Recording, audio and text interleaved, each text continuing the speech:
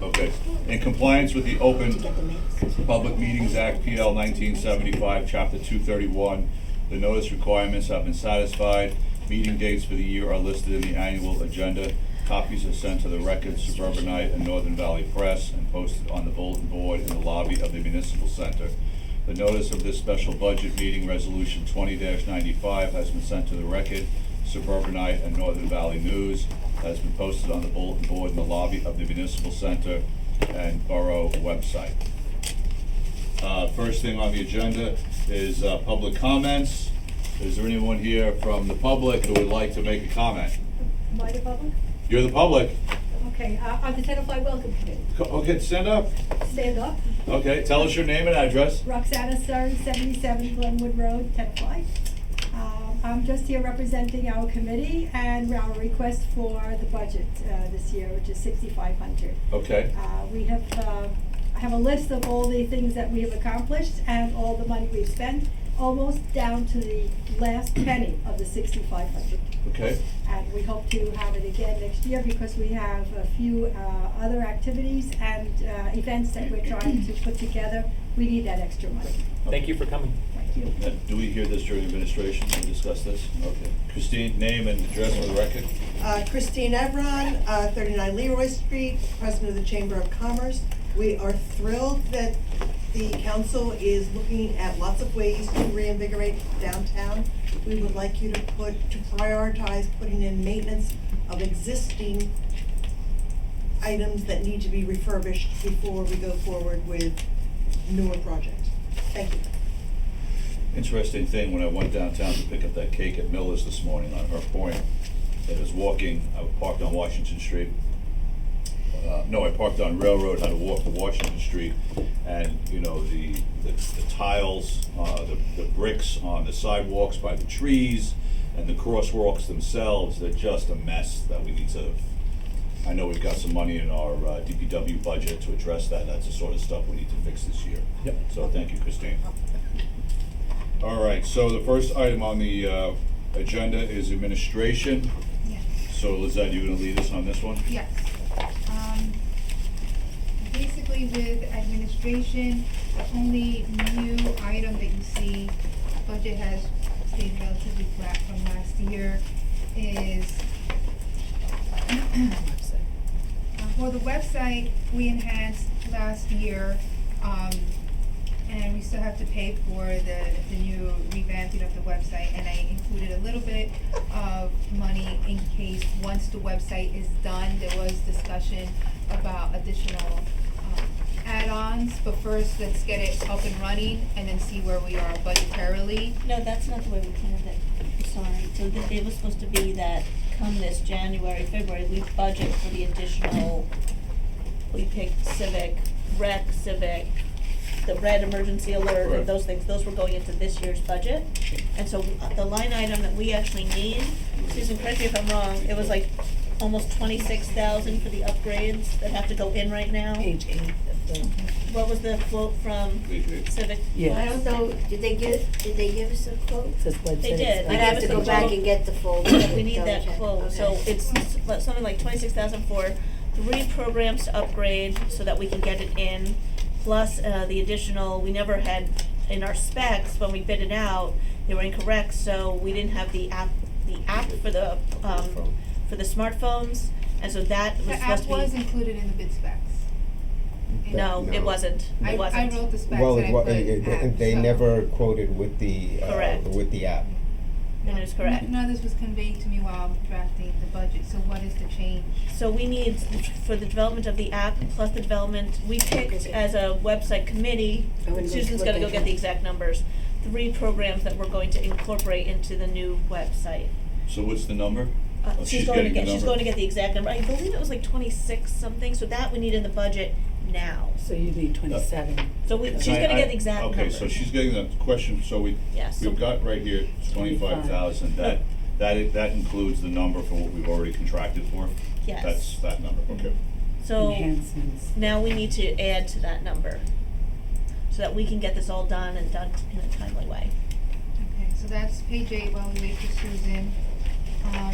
Since Roxana's here, would you mind, can we actually jump to the welcoming committee page, would anyone mind? What page is that? Well, That's page 20, just because. Hold on, let Lizette go by her, Yeah. you know, We I don't wanna keep her understand. too long. No, I It understand that won't she's take here. long, Okay. trust me. But it is the first item on the Okay. thing, Exactly, so. thank you, Nunu. The new item on the budget is on page 11, is to account for our human resources, department. The person would be housed in what's known as conference room 2 in the back. What we had anticipated, and again, this is for council discussion, a salary of 100,000. That's subject for your deliberation, and we also included supplies, conferences and meetings, and education and training.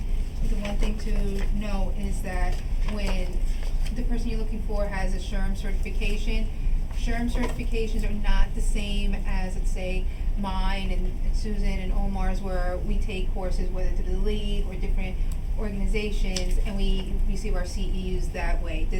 They obtain their CEUs through completely different organizations, so it's not like they could go to an annual conference such as the league and rack up points that way. So that's why we included funding for this person to maintain the certification.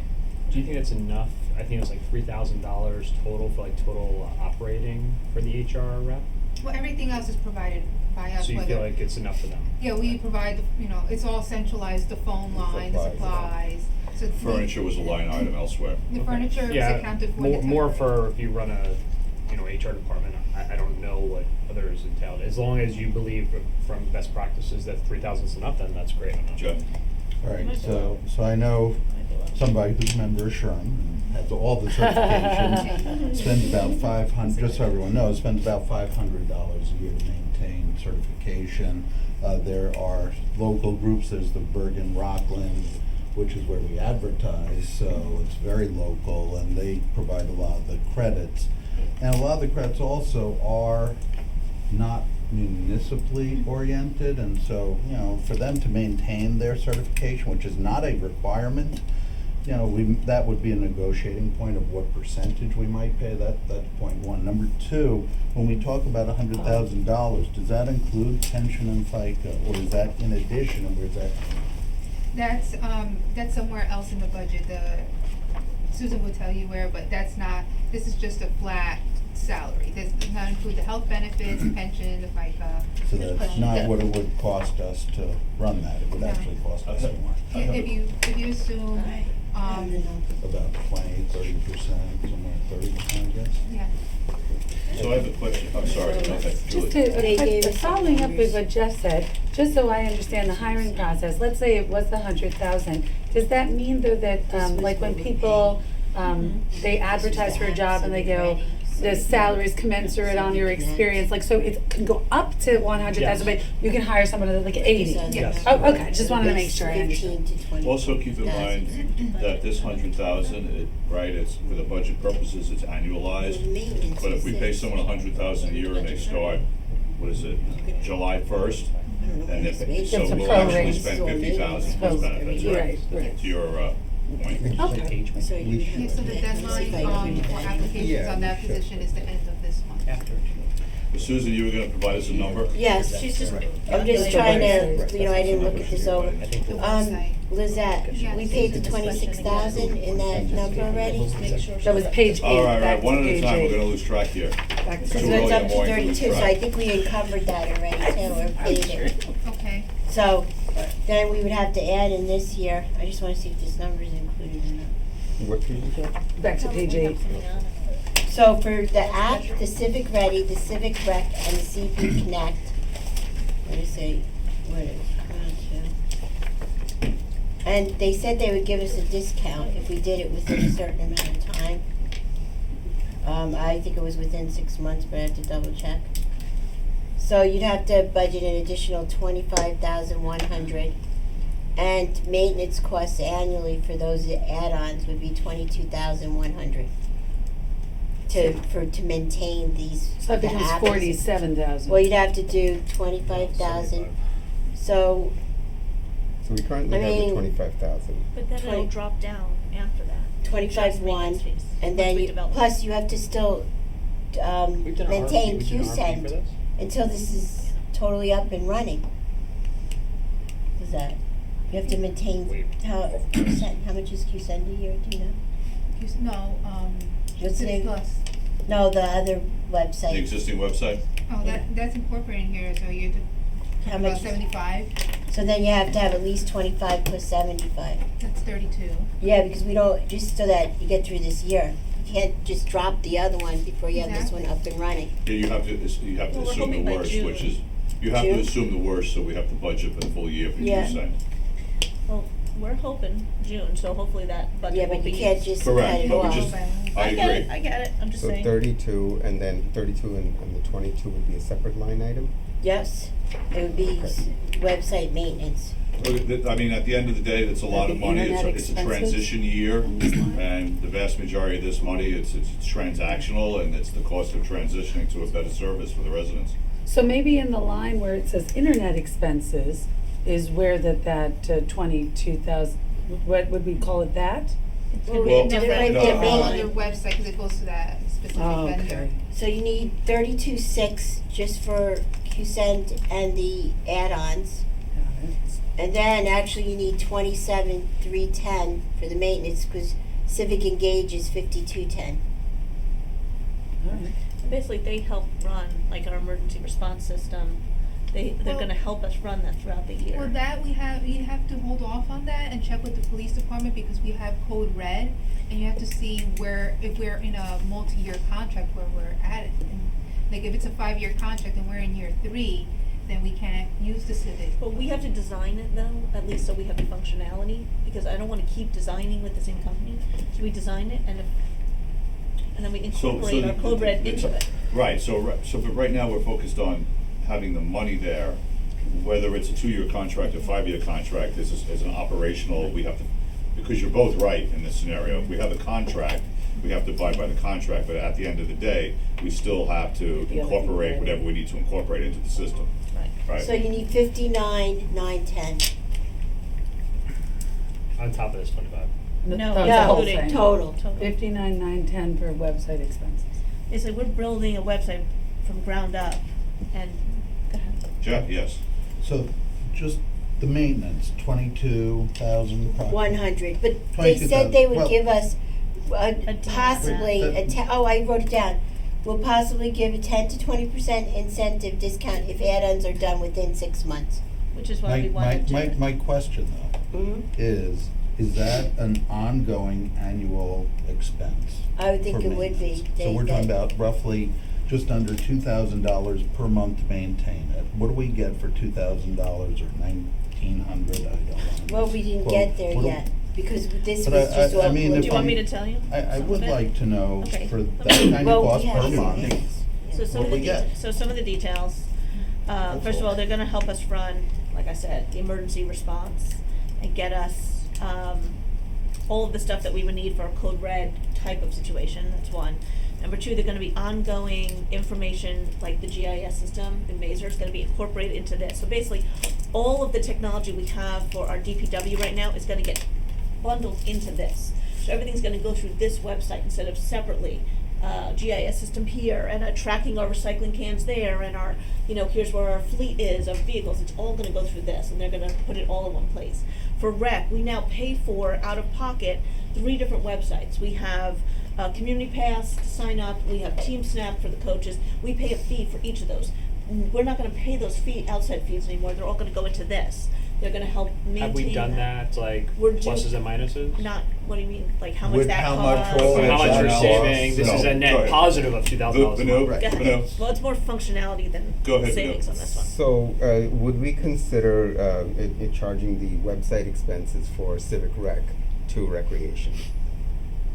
I mean, that's all stuff we can discuss, because that rec is currently paying for their 2 outside websites. We don't pay, rec department pays. Right, It's gonna be Under- multiple it sounds like it's gonna be multiple departments. No, So no, but- it's each department, Budget-wise. What You I'm know- saying is because Civic Rec is This- a completely In separate. other words, the same way we allocate an individual Right, to you different could departments, right? allocate. So, I think the Right. question here Cost. sounds like it's the totality of the money, and then, yes, the news next, and Susan, and that conversation about where the allocations go, is good to know where it's going, but at the end of the day, it's still the totality of the dollars we're talking about. But Banu, go ahead. Yeah, I Yes. mean, I just mean Yes. that, so this is Like a if they're paying into module trust? specifically for Right. Civic Rec, as opposed to a part I of, think- of the Civic Plus system. If it was part of the Civic Plus system, okay, you could say that, Right. your portion is, but this, the website that we're building for them specifically, charge it to them because. I think, Susan, does that make sense to allocate Well, it by department, which one is appropriate? I think first what we need to do is, I would allocate it all here, and then, because you're still gonna be running those other departments this year, and then we have to find out the costs of Community Pass and all that, and what actually is gonna drop off, and then next year reallocate. Get it, the add-ins and the administration function, find out when rec goes, what the costs are to their department. We don't know when the add-ons are gonna be totally completed. Let it all keep Right. going, get some history down, find out what our discounts are this year, if any, because they said 10 to 20%. Next year, we budget and allocate accordingly. Okay. Look, we Banu? need to, No, not that I want to back and forth, but I'm just saying, with Civic Rec specifically, we're building the website for them. And so I'm not talking about ongoing For costs, I'm residents. talking about, well, yes, but it's under recreations, whatever. So I'm saying the cost of building the website, it could be allocated to recreation. Well, you could take Civic Rec and put that portion to the rec, maintenance of it. the maintenance and But I'm even the talking about cost, even the but building of it, you know. it be. doesn't, Well, what whatever we've been cost trying to center do- it's in, it doesn't really matter right now, because we- whether you have it in admin or in What we've been rec, trying to it's do the is same centralize amount. as much as Yeah. possible, also to make sure there are no gaps in invoicing and payments and Yeah. whatnot. Right, We're for the doing, we've been development. doing that with the cell phones, with the printers and everything, so We're I think centralizing it. it's better to just keep it centralized, that way there are no hiccups with payments and Mhm. service. It's something that can't go down. I'm not sure each department has a budget to pay for the Well, part, like, I'm not talking about like building or whatever. I mean, so that's all incorporated in the Civic Plus. they're gonna say we should be. But Civic Rec being is so that because we're actually asking for a completely different module. But we're doing that for some of the other ones. Yeah, I too. think this is gonna be an ongoing conversation. But- Civic Ready, Right. some of the other We're ones not gonna too resolve it yet. are But outside of. Susan, go So ahead. you could take it out of rec and put it into admin if they have a budget next Right, year. you can- So yeah, that way we can centralize it and then reduce their operating costs. And anyway, it's. But again, might- not for this year because. No, This not is for what this building year. this year. Right, so then Not let's- for this Jeff? year. Look, my point wasn't to allocate, to make a mess, I actually like centralized. My only point was, I just wanna know whether we have a net savings or a net cost when we look at all the different components going forward. That's Well, all like I. this year that's will be a all- net cost. No, I You can have a mean, net savings. Susan. I mean in the future for the maintenance. I just Okay. wanna know what we're looking at, that it's, I- I'm for this, but I get it. it's a number that's hanging out there, and I think Adam put it correctly, of net gain, net loss. I think you're gonna have a Susan. gain. You're doing more website, functionality, so, you're gonna take maybe something away from rec, but I can tell you that $27,000 a year in maintenance is gonna be an increase to our budget. Wait, 27. I thought it was 2210. 22. That's But the And- part that we're doing right now is 5,210 a year for Civic Engage, the what we just bid out, and then the add-ons are 22,1. Lauren? So, we made the decision last year that one of the major issues here in the borough was the lack of communication to residents. So we said as a council at the table, we would invest in this technology.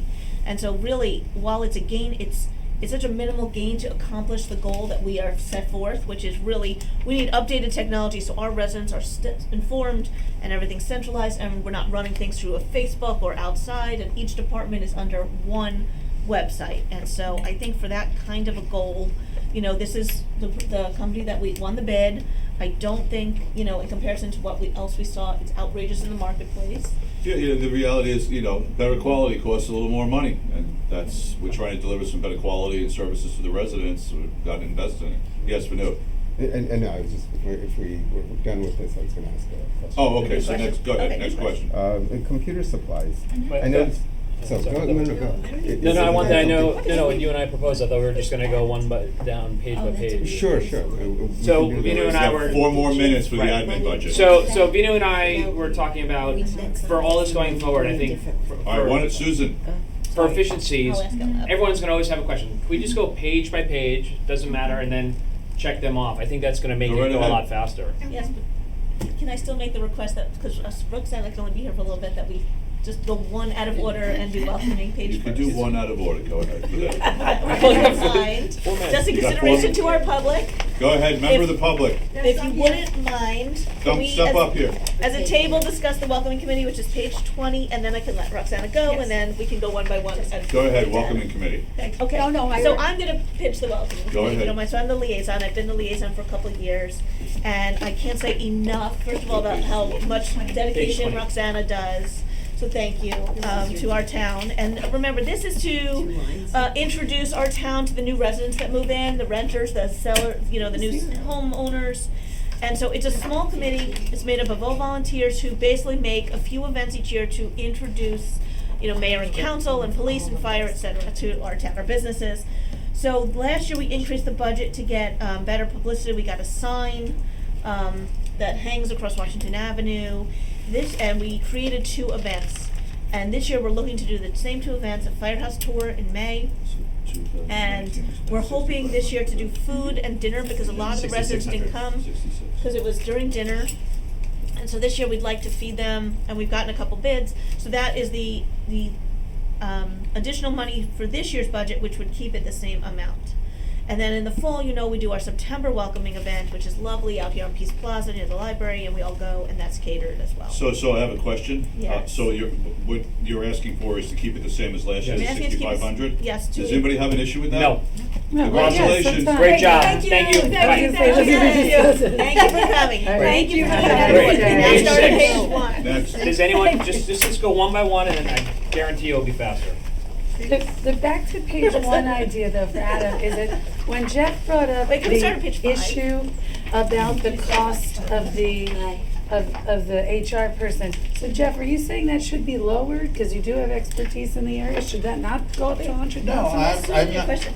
I'm not saying that at No. all. I think leaving that amount up to would obviously, salary commensurate with experience, hopefully we won't spend that. But my question was, since that's just salary, where's health benefits, pension, where do we find that number in the budget? So if you go to insurance, it's in another section of the book. It's in there? Yeah, that's where, insurance costs are gonna go. It's a lump sum, and insurance was reduced by 4.46% this year by the state, just so you know. So I took down the insurance number. Whether or not I took it down a little aggressively will be determined by But I mean, as far as the FICA, auditors. pension, health insurance, all The those. FICA, How much roughly for if we went up to $100,000 salary, So- how much more is it costing the borough for those items? so, well, first of all, the pension is, I think, 13.69% of the salary. Mhm. It might be, it's 13 point something, I think it's 13.69. Then that's the employer share. The cost for the, insurance, medical health insurance would be contingent upon whether they pick a family plan, parent, Right, child, or right. single. So that could range. Worst there- case scenario. Worst case scenario on 100,000. 35%, right? No, I don't know if it's 35 for 100, depending on which selection they pick. Yeah. Well, let's say it was Let's say there's a family 35%. It might be 110 that starts to 35%. I can't remember because it's different categories, but it could be up to 35% that they would contribute. So we would pay 2/3. Worst case scenario, we would pay around 20,000, and they would pay maybe 12, 10, around there. 20 more grand. Yeah, and then what else did you want to know? So I have a question, Jeff, could I interject a point? So we're budgeting 100,000 on an annualized basis. If we hire this person, January, March, April, the earliest they would start, if we do this at light speed, is May 1st, based on what's going on.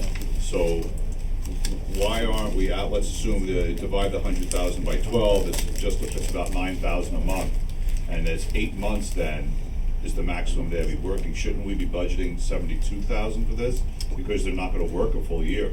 Well, what I would like to do through this process is earmark places where we're gonna take down money. One of them would be in the human resource area, once you decide on a salary and how long, and before the budget is adopted, because you just upped the administration budget by thousands of dollars, and then earmark where we could, and that's where I'm gonna make changes. So subsequent to this conversation, you're gonna look at that? I'm gonna make a note, Okay, these are things that I know that we're gonna have to do. okay. And then you have to realize, you know, that's a smart thing to do. We can base it on 7 months Right. or 8 months, and I'm gonna know, okay, All right, so as long as Yeah. you, yes, Jeff, then, you know, I think that's great for this year. I'm just thinking next Next year. year. Then it hits we're next gonna- year. That's We're gonna reality. have 100,000 potentially, plus another 33 roughly Yep. and all that, and we're gonna have those increased maintenance costs. So we need to be thinking Of when we next do year, these too. things. And again, I'm all for all these things, but I wanna see, at some point, we're gonna need some net savings, not net costs. That's all. yes, whatever. So I agree. But the thing, you know, for everything, the salaries are net of all those other expenses. Correct. So we need to, you know, not, I understand that there's an additional cost above the 100,000, but not get focused on that, because everybody's, all of the salaries are net. But the other thing is, coming back to what I originally was going to ask, computer supplies on page 8. You have 20,000 in 2017, 21, 22. What are these computer supplies and why is it always so high? This is the centralization of all the printers and for all the departments, so it is part of a shared service agreement that we have with the Board of Ed. We use Xerox for our copiers and our printer management. So the increase is based on, the contract that they have with the Board of Ed, and they let us know what the increases are. Okay, so it's going up to 25,000, Yeah, we need to look at that 25,000. thing. Contract. Can we go and start at page 5 now? No. Sure. Now we're 4 minutes over. We're gonna be way over. Go ahead. Okay, this is salaries and admin. I wanna talk about the acting admin stipend. there is no acting admin stipend. Well, apparently in 2020, we put 5,000. Isn't that for the first quarter? Yeah. So I wanna know if that's accurate or if that was actually okay. increased. Oh, that was for me, it's Yeah. done. Right. I thought you meant from last year, the No, 12,000. how much did we actually spend? We spent 5,000, we're gonna spend, I didn't take it yet because I wanted to complete to- my time. Yeah. So on March, next week, that'll be the 5,000, that is a stipend for me, for filling in And whatever not that was more. out. But We didn't need more in that line? it's okay. That's not my question. My question is, we agreed to a certain rate. Did we go over this rate? No. Well, It I was worked a 2 lot months. more hours than I said I was gonna work, but it's okay. So I'll last do it. year, there were a couple of months, and this year there were a couple months. So it ended in February, at the end of February. February So it's 29th. January and February, so that's 2 months at 25. I worked I estimated about 8 hours a week, and I worked over 12 hours a week, 15 on an average. That's what I worked, so. But it's okay, the amount is fine. Thank you, Susan. Yes, thank you. Can we go through all these stipends then? Because I wanna know what these are. So, And there's only that It's one only that stipend. one and It was supply only- clerk.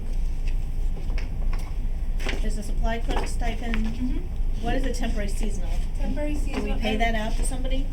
No, that, it depends on the year. Sometimes we get interns from the high school, so, and they work in the summer, and that's what's used to pay them. Some years we get, some we don't. I would recommend, to Lauren's point, so in the 3 years, 100% of the reporting that we have, we've never used it, so I would just take the $1,500 out. Good? Yep.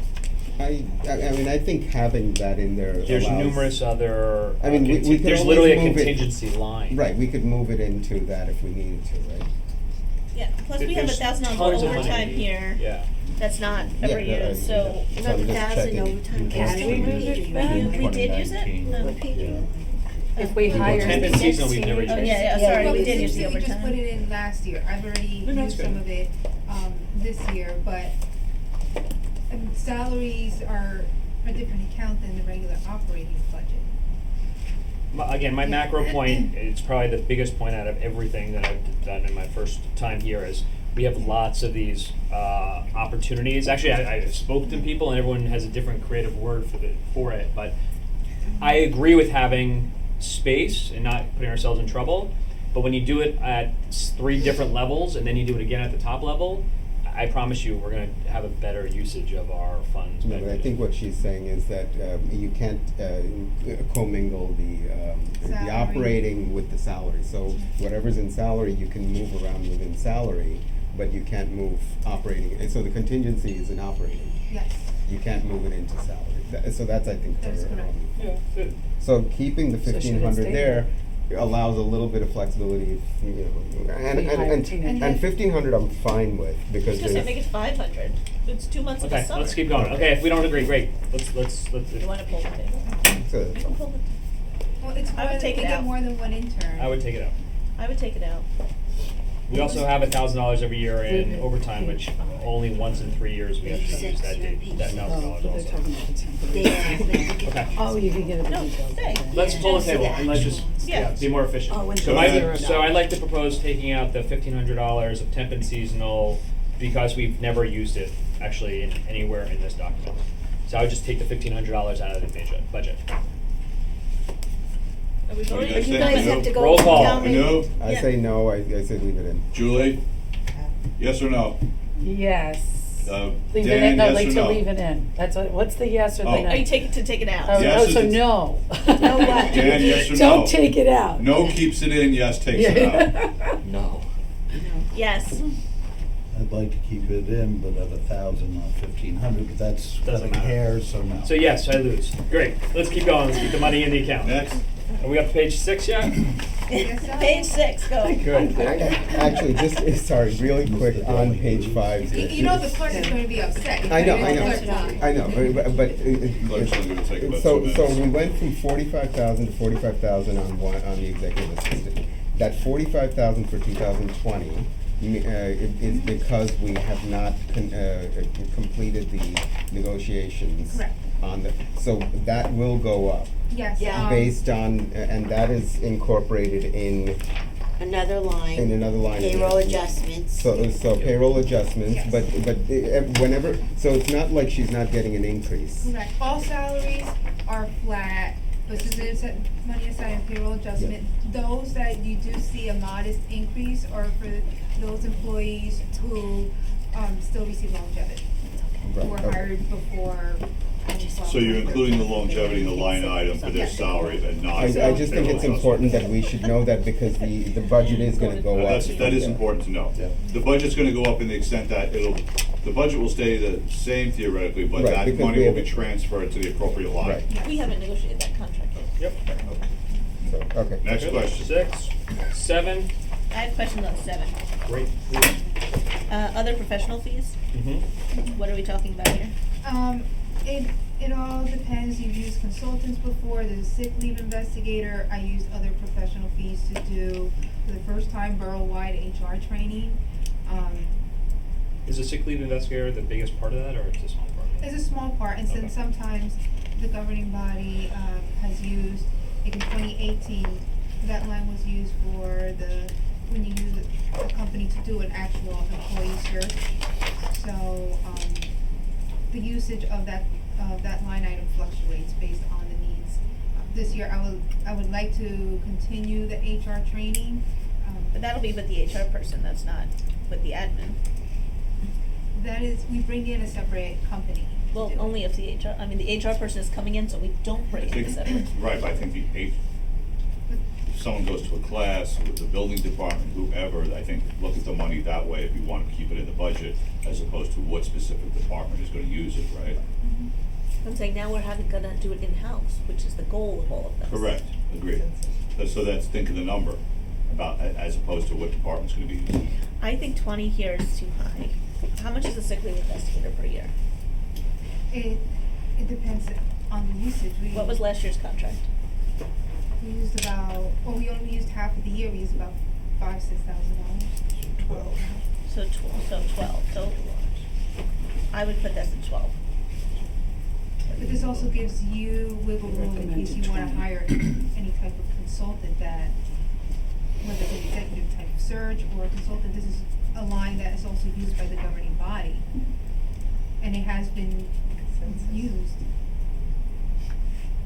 So, if you cut it, if you cut it in like, okay, I wanna do this, August or so, then like, you can't just, So if it helps the council, So I took transfer. a, What? Transfer. you I'm can't sorry, transfer but you- until, so you can't do let me anything just until answer that November, particular and what you question. can do is transfer. Right, well, let me answer that question. So, in other words, if you want money in the budget to do consulting work on projects that we haven't specifically defined were, you know, this is where to put it, and then you take the money out of here, right? So the council's gonna approve whether it gets spent on a project or something else, but at least this gives you the money to do it with, and Vanu is first. Okay, and just, and you may not have an answer to this, but how effective has this investigator been? The sick leave investigator? The person, well, it was just used for one employee, and the person was. So $5,000 for the one employee? For one employee, spent the whole summer Mhm. following this employee, making sure that person was going to appointments, was staying in the house, not like going down the shore, and things like that, so it is a tale. Mm-hmm. It's expensive. That seems ridiculous. Yeah. Adam?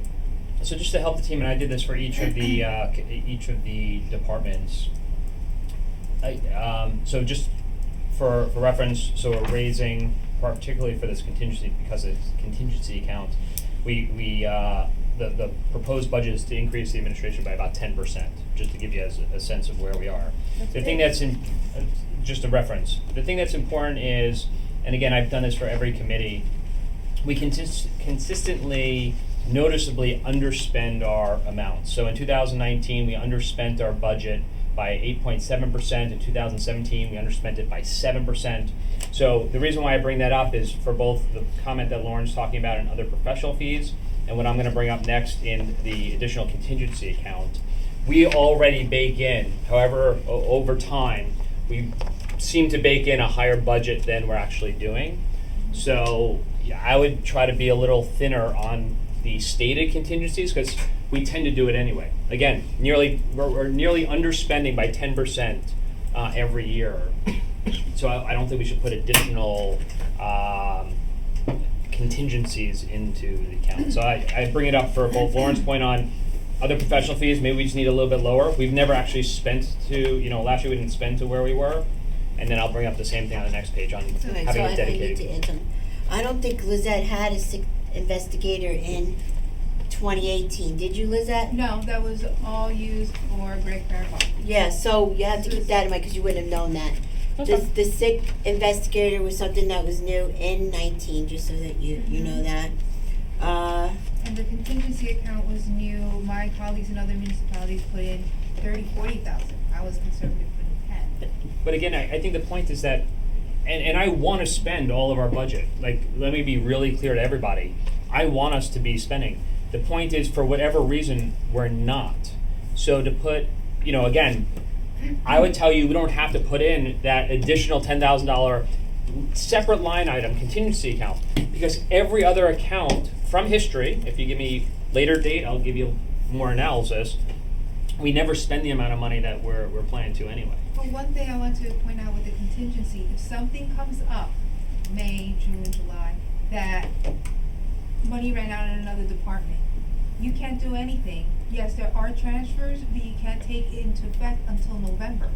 And then Susan can do a transfer, that is the law. So if there is some type of emergency that additional funds are needed, that's the purpose of a contingency account. You can't transfer. You can't transfer until no. November. You can only do transfers of the actual budget year, November and December, and Susan has to look at the current balances and identify line items from and to, and the governing body approves that by resolution. And then from January through March, she could also do transfers, but only in the prior year. Those are line item So- reserve transfers. Then we So, got to go. So yeah, just Then to you're gonna point, need that just to line point to out get this. to your question about the percentages, the difference between the 2019 adopted budget and the 2019 actual budget we spent 4.4% less than we budgeted for, right? Just You're saying for the total for what? 2019 adopted budget was X. You mean 2000 for administration or total? Total budget. Total board. we spent If you for- go to yeah, the for- Right, appropriations. and the 2019 actual was 4.4% less. We talked about this a little bit last time. We have to remember, if you start taking out 10% from this line item, 20% from that line item, it has to be added back so that the net is no different than 4.4%, right? If the argument is about actual, in other words, where's the money going, right? If we're not Yep. spending it, we're spending, what is that, 95.6% of the appropriated money in 2019, just Which so is everyone's pretty aware. And again, it's good. It absolutely is great. If you're in the forecasting business, no one Right. does it perfectly. But just to put in perspective, to make it easier for people to understand, Right, $1.3 million. That Right. 4.4% is over $1 million of underspend that we could, Or efficiency. or efficiency. I would Right. take it. maybe we're just that good. Go ahead, Vanu. So, actually, real quick, I'm just, maybe to add a point, I'm thinking the other way. Maybe having the contingency account be funded, and then instead look at all the accounts and Totally good bring with that those as well. down, as opposed to saying we want to pad efficiency into each little thing so that we can transfer from here to there. Okay, Susan, so that's Okay, so you can't do transfers okay. like Lizette said, you cannot Until November. overexpend a line item, it's illegal. Right. What's illegal?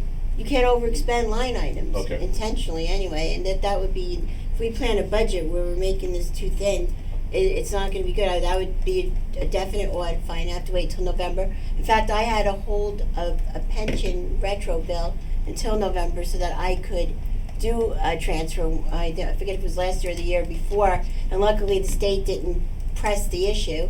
We don't wanna do any emergency notes. Emergency notes would be done, if we make this budget too thin, they would be deferred to next year and have to be raised in taxation next year.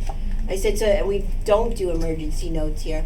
So we have to be mindful of what we're doing with the line items and our surplus. The auditors told me to tell the council that we have $100,000 less surplus than the year before, which isn't, a lot, but if we continue on this downward trend, then we're not gonna be regenerating surplus. And if an unforeseen circumstance comes up where this borough needs to have a funding source, we're not gonna have it. Okay. Julie, you had a question? Yes, this might be directed more toward you or Lisette, but it has to do with, this is the census year. And so my concern with other professional fees, like Dan and I have been discussing, we might in the next just 2 months need like someone to handle the phone calls, like people call the borough and say, I need to know where to go to fill the census online.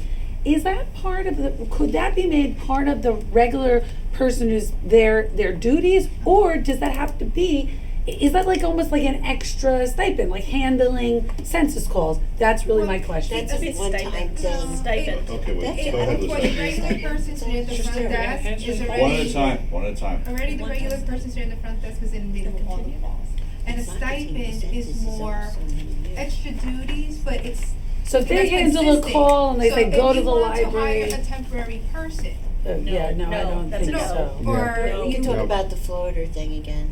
No, I'm still on no one. No, but or we if you figured out a want, way to or if keep you the want to business. bring in an organization, for example, to help with the census count, that's where you would charge it. So, but So- regular, so someone calling and then we tell them, Right. hey, send the person here, that's the normal If it's just operation. like, if I don't if know it's just that like, because oh, I I need wanna the know address the here. phone number, I wanna be a notary, okay, we'll send you to Senator Weinberg's office or post office. But if somebody's having specific questions on, well, I don't know what category I fall under here. Well, this, we're that, like and the other. setting up Okay, locations let's for them to go take to, time so out for a that's why I second. wasn't sure. Let's not get into a census operational discussion here, but just so we've got 2 council members on the census committee. Christine is president of the chamber on the census committee, and we've got And Rotary. conversations going on offline about how we direct people who don't understand it. And it's starting to coalesce around Michelle at the senior center, because we're perceiving the seniors will need the most help with filling out the census online. okay? And which is why we're gonna kind of coalesce around the senior center. I'm just gonna interject here. I wanted to talk to the council about sending out a letter this coming week, 2 topics, census and coronavirus update information. And we need okay? money for And that. to that point, do we have money in the 2019 budget or already in the budget for me to be able to send a letter out? With to the- postage. So that's not an issue, You okay. can't, Next. you can't Hi, charge Judge. the 19 budget for anything anymore Understood. unless it's this year, yeah. Okay, yes. Can I make a recommendation to the mayor with Yes. this letter that goes out? Can we, can we start collecting people's email addresses? If you're sending out a letter on the Yes, that's a bottom, good idea, please actually. reach to this website, please call Yeah. this person, please send this, excellent this idea. piece of paper on the bottom. A big thing for me, and I'm not saying we spend money, let's take advantage of what we have.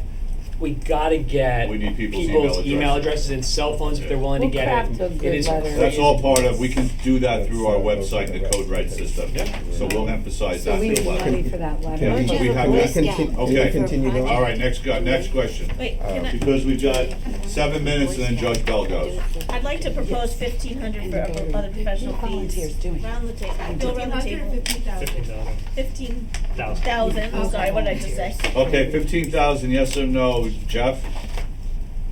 You know what we've been spending, So from 20 to 50. I would just go, yeah, Professional fees. Susan's is moving it to 20. No, it Well, is 20. I just Well, I don't want 25. okay, No, and just so I can add something else, if you notice, I made this budget flat from the year before. It was 207, I think it's 207 again. So there was a lot that was taken out that was No, it's good. added, just so you keep No, no, that good. in mind too. I also want to propose 5,000, Susan's recommended 5,000 for office supplies, so on both of those, I'd like to reduce. Yeah, you're looking only, when you're looking at the budget, you're not looking at requested. We're You're- taking you're recommended. factoring- I'm assuming we're going You're with looking at Susan's recommendation. recommended, and Right, it's up to so- the department to justify why their Yep. requested is better than the recommended. So I'd like to keep the office supplies at 5. I'd also, Yep. I'd like to lower amount of the professional fees. I have lots of these. So I lowered it 5 already, Okay, just so, so you know. Yep. fine, just saying. But what are we doing? Cause I don't know, I have to make. now I don't know, we got, I know What's where the, we what's are. the, what's the Things. question? I do. Lawrence Oh, wants one to at a lower time. the other professional fees to 15, So- and I wanna know, Are we doing that? Yeah. Come on, and so let's get Jeff, it. yes or no? for Other reducing From 20 the to other 15. I'm fine with the 20,000. Lauren? 15. 20. Julie? 15. No, I'm fine with the 20. Adam? I'm fine with the 20 also. Okay, next. As I see, it's a Oh, we're 12. we're at We're at 18 and 22. Go ahead, so we- Susan, go Yes. ahead. Next. well, yeah, let's keep going. Yeah. So is there anything else on page Page- 7? no, that- page Okay, 8. good. Nothing else on page 8. Page 8. Wait, page 8, just one Yeah. quick question. Yeah. I, I'm sure we asked it last year, I just don't know what reward is, what's reward? Yeah, what is reward? No That complaints. is, for employees who are retiring, they go in leave party, the little, We buy them a plaques plaque. and trinkets. Got it, Oh, a okay. plaque. Oh, okay. Yeah. That's it, that was my Yeah. question. There's We no just- money for plaques, there's no plaques, it's that simple. The up or down on the 10,000 contingency. So again, we've never spent it. I'm telling you right now, I spent some money towards it this year to put cameras in the recycling center because they had no cameras. So why isn't it in the? Because She said this year. This is year, 2006, temporary. she So hasn't- it's being used. Then let's make it 5,000. Or how much do you? The coronavirus. We just have it everywhere. Yeah, Lauren just made a good point. We might need money for this coronavirus. Yeah, we don't know what's Yeah. gonna happen. In contingency. You said Keep a you're little gonna bit of be- cushion yeah. there. We have 10% of cushion. Fine, let's keep it. All right, 12. Cushion everywhere. I've never seen promise something. I will spend it, okay? Page 12 litigation, I actually oddly think Page 12, I'm sorry, what? the litigation fee, Wait, what happened to page 11? I skipped it. We're done. Why We did you did skip the it? There's nothing else. resource. Everyone That's has a lot of HR. Leave We it? talked about Okay, HR. we're gonna leave We it. talked about HR. Okay, that's Okay, right. one at a time. This is our labor council litigation fee, Page 12. or is this just all litigation fee? Is this, It- so is litigation bill or is this labor? What No, page? this would be any, 12. anything, it would be bill, labor, JIF related. If there is a settlement, we still have to pay a certain percentage, think like 20 or 25%, so that's what that's for. Like, it's Alright. all encompassing for boroughs. This does not include planning board or board of adjustment. Alright, fine, I'm gonna leave it as is then. And you feel so that's, good. you put that together, or like you feel that's the right number for us? Sure. Like I know, do we expect Considering- more or less from? Well, we've got 4 labor union contracts, we're still in the midst of it. 1 is almost done, 3 are just starting. Okay. Plus, we have, potential Closed session stuff. closed session litigation issues that have to be dealt with, so. Okay. Page 13, Okay. the stormwater expenses. Yes, remember when we had the. This is the engineering new level, the 35. based on federal mandate. Okay, Mm-hmm. alright, moving right along. Anyone else? 14, That was my This is question. HBC, Jeff, you wanna do HBC? What page we on? 15. 15 is HBC. I have a question on the stipend. The 4,000, why did it go up from 25 to Because the 45? the position started, I think like April or May, so it was Right, it wasn't a prorated. full year. I trust Jeff as the head of the HPC, the liaison. Again, another thing, if you look at just how much we spend versus what we budget, the numbers aren't like in the same realm. So is there just any way is there any other place, or our archivist, we budget 2,000, except for 1 year, we've never spent any money. 2 years. Where's the trust fees? Except for 1 year, but same. Right. Trust accounts. So, again, postage, do we actually ever send anything out? These are small numbers, but they do add up, so. They do, that postage goes back whenever, a site is identified, then they have to provide notification to property owner or adjoining property owners, so, it just so happens nothing was identified last year. Training expenses. And I will tell you, this year, we anticipate some increased fees because they are going to be dealing with the monument, and just wanna make sure something's there in case And women's of a suffrage problem. events, Yeah, that's in. if we're allowed to have public events outside. Okay. We I have them outside. Outside's better than Inside. inside. $16,000 we budgeted. It's not a lot of money. The whole What page are you on? Page 16 overall. $16,550 we budgeted. I know it's not a lot of money.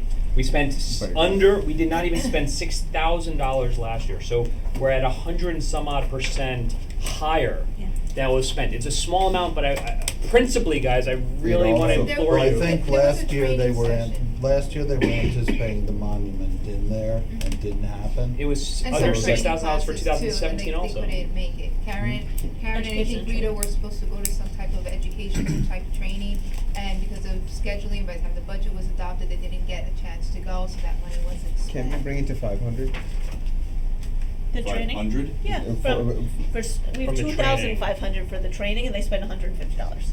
Where are we talking? No, I understand that last year they weren't able to Well, get it's to gonna it, send but more than one person, it's sent, I think, 2 or 3 members. They get 1,000, but don't make it 2,500. I mean, that's a big. Yeah, I mean, Would 1,000 cover 3 people? I do not know, this is. It's Unless just, they I'm went over this with all I'm Karen. saying to everyone is, anything you take out more than 4.5% has to be added back somewhere else. What do you mean? The difference beyond 4.5% has to be added back somewhere else. What do you mean add it back? Because the discussion is about the actual versus the budget from Yeah. last year. Yes. It was only 4.4%. So if you have the same budget item this year, let's say last year it was budgeted at 10,000, whatever was spent, this year is budgeted at 10,000. If you take out more than 4.4% of that 10,000, you have to add it somewhere else. Why? In order to keep it the same as last year's budget, the difference. The Because you mayor- wanna keep track of what wasn't spent, right? That's what we're talking about. But you said you could lower the budget every year. Well, Yeah. you know what, in You have to- government. Oh, yeah, you could absolutely do that. You really So compare let me budgets, add- you really could, Wait, in wait, time out a government, you second. compare budget to budget, and you do look at actual. Yeah. But you're gonna, what the mayor's saying is, Each if you one- cut it too much, you're gonna be on a depleting downward Right. slope with the surplus, and you're gonna have a problem in the future. And So this- just and the to- Wait, just to wait, throw why, some- why would it affect the surplus? If what we're saying is we're lowering expenses. How does that hurt the surplus? Because you're what not- you're happens not- is you're lowering anticipated expenses, but then there are the actual, and then you have to consider transfers. But it's And then- never happened. The But it money. does, what you're not, because- what you're not reviewing though is the stuff that was budgeted at a particular number and then we went and spent more. Yeah. And then Right, whatever's you're not not taking that into used is a consideration. 2-year But no, budget I'm looking at cycle. now. Yeah, I was It's a explaining 2-year that. budget cycle, so whatever isn't spent this year Yeah. goes into the reserve. 2021. Because there's certain things that we won't be Later. billed for. Like if you, But you're if we assuming- ever go to Very the sure. clerk's budget and you see codification of ordinances, you'll see that there's only 600 spent last year because we haven't received a bill for any of the ordinances yet. So that's when you use the reserve year. When I receive that invoice for 2019, I'm going to bill the 19 reserve year. Oh. And then whatever Reserve budget. isn't, All right, whatever Susan. isn't spent, then goes into surplus. And surplus, we put in 50% as a revenue Yeah. source. So if your surplus is reducing, right, is not growing as they has been, then you can put less in as revenue, and then if we get another hit, whether it's the state saying you can't charge X amount for these types of fees and whatnot, then if you have less revenue coming in 2 or 3 years, the taxes are gonna go up. So it's a balancing act. We have to make sure we're all on the same page. I get the ordinance thing, something like an event.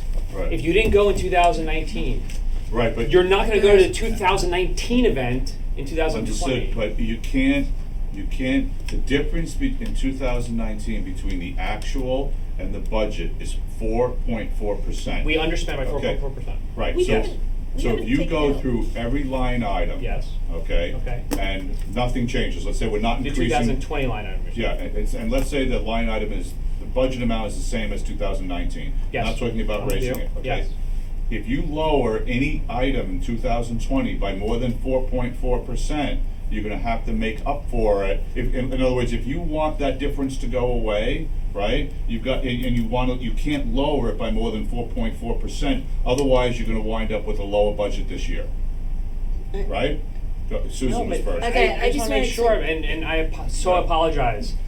I'm not and if everyone else is understanding, I'll stop. But I mean, if last year you had $100, last year we only spent 96. In 2020, Talking about a line item. it No, doesn't total, matter. The line total. item or in general. It if you're does saying, matter though. What? That's the problem. It But if that absolutely matters. 96, and it's something that you can't spend, that 96 of this year is gonna go towards surplus of next year, and that part of 96, you could inject as a revenue source Right. to help offset your 2021 Susan budget. said- You have to look at this, Adam. Look at your revenue summary. We allocated $553,000 more in 19 than 18, and that's because we were able to, because we regenerated that. surplus. Yeah. If you make the surplus come in where we can't allocate that much, that's gonna be a heavy hit on the taxpayer. We were very fortunate in previous years to have the surplus to allocate as an anticipated revenue in a future year. Right. I mean, So- fundamentally, It is. It makes no sense. You. What- It's- by it's- design, it's- innovation. There's stuff that makes sense, and then there's government. Right. And that's basically the So you easiest don't way wanna, explain it. our consistency We can do it. I'm telling level we're is never less than spending this money. 50%. No, It we is- are. So, Okay. We are, So, we're back to your spending. example. As a surplus. Yeah. Adam, No, No. I gave you $100. You spent 96 Yeah. of it. You have $4 left. Yeah. 2 of those dollars goes to next year. So you start. That's a Go good go way to the line. You're the assumed 2 line years later item goes. of the surplus. No. next year. No. you Total, can't compare the total, two. Total. You Half total of the budget. You have surplus $100. goes to next year. Right. Line item, whatever 2 I years bought. later. 2 years later. Right. Your line item, sneakers, shirts, whatever you're spending your money on. You have $4 left. Mhm. That's called surplus. Half of it goes to next year's revenue stream. Okay. I hear that. 2 years later. 2 years later. Okay. So if you get rid of that revenue stream, we have to raise taxes to make up So for if it. you cut your $4, cut your three. $4 to $2, Okay. your 2-year revenue stream is now $1. Right, exactly. The question really is, the stuff that doesn't get spent, is a question, we've talked about this with the auditor, is what are we accumulating there? Is a whole separate entire Agreed. auditing discussion we're gonna have with the auditor. But And go government ahead. laws to have this surplus. Oh, yeah, It's you to wanna create a regenerate surplus. surplus. Okay, Lauren? I want to regenerate surplus, I want to keep a little It's bit of way too padding in much our of it. budget, however, we just spent $100,000 for our HR and $60,000 for our website, so we have $160,000 of line items that we could take out and still be in good shape. Yeah. So if we take out 1,000 here, 1,000 there, 1,000, we Not can even get, close. Okay, in I 10 have to see items, something. we get Okay, so- $100,000. I already Now- took now out. we're Wait, talking about time line out a I second. already So took let me, out let's to back make up up for, for let's that. back up for a second here. I already When took Susan out. first presented me with the budget 2 or 3 weeks ago, she said, based on all the department's requests, the tax increase was going to be 7.9%. Okay? And so- Outside of the cap. Right, And outside of the I had cap. to do something. 7.9%. So Susan and I had a very simple conversation. I said, well, that's interesting. Now you need to clean that up so it gets to be no more than 2%. And she got it down to 1.9%. The particular departments and the line items she took that money out of, that was, CFO's responsibility to deal with, right? So if you want to cut the budget, and I'm not advocating for that, if you want to cut the budget by, let's say, 5%, then we just need to make that announcement, you all vote on it, and Susan goes back and figures out how to do it, right? But to go down every single line item, right, becomes very challenging, because if you're not looking to cut the budget, then if you cut more than 4.4% from any budgetary item, you have to make it up somewhere else, that difference. That's awesome. Go ahead. I have plenty of spend. Okay. As you know, I'm pitching things to add to the budget Correct. that are not in I here. agree. That's right. I'm pitching projects that Yes. we need to afford and still keep the budget under Yes. 2%. Right, and So so- for me to accomplish those goals, I have to cut some I of agree. the padding. And to do so, to not go line item and see where we're padding too much, I think is not responsible. Or to Susan, if it's to the mayor's point, which I think is great, if we want to go back to Susan, I'm all about It's the CFO's say- responsibility to do If that. we want to go back to Susan and say we Yeah. have $1 million to make up that number of spend that the council wants to do, if it's more efficient, let's ask Susan to go back That's and correct. cut I'm $1 okay million with that. Yeah, from the. and that's really That's what. where I She's know gotta kill where it. I'm gonna be able, Correct. I already know, I'm making notes, That's I also know a where we're gonna that's be a able to better cut. approach. But first I have to figure out how much you're adding, and then I'm gonna go back and look and say, okay, where can Because I we all cut? agree, we're not looking to go crazy. I'm not, but I We're can't- gonna stay at that 2% That's a or less. great approach. So we're at Yeah. 2% from the last Yeah, meeting, not that's fine. 1.9. But why don't we go to the So court I- and come Yeah, back to this? okay, so Okay. let's, if everyone can beg my indulgence, the Judge Bell is here, let's, and we're 10 minutes overdue, Can I- let's go to municipal court. And then Yeah, we'll come can we do back one to last admin. question? Can I And then we'll come back to I- this. no, no, so can I make a suggestion? We're Yeah. coming back to Go it. ahead, Benu has the floor. Can I just make a general suggestion that now that we're done with historical, we suspend admin and clerk and put that onto the agenda for the 4th day, if that's okay. That's For- fine, for the then we'll what? catch up a little The bit. what? So, Agenda for what? And that gives Or Susan do it at time the end for of her. today. if Just we do it at have the time, end of if we have today. time, I don't but I'm think saying. that night- Okay, I think let's stay on schedule. Your Honor, come take a seat, please. If I need to capital again. Well, this is Right, Judge Bell. but they're here. Hi, Judge, how are you doing Okay. today? Doing fine. Thanks for coming in. Thank you for your That's patience. a little, if you want. different- Sitting in a hole. Did you get yourself a cup of coffee? No, I'm fine. Okay. So what's going on? Court is running great. I mean, we're actually ahead of the cases that have been filed. So that means we're disposing of backlog cases. Every court has backlog cases, but we're disposing of them. I am current on DWIs, which is always the biggest challenge. And I'm not proposing any increases. So I Okay. should be easy for you guys. Well, that's great. The only thing that I asked You for. think, just wait. The only thing that I had asked for, the council to consider is a video conferencing system as a capital improvement. We're running into this more and more, where we have to conduct hearings, trials, using videos, whether it's dash cam or other video events, like a first appearance at the jail, where right now the police officers go to the jail to bring a defendant here and bring them back, which is kind of a waste of manpower. A lot of courts have video conferencing set up so that they can do it in the court and the prisoner stays in the jail. Admittedly, this doesn't happen too much anymore because of bail reform, because most people are getting released. But for serious offenders or violent offenders, it does occur where I have to conduct a first appearance. But the main reason is for trials. We have an ongoing trial right now where we had to come into the conference room to view a video of about a half an hour of a guy who refused to get out of his car. Happens to be a sovereign citizen, but we couldn't conduct it while conducting testimony because the microphone set up and the court recording is in the courtroom. So I had to tell everybody, you can't say a word, just watch it, and we'll go back into the courtroom. And it became very difficult to do that. We also had a video of somebody who was charged with an offense while in the jail portion, and we could only watch that in the detective's room. And that's terrible to bring state's witnesses and and defense witnesses into a police office to watch a video in the midst of a trial. So I'm requesting that a video conference setup be purchased. There was also a suggestion, maybe stronger than a suggestion from the administrative office of the courts, that each court be equipped with conferencing, and they sent around which I attached to my submittal, an estimate of video conferencing, which was like, it was 8,400, but it was really 7,400 because 1,200 of it was for something that could be eliminated, I think.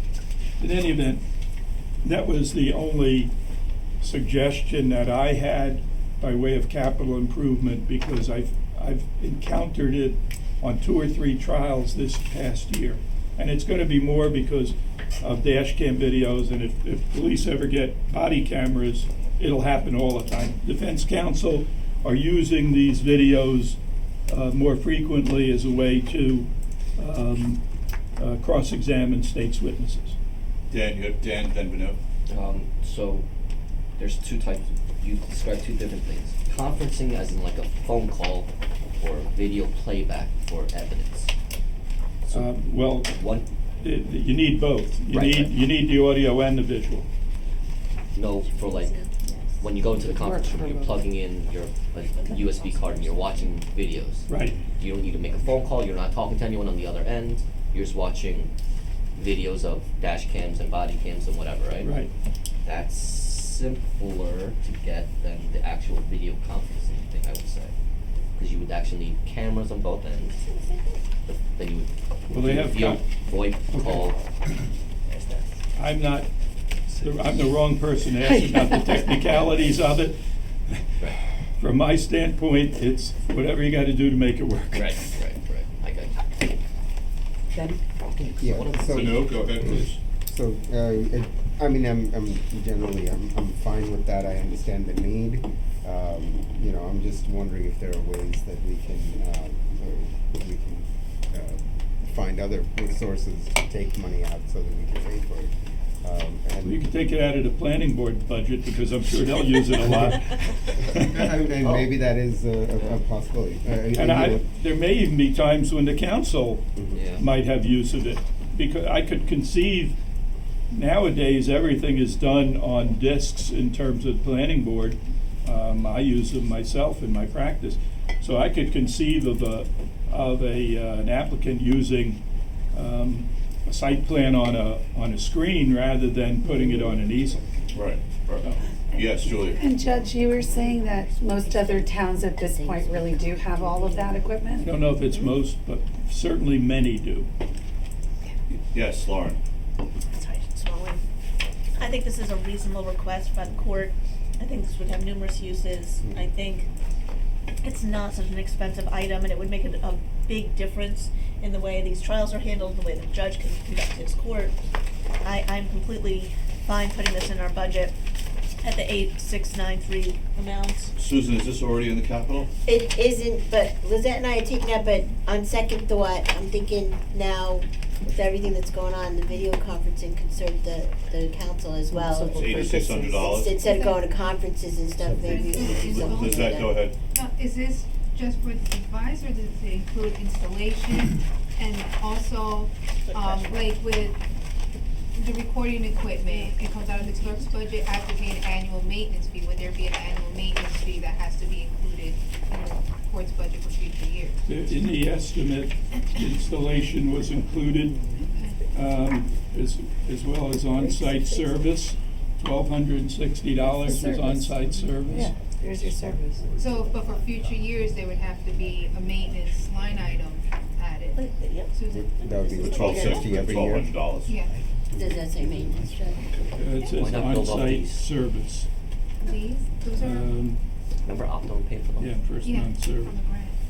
I don't know how much service it would need, I mean, but So, is everyone in favor of adding this Yeah. to the court? Yes? Yeah.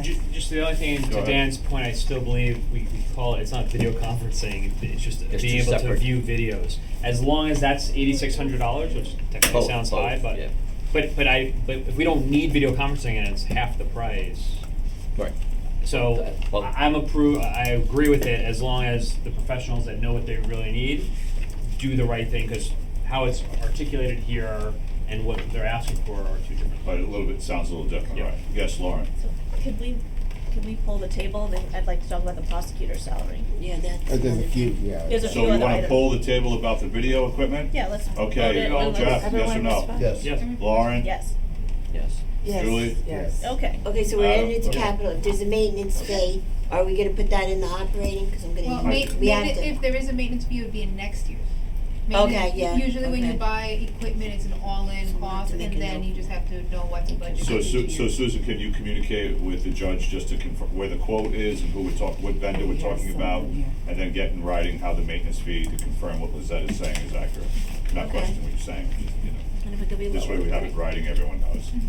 Okay. So can I, Any, go ahead, so Laura. Judge, can I talk about this prosecutor's fee?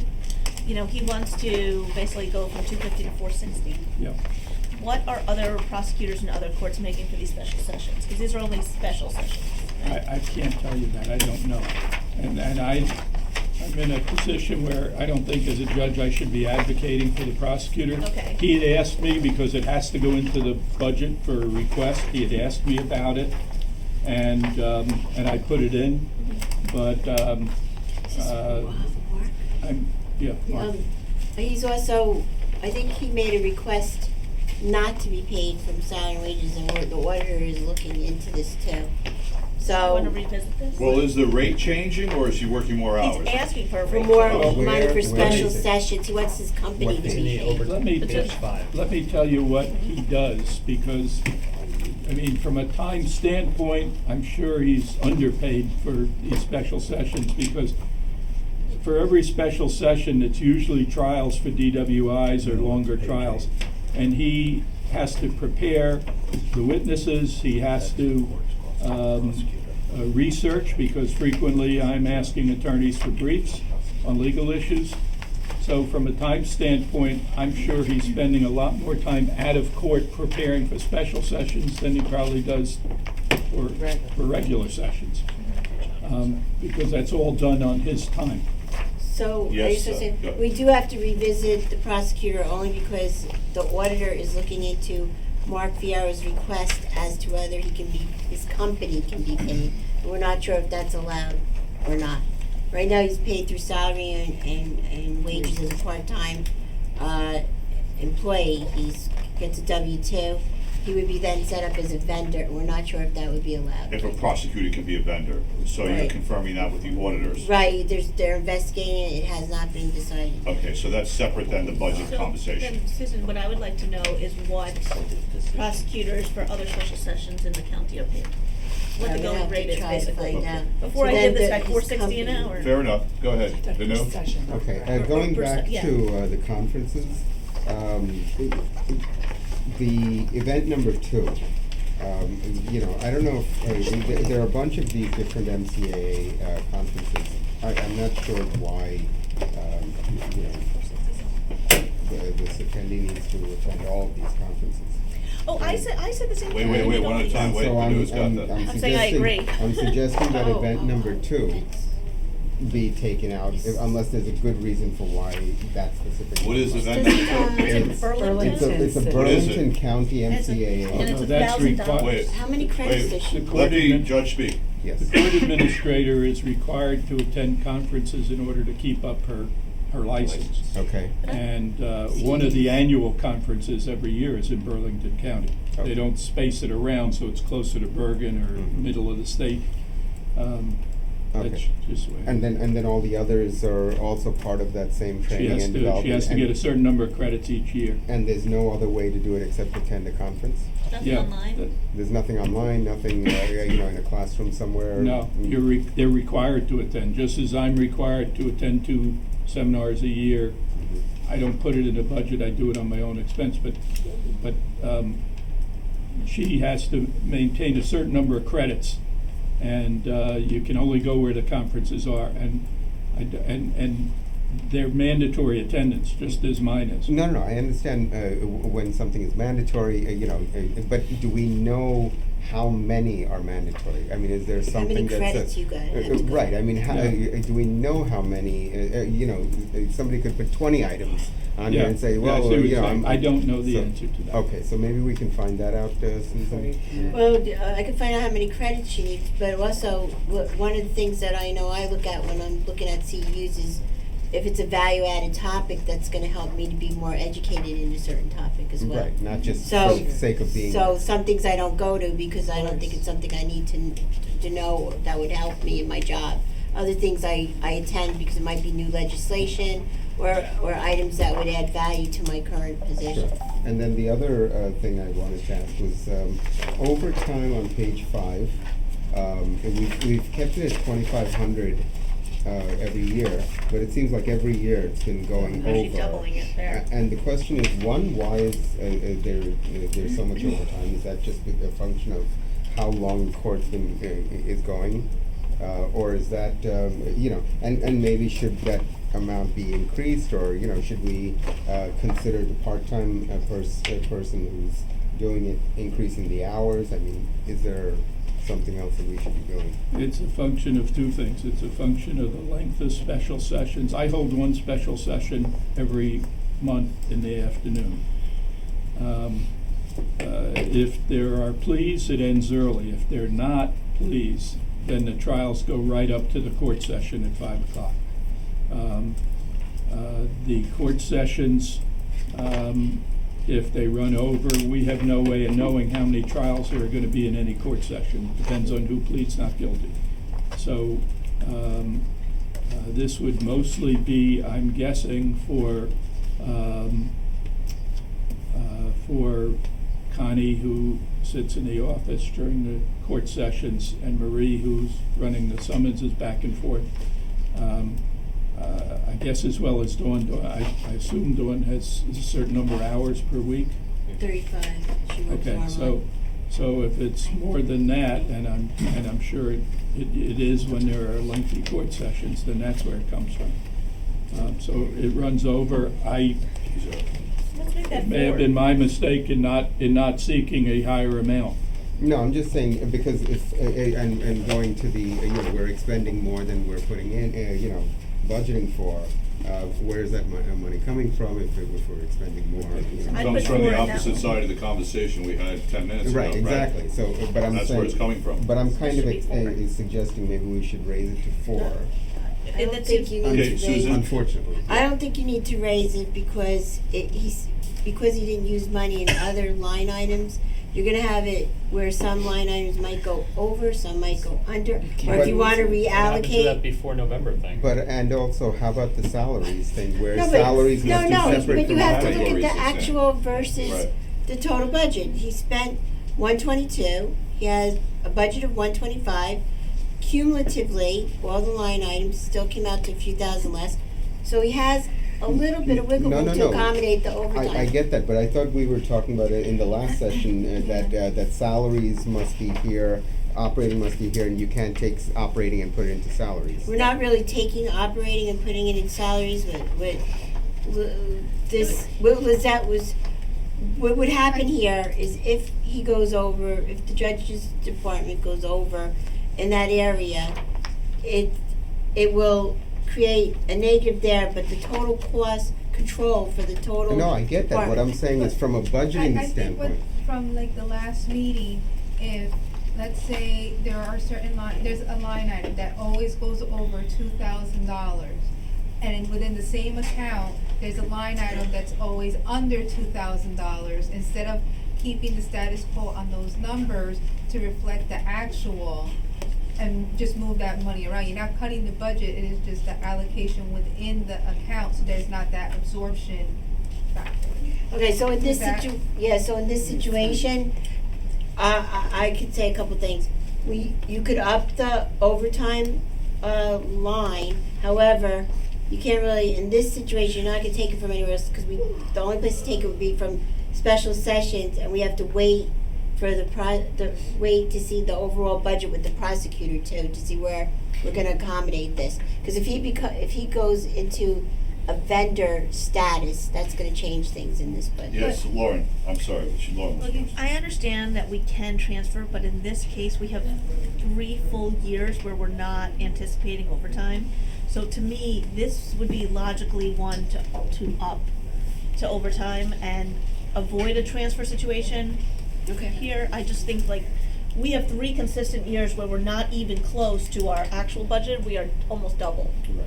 So Susan, can you move money from somewhere else into here? I mean, just, Yeah, that's what go I- ahead, Like, Well, I'll make the add-ons, and then Under- when we're done, I'm gonna Right. start Cool. looking Was to that- take. under conferences and meetings, 2025 was budgeted, only 789 was spent last Right. year and less Perfect. and less. So that would be one, like, if Yep. So lower you that one and reduce raise that this to one. 1,000 and put that 1,000 into overtime. Susan, go ahead. Okay, but I don't think Dawn was going to the classes, and she might be. Oh, no, you can, You just can like say said, name. yeah. I don't think our court administrator was going to the classes, and she may be behind on her CEUs. That's what that looks like to me. Is that why she's Okay, so doing that's it? a whole, that's not a financial discussion No, but we at need all. the funds in Let's order No, for not her I'm to not, I'm not obtain them. slashing it completely, it's just a little bit to offset. To accommodate? Yeah, that's all, I'm not saying eliminate So it. let's look at Yeah, the, Susan, I think I have to find that out. The message from the governing body is they like to see the actuals more closely match the budget to the extent possible. And when we have a multi-year history of something, let's try to address that particular item. Okay, so why don't we do this, put 4,000 in overtime, and I will talk to the court administrator About what's- and find out about the prosecutor and see That's how I fine. can work this out. Just seems So- more accurate. And then the credit card fee on page 6. Yes, Yeah. why are, That has to stay. Go ahead, Judge Bell, go why is the ahead, please. customer paying that? That is being used more and more, and we're encouraging it because we get more people paying by credit cards that would normally have asked for time pays. I see. And historically, you don't collect on time pays. Okay. But everybody else I know, has go ahead. the customer paying Pays for the that, 3%, as yeah. opposed to us. This paying. can't be, We we cannot, can't. they We cannot can't do do that. that. Can't charge the Yeah. defendant for Okay, credit got card. it. Convenience Okay. fees. Yes, Jeff?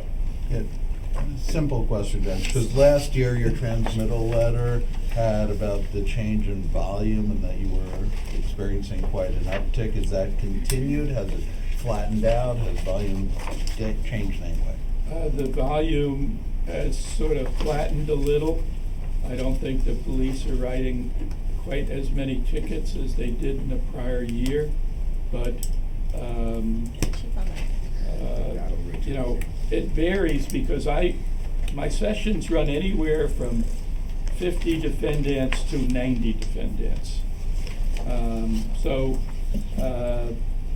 And a lot depends on the time of the year. Right now, I'm not as busy because at Christmas time, they didn't write as many tickets, and that's just something historic that I've seen over 20 years.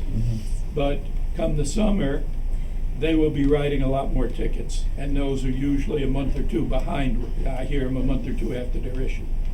So I can't judge by what I'm doing now.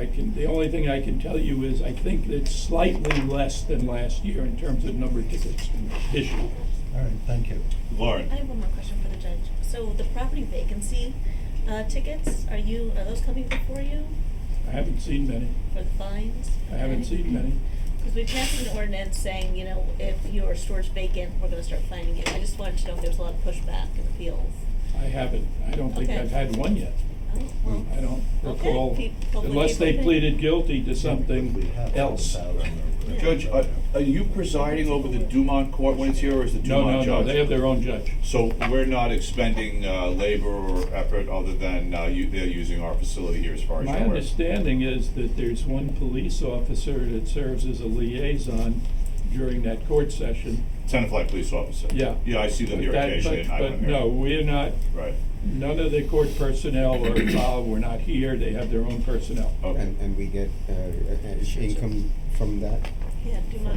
No, we're not, I don't think we're, I don't, Or are is we it- charging them? No, I think we are charging We are? them, we are Police, yeah. charging them Good. for. That's like our for overtime. Police and, All We're right. charging them back, building maintenance. yeah. Okay, good. Any more questions for the judge? Thank you, Judge. Thank you so much. Thank you Okay, very thanks. much, we appreciate it. Okay. Thank you. What was the Now we have the resolution you library up. We have to get back to the process. By the way, we have to make a note, we have to get back to the process. I We'll get made back, the right. note, I have the notes. We have the, Okay. We need the going rate on that. does All right. anyone wanna take a Yeah, 2-minute break? Just a 2-minute 2-minute break. Thank you. Hello. Dan and I take breaks as needed. Just get up and go. Cameras are still My break rolling. is when I need it. I know, I like follow you, I'm like, oh, he's gone. Well, it's interesting, because my smartboard has the capability, since my laptop has a camera, I could do video We should put that in conferencing, our budget. and Yeah. I can use it to show stuff. Correct. And I'm sure a smartboard and laptop costs a lot less than $7,000. Yeah, Yes, but we it should does. put that on her budget, On the administration budget, clerk, clerk's budget. because this stuff's already on there. We, Well, if we ever get to it, put it on. Well, Hi, how you guys doing? We're taking, sit, relax, we're taking just a 2-minute break and we're gonna get right to you. Okay.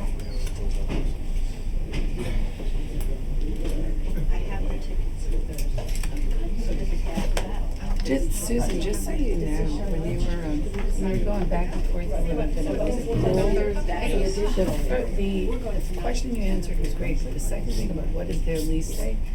Bill had told me, they know exactly what their lease says about when they're getting the back payments and stuff, so like, I get forwarded to them what he said to me, so like, I just, took your answer about how much money they owe to the town. $47,000. I said, this is what you owe, and the other thing, I was like, and you know what your lease says. Yeah, you gotta get that. If you are on a break, do they stop? I don't know, Call the guy and put in the storage request. I think that makes it just dead. Is it leaking again, or? Sorry, I keep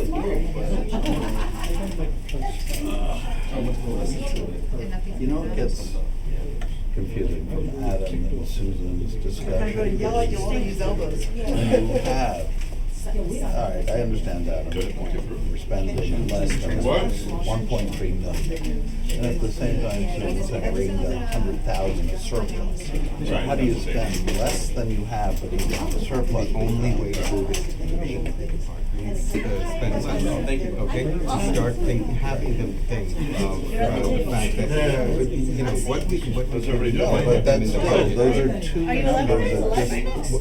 We're all totally on schedule. You know, hey, we didn't, What was the big point? Oh, you're right.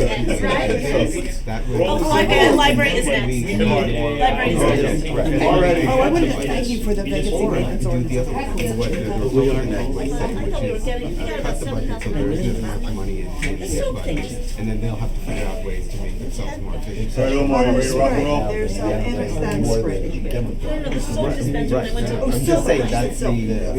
Julie. No, that's okay, that's okay. All right, everyone, Sets next. the most. You were rolling? Go wash your hands, Really Mark. be suggested. Pardon me? Go wash your hands. Do you want? Instead of I'm looking for I just need to speak to him about something completely different, but if he was here in one of the breaks, I'd do it. And I think that's We what. don't torture. That's right. I suggest that's what it's meant to be. Instead of saying, last year I had a $10,000 and how do I go up or down? Well, no, I Oh, I don't. want to be more efficient, I want to Let's make get it back better. together. I want Dad. to, I can't, I can increase my budget, I want to $10,000. Susan, let's get back together. I'm here, I'm here. Start at zero. Break time's over. And up to that thing, you know, oh, one million. Okay, Okay, we're up to the library budget. Who wants to sit at the head of the table? And- Julie? okay. It's a short, the C is so That's what long we should do. over. It's okay. Okay, we're back on here now. In July. Yeah. We're up to the library. Where is it in the budget? There we go. Okay. Okay, Susan, you want Susan or yourself? Well, I was just wanted to say Go ahead. that, let Julie go first, but there's something that I would like to add when she's done to talk about. Okay, Julie, go ahead. The floor is yours. Okay, Thanks for coming here on Saturday, by the way. Okay, my pleasure. So you've heard from me pretty recently about how much we've grown in terms of our program attendance. And we've had 11,000 more visits in 2019 than 2018. we've had a really successful year in terms of, Tenafly residents participating in library activities, and we've also had a successful year in terms of community partnerships.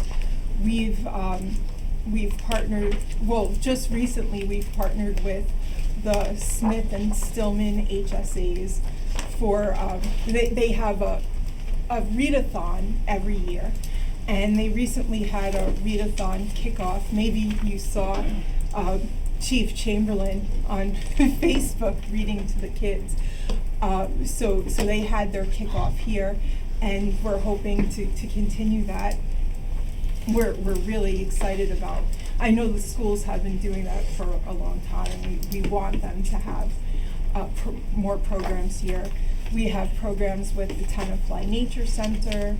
We have the Tenafly Historic Preservation Commission doing women's suffrage programs here, and that's really where we want to be headed. We want to be an essential community resource, and I think we already are, but we want to be, more so. Questions for Julie? Questions? Warren? It's gonna be a strange one. So I wanna start talking about the building.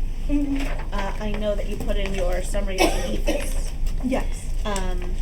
And has anybody at this point brought in anybody to give us estimates on the EFS and the swirl damage and things? We don't have those numbers. That was supposed to come from the borough engineer. Okay. And to the library or to us? Coming to the, go ahead, why don't you answer that, let's say. I need to know what the communication was with the borough engineer. He is working on it. No, I know they're working on it. It's coming to us? Yeah, it'll come to us. So we're gonna have to find that out. And I know that the, Mazer was writing the grant and contingent upon Which grant? the The grant library. for the library grant that's out there. But not for the EFS. That's what I'm asking. Is Or- that part of the EFS? I mean, Well, it could be, Are they but two separate projects or they is that could be one? two separate or one as a whole.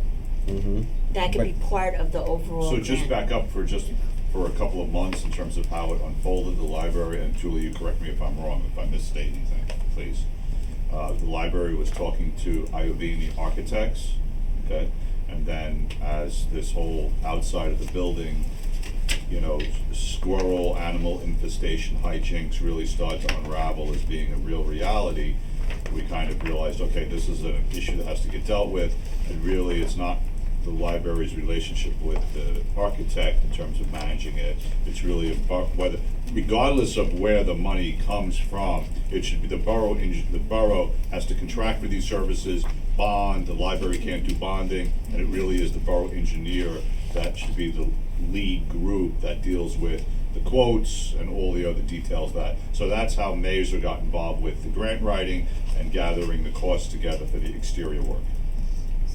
I got it, but Okay. I was saying I'm waiting on the numbers, so. Right. Correct. Susan, So- go ahead. So basically, there's two things going on here. In the capital plan, we have 175,000 allocated to fix the exterior of the building and everything else that's required so that you don't have a rodent infestation. Then we have a grant out there, and I think the grant, how much was the grant up to? I can't remember. There was no limit. No limit? Okay, so in order for them to, we have Mazer that has to submit this grant by April 6th. We're planning to introduce on April 2nd. So we have to figure out soon how much we're willing to appropriate in our capital plan in total to accommodate this grant. And you also said there's gonna be a second round of this grant. Yes, and so what I thought when we were talking was if we had the 175,000, because where we left off was that the exterior was part of the grant, and the 175, when we met with Kelsey, if we had the 175 as part of it, the library would supply the rest of it. Oh, okay, so I think that, I also know there's 55, I wanna add something here. Go ahead, There is Susan, wait. 55,000 in a previous ordinance that's for fixing roofing. And the library was part At of the it. library, that's part of the library. So we have the Oh, 175 allocated here, plus 55, and then, What year was that from? I don't know. Is if it was- 175 plus 55, or We would do the have 55 be, would subtract from our No, there's obligation? 55,000, but it's for multiple, McCandless Room, library. So we have 55,000, 175, but the 175 is really, I think there must have been a miscommunication, because that's really for the exterior of the building and whatever else has to be done to, make sure that the building is, secure from rodents. So then, I wanna finish this stuff. Good. Then, from 19, we will be writing a check to the library, because we're not allowed to keep any of their funds from a previous year, because their budget allocation is all theirs. The library, the borough is not allowed to take that. You have about $150,000 left from 19 that they could use. Julie and maybe the board would have to approve if you would like to contribute to this capital project. So with that all being said, Left in what? Left in the library fund or left in Operating. ours? in the library fund, which the borough cannot touch. And that's the percentage, the statutory. That's the statutory. Yes. What's the percentage? They get So the 1/3 state of a library mil board and- allowed. 1/3 of a said mil, it's right? okay for you Yeah. to use that. Yes, and Okay. we did, I did have a discussion with the first then. board, and we would Okay. do that. Okay, Lauren, go ahead. So we currently in our capital have this library exterior work done, and I don't disagree, it needs to get done. The EFIS, everyone else is sued over it, I don't understand where we were. But now we're dealing with it, the squirrels are eating it. No one questions it needs to get done. My question is, how do we get it done? And should that be incorporated into the grant process? So if it is incorporated into the grant process, I don't understand why we have to budget 175. It's a matching grant. I understand it's a Every matching grant's a grant. matching grant. But If we're you want. we're applying for the library grant with library funds. Well, no, No. we're applying for the It's a library borough grant with building. borough funds. It's a So, borough building. I think she has to understand something. Whatever the Two All right, let Susan Wait, explain this, it's a if you- financial issue, go ahead, We Susan. have to have in the grant that we will have the funds, or we have the funds. Correct. And we have to appropriate the full amount before the grant is or have it in this budget, in the capital plan. So if we only appropriate 200,000, the match is gonna be 100,000. That's it, No, no, 50%. I understand, here's what I'm saying. The Or if we use the money we together. look, we're already being told that the library has $150,000 In surplus. operating. In operating. Correct. That's Okay. from 1 year. That's from 1 year. Hold on. We don't know about previous. Hold on. We do not know how the rest of their profits and losses are working out their budget statement, and we have no sense of what the total amount of project is that we're gonna receive for the grant, because everyone and their mother is going for this grant. In every municipality, people are asking for $6 million to And build it's a brand new total of libraries. 17 million, I think, right? And it's not that big of a grant So, project. So, I don't understand why the council is budgeting at this amount, this high. I think we are overestimating what should be in our have- capital. The architects have estimated that the cost of the exterior construction Alone. is going to be between $150,000 and $175,000. So in order to prepare for the worst case scenario, we've budgeted $175,000. If we do not budget money for this, we will get $0 in grants. We have to budget for the full amount of the project, and then whatever we get back from the grant gods, we'll get back. But the money has to be in there to the full extent. Am I Yeah, wrong no, or you're right right, about you're that? right. So if they put in some of the funds that they are building, and we had the 175, let's say you put in 125, then we have 400,000, we could be maybe eligible for a $200,000 grant. All right, go ahead. Vanu was next. Okay, so two questions. One is, I understand the exterior, and that could be the 175. I mean, I would think that if we had 50,000 in a roofing, and we were able to use 30,000 out of that, for example, out of the previous budget for the roofing, we could lower the amount from 175 to, let's say, 125 or 130 or something. But that's a different. My question is, there was an engineering study done on the interior, what you wanted to have done on the interior, came out with, I think it was $800,000. But that includes all of the, it's kind of like the wish list of what you're thinking of, whereas it didn't give alternatives of if you're only doing half of it, and so the question comes up, and I think somebody had asked this earlier about the McCandless room, which is actually under the library's purview. And No, it's not. no. So my understanding is the library is actually has control of the recreation is doing the scheduling, but theoretically the library owns the McCandless room and could do the scheduling. That's not true. That's okay. Go on. It is a community, I don't know if supposedly, it is a community center. Mhm. We have to apply to use it the same way everybody else does. That's- And we That's do, not are right. not always at the top of the check. No. That's So actually so not right. so so It's so not. so it's my. Okay, so My, how- hold on. I just So want that's the question. I just want to finish the point. Shama says Wait, it's- one conversation at a time here, Vanu has the floor. I want to finish the point that my understanding is recreation over time has been doing the scheduling, but the actual quote unquote ownership of the McCandless room is the library. Yes, it is. And so theoretically, the library could do the scheduling themselves. It doesn't have to apply to a permit, And it's their doesn't own have room. doesn't have to go to recreation. So that's Yeah. if somebody Yes. can Shama confirmed it. confirm that. Look in the records. Okay, so let me just make a point here. Mhm. If the council decides that the McCandless, whether today the McCandless room is under the jurisdiction of the library or not, we can spend all day arguing, it doesn't matter. Sure. The point is, if the council wants to hand the control of the McCandless room to the library on Monday morning, there's certainly can do that. There's no other authority other than the six of you at the table who can make that happen. If you want to give the McCandless room to the library, that's great. I'm not sure what that has to do with the work they want to do. That's a So my separate question. point is, a lot of the Right. reason for the additional interior work to be done is because of scheduling and the ability to have space. For programming. If you have space at McCandless and you're able to use it, and theoretically the McCandless can be split up into 2 or 3 different spaces. If you have the space to be able to do the scheduling, and Jeff has brought this up in the past, maybe see what you can do with McCandless, and then kind of pare back the engineering or the request for the interior work. So, Dan, then I have a question. Okay, go ahead, Dan. We're That's only it. talking about the exterior right now, right? Yeah, we are. No, but I think Interior- that, the interior comes in because we're talking about It'll be both for the one- purposes of the grant. One grant Mm. together. Well, timing Okay, wise. Susan, go ahead, wait a minute. Okay, Susan. so I want to add a few things.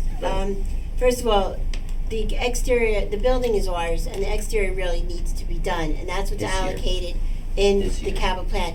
In good faith, the library, we were gonna have to pay for the grant writing, and the library is paying for the grant writer $8,300. So that came out of our operating, that was something that was gonna be in our operating budget, which now we have other opportunity to use those funds for our grant writing.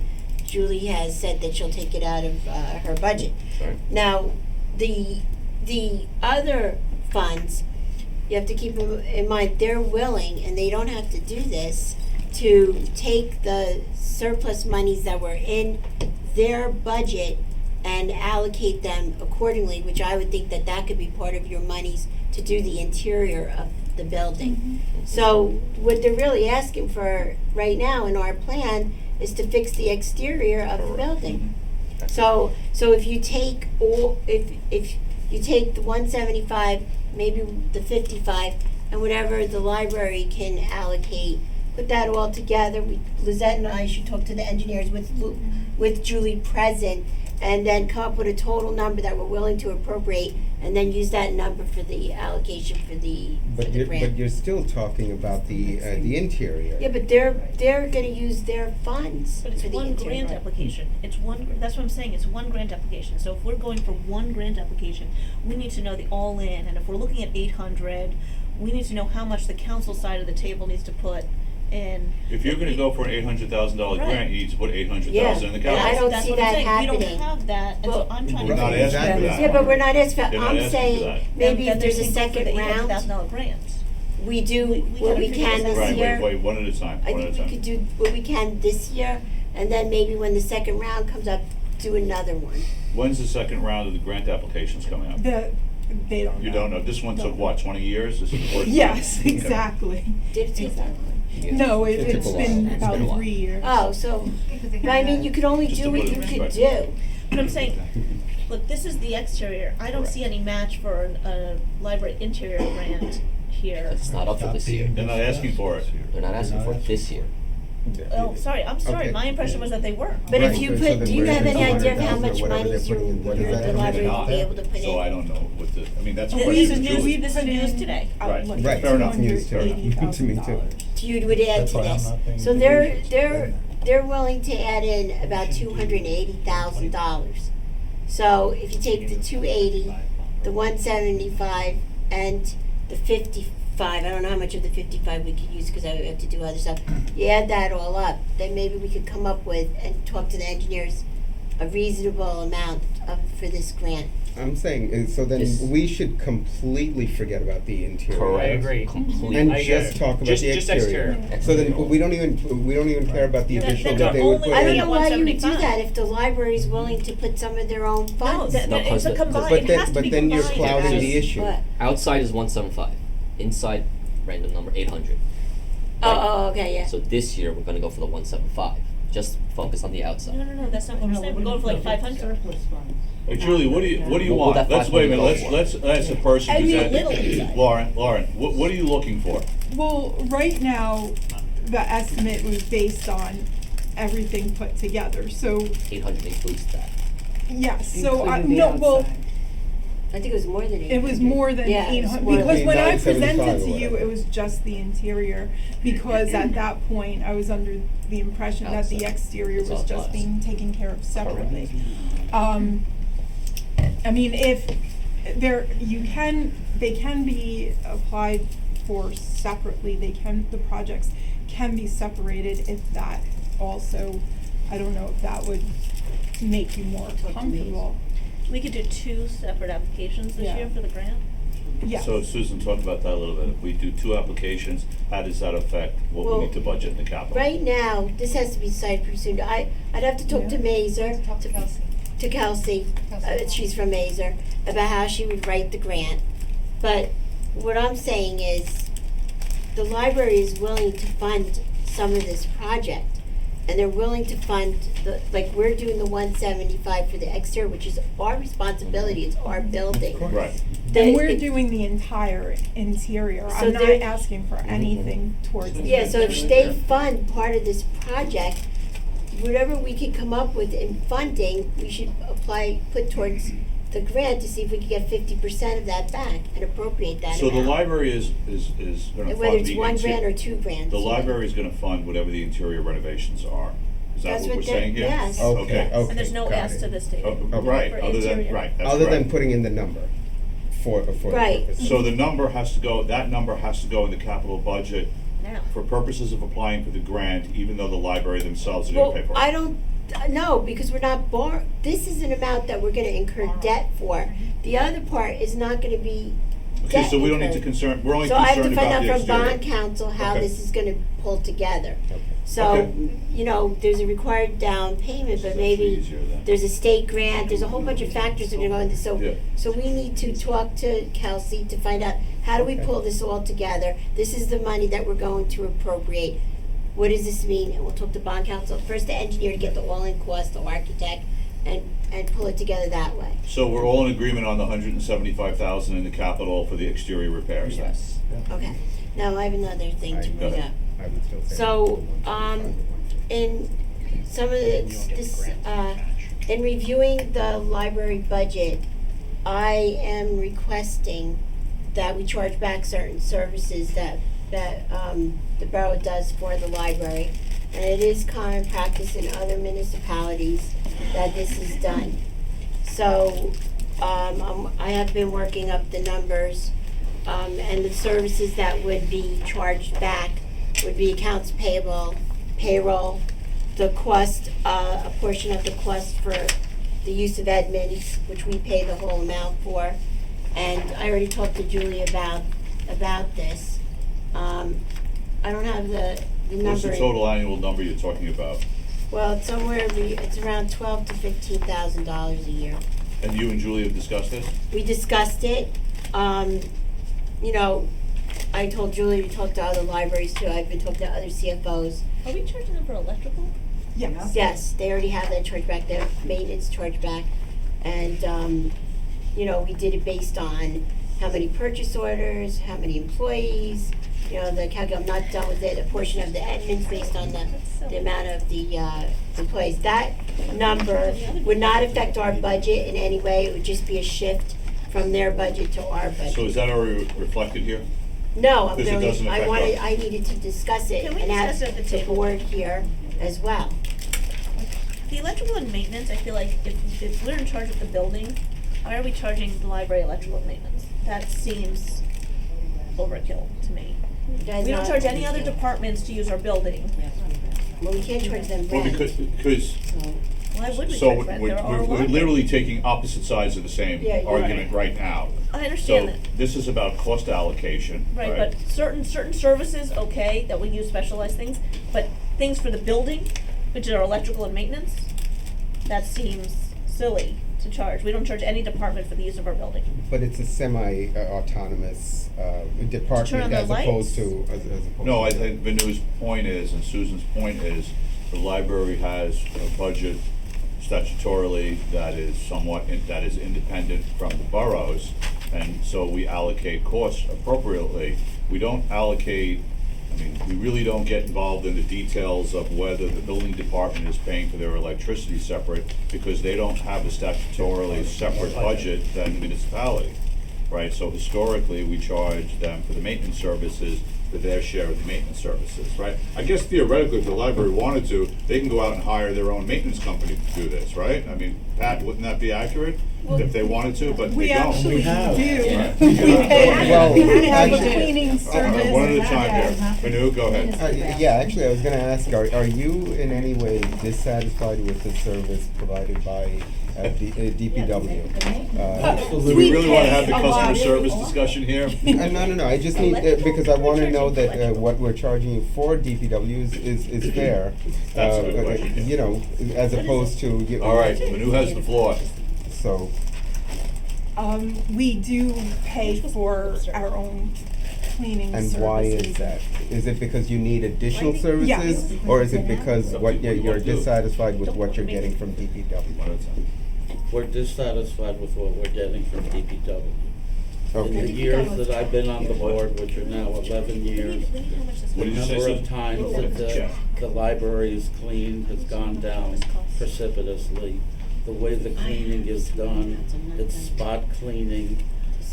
A lot of times our bathrooms are used when there's a practice in the soccer field. Okay. because All right, nobody's so opening let's- that. So let's keep it at the table. Yeah, I let's talk about appreciate- money, not services. Right, and I just, so I just, because I think Susan, the we can't, table one at a needs time. to understand, you know, how things are working. The other question, if it's okay, I wanna ask, the library comes up with its own financial statements, correct?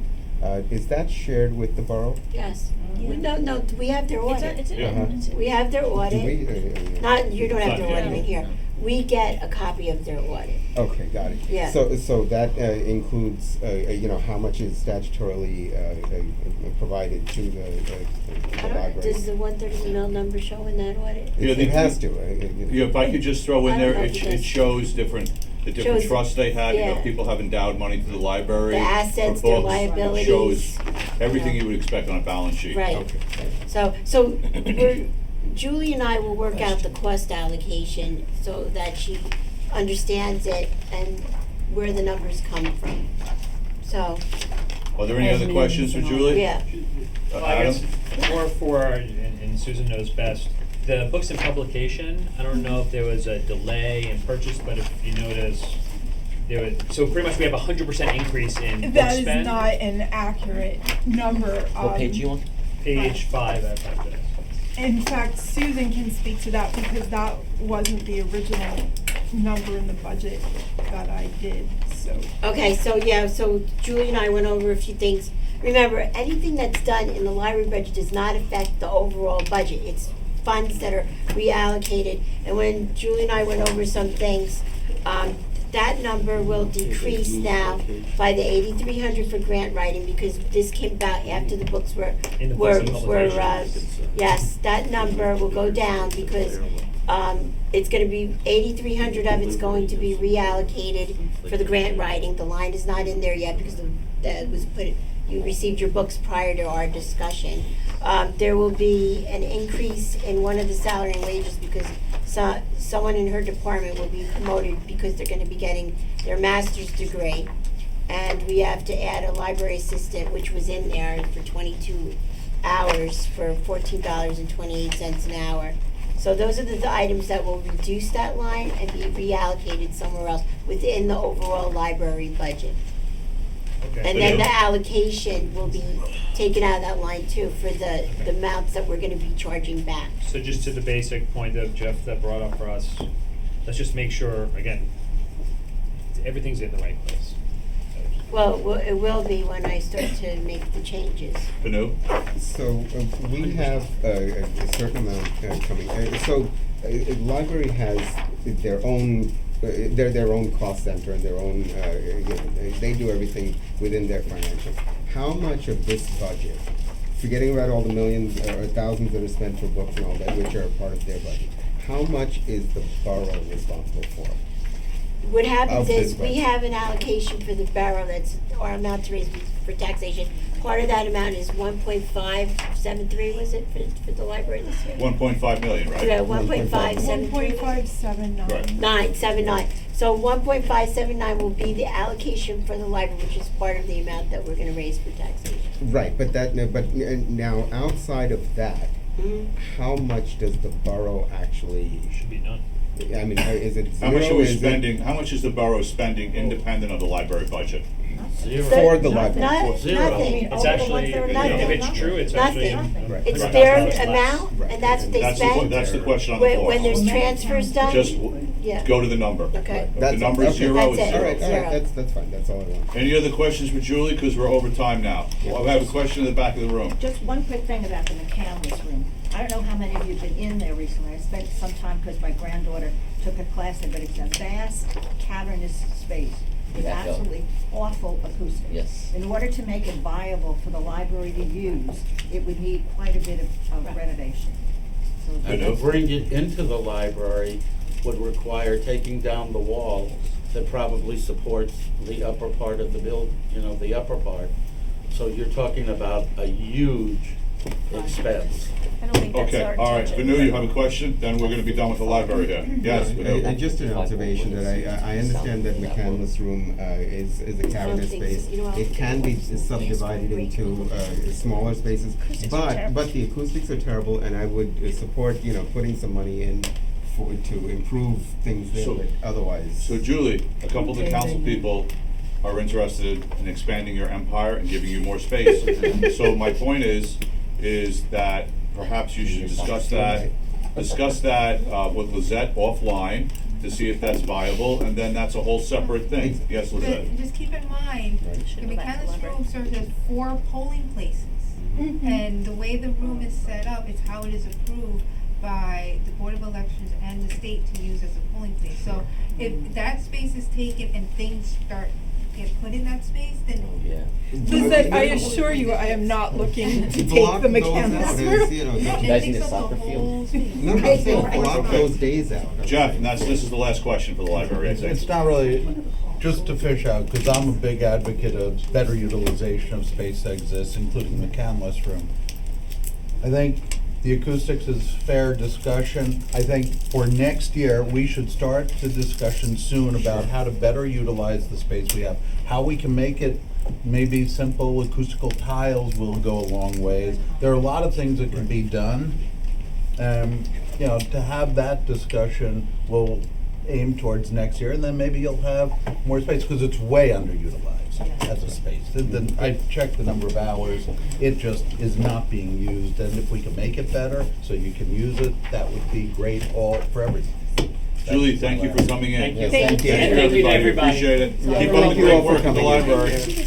I like to. For my New Jersey state. I'm sitting at the table, think they're going for 800, and they're only going for 175. Like, we need up-to-date information. Well, that's why we're having these conversations. That's why I start with the, in a hospital way, because they're going 800. It's okay. Well, they're not going for that. Yeah, we can. All right, TVAC is up next. Julie, you and I this week need to have a conversation about the census, to talk about some stuff, okay? That we need your help with. Sean is also bringing up some Monday. Perfect. Did you go on any calls this morning? To get the dates. No. How's the training going? Thank you, Pat, thanks for coming in. Thank you, Pat. Always good to see you. First one. All right, TVAC. Good morning. I have to keep my phone on. I apologize because I have everybody in class. So if there's a big emergency, we have to be able to answer it. So I'm starting that off first. Okay. Now, did you see what I did to the That's budget? highlight. No. You didn't look? What would you? No, you guys get this. See that capital got Yes, I done. did. Not that one. Cheryl, you want to lead this? Susan, who's going to go first? Okay, so so in the salary and wages. Wait, can I get to that page? Yeah, let's get to that first.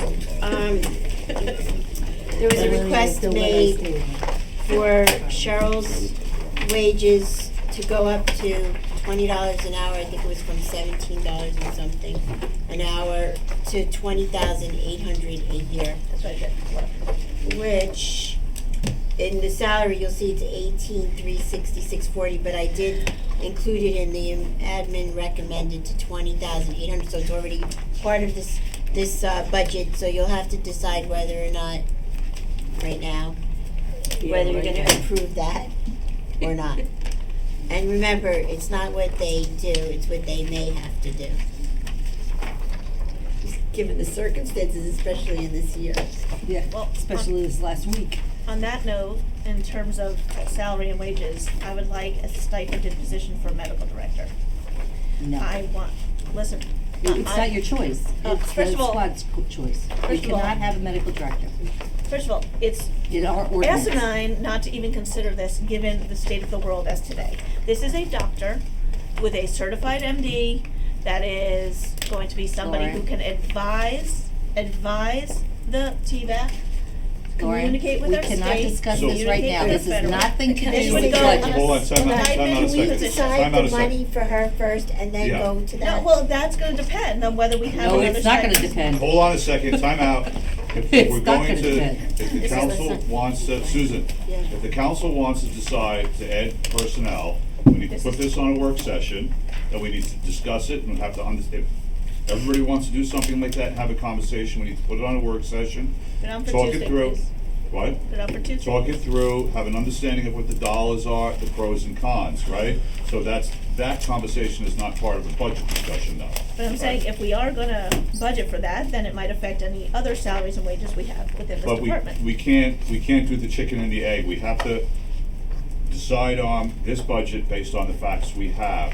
If the council subsequently, in the next couple of weeks, decides to make a major change, then we can factor that in, right? We're not voting on the approval of the budget tonight, we're discussing the budget as it is today. So you're gonna put it on March 10th meeting Whatever it for is. discussion. Okay, so let's decide on the 20,800 so that we can move forward on Is salary and this- wages. Is Who's- this under contract? Do we have a contract? No, No, I'm a part-time employee. part-time employee. So What's can the we go, incentive program? well, So can ha- we first focus on the? Yeah, one thing at a time. So how does this, So what legally? how does this salary increase recommendation come about? Who makes the recommendation? I think Dave Novak made it based on Cheryl's performance. Correct, the captain and the chief, and also the corps. So the captains, that they vote on this, how does it work? Does somebody help No, us out here? he made a recommendation. They asked the corps about it, they said, fine, and that was the end of it. Okay, so what's the delta? How much difference is what we talking about? And is it in The the budget already? difference is from 18,366 to 20,800. $20 an hour versus, 13% pay raise. Okay, so the total dollars is, the number, This the number, This is a 13% payment. $2,500 is the difference? Well, let me say 20. We've not increased anybody by 13%. But we also don't have one person in one department that's running 24 hours a day, not getting paid for hours that they are there, and getting everything done that you request to get done. So rather than you So I'm trying to advocating get for you yourself, hold on a second, JP, what do you think of this? As somebody that works very close with Cheryl, I could call her any time of the day or night. I mean, yeah, she's a part-time employee, but she does the stuff that she's supposed to be doing Tuesday and Friday every day of the week. So were you part of the voting on this? David was the captain when this budget was made. I'm now the captain. It was, yeah. So he made the recommendation and everyone else agreed with it. Questions, Lauren? So if we increase the hours to 25, what does that become in salary, Susan? I don't think she could do 25 because she's committed to other other places. No, hold on, I just heard that she's doing 25 anyway. No, I'm doing 20 and I'm only being paid for 20 on the books. I'm doing 40 when you wanna really So get down I'm to it. saying if we put on the books that you're actually working more hours, I'm asking what your salary becomes. I think it's the same result with through another action as Lauren is. Same Right. dollars, different Right. process. If I give you a 13% raise, everyone else in the entire borough is coming in for a 13% raise, so I'm Increase the asking, number of hours. increase the number of hours, which changes your salary. Same number. Same number. You wind up with the same number. Right. Administratively, it's handled differently. We wind up with the same increase though. That's fine. Okay? I'm All right. fine with that. Next item. I No, don't no, think no, we no, should. no, we didn't. I don't, I wanna know No, what no, the no, no. numbers Oh, I are. thought that's what you, that was your No, agreement. I'm No, we asking what it cannot do Oh. that. Yeah. We cannot do Because the that 25 changes her hours. She schedule. submits a That timesheet. changes her actual And schedule. the calls outside of here is the calls outside of here. She puts in her timesheet every week. In the bill. Yeah, so, This is actual hours. yeah, this is a payroll thing that somebody has to sign off on. Yep. And I need more information. Well, More information. How many times have you called about the guns? How many times did you guys call about coronavirus? How many times have you asked to meet with me? I was at a job and I actually had to do a conference call at the job. This isn't. that I'm not your- getting paid This isn't for. about performance, this is about, This is about performance. I think we should go Okay, one at a around. time, one at a time. You Go don't have ahead, enough Susan. information. Decide, go Susan, around and what's the decide. question? Decide if you're gonna raise her from 18,366.40 to 28. Dan, yes or no? Yes. Julie?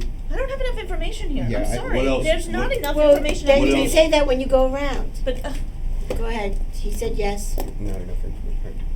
Oh, Well, no, I don't have a problem with the raise if a person's doing the work, but I'm not really clear on. Okay, so we don't, first off, before we What continue that to vote, debate is. we don't have enough information, is what I'm gathering. So what are the questions the council wants to ask? I already said that the recommendation came from two captains based on Cheryl's performance, and that's her superiors. So that's what you have to base it on, that the captains are recommending her based to be fairly compensated for the work that she's performing based on their recommendation. That's what Lauren? you, so across the entire board of our government, we do not give performance-based raise, that's one. Number two, we only give an increase in salary for changes in hours or by contract. With this employee, she's not under contract, so I'm offering what the numbers would be in change of hours. Okay, we don't give performance-based raises. If we wanna reassign responsibilities or say, especially given this year, there's additional work to be done, that would be a legitimate raise increase request. But performance of doing the job that they do has never been across the board of every single department. Let me put the it to you basis this for way. raise. No, but you no, do not yet, give not yet. a merit increase. One at a don't time. you? No. One at- Yes, you do. guys, Yes, one, you do. Susan. Yes, you do. Yes, you Susan, did. Yeah. one at a time. Adam's next. Just a Yeah, question to go. Lizette, or Yeah. can we give, could we give a one-time, bonus? Stipend? or- Stipend? Well, no, this isn't We don't do it. Go ahead, We don't do it. A No, but stipend. are we are allowed to? Can we do a one-time, can we do a one? We don't give anyone a bonus based on performance. I'm not saying what we do, I'm asking, can we do? Okay, Lizette, guys, It is done. Dan, one at a time. We can't hear each other. It doesn't qualify as a stipend, but it is done when the scope of work changes, whether it's additional duties or state mandates. And a lot the state has changed a lot of the mandates, that's why you're spending so much money on the technology with TVAC. They got rid of paper, everything has to be done Right, there is more electronically. stuff. So, this That- would fall under, Change the scope of duties. based on state requirements that we have no say in. That makes sense. Well, and that she's that- incorporating all that. So work. because of those requirements, that the extent of her duties has evolved also, and that is why the captains are saying that the pay should correlate with these changes. And that's the way they need to ask it, because it's that I will appropriately raise, but I'm not doing a merit-based raise. Okay, so we So have let's this change our scope. conversation. So scope of duties has been changed, there's more scope of duties, there's more things going on. Does the council agree, based on that, to adjust the salary to reflect the change in work requirements? I would also like to see an additional amount of hours assigned to this role, She given the submits scope a of duties. timesheet. Listen, I'm not She charging can't you for lie some on of her the time. hours Yeah, I'm she already can't doing. misrepresent the timesheets, it is what it is. So are you realistically only, you're down for 20 hours a week? I assume And- that's low for what Well- you're actually doing. Well, I'm getting paid for 20 hours a week. Sometimes I'm doing 30 hours a week. That's my But question. that, she might be in That's my- another location, taking a phone call. Yes, Jeff. Right. Sure. Would this be reasonable? We're paying you now for 20 hours a week, right? Yes, please. Would it be reasonable if we paid you for 30. 25 hours a week? That's my first question. Would that be reasonable? The problem is that I can't always guarantee the 25 hours. I work 40 hours in Edgewater. Mm-hmm. I am doing a lot of stuff from Edgewater. I can't get paid for the same thing that I'm doing in Tenafly for Edgewater while I'm working with Edgewater. I had a conference call with you guys. I was at Edgewater getting paid. I did the conference call with you for an hour.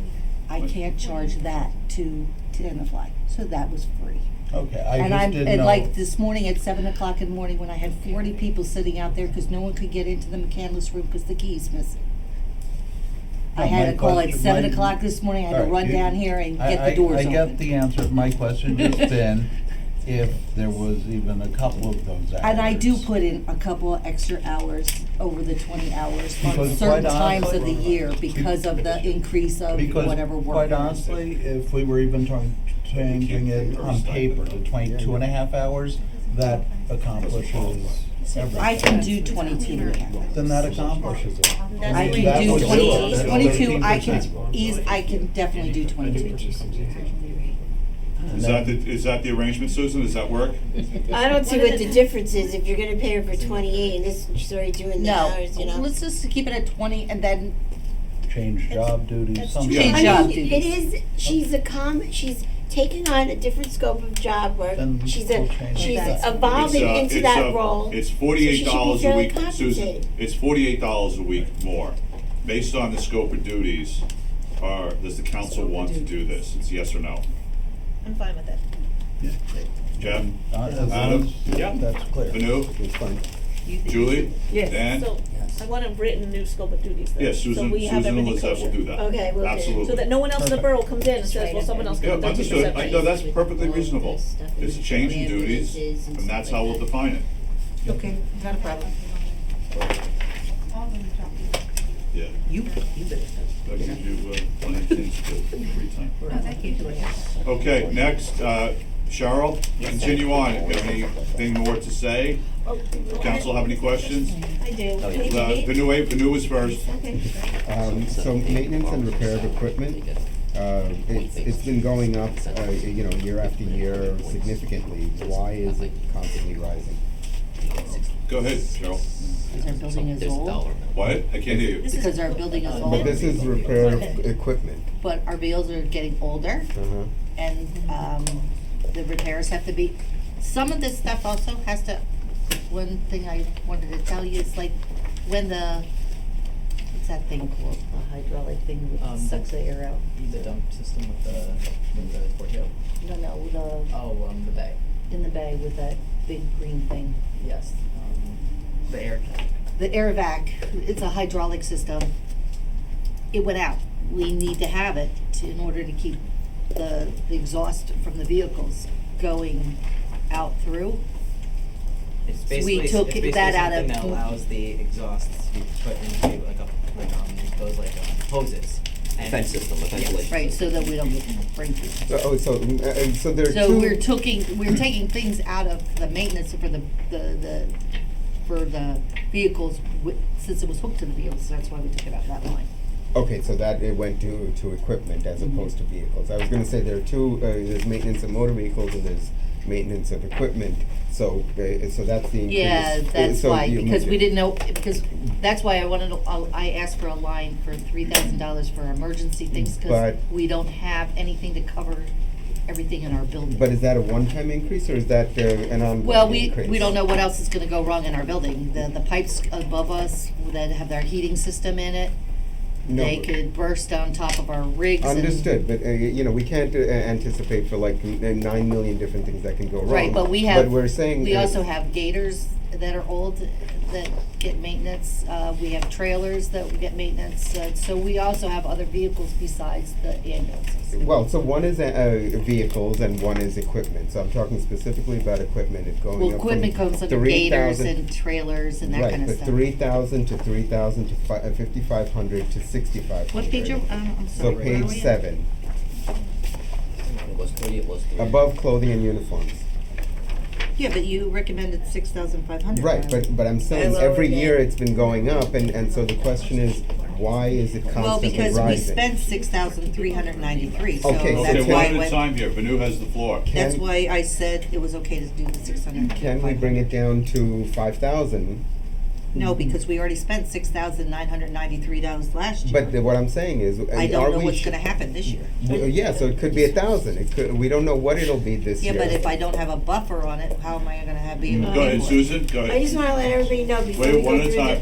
the rest of the TVAC budget, I made this budget, I think $10,000 less than the previous year's budget, just so you know. Okay, got it. But I'm. So that the was amount still the requested was 243, I took it down to 216.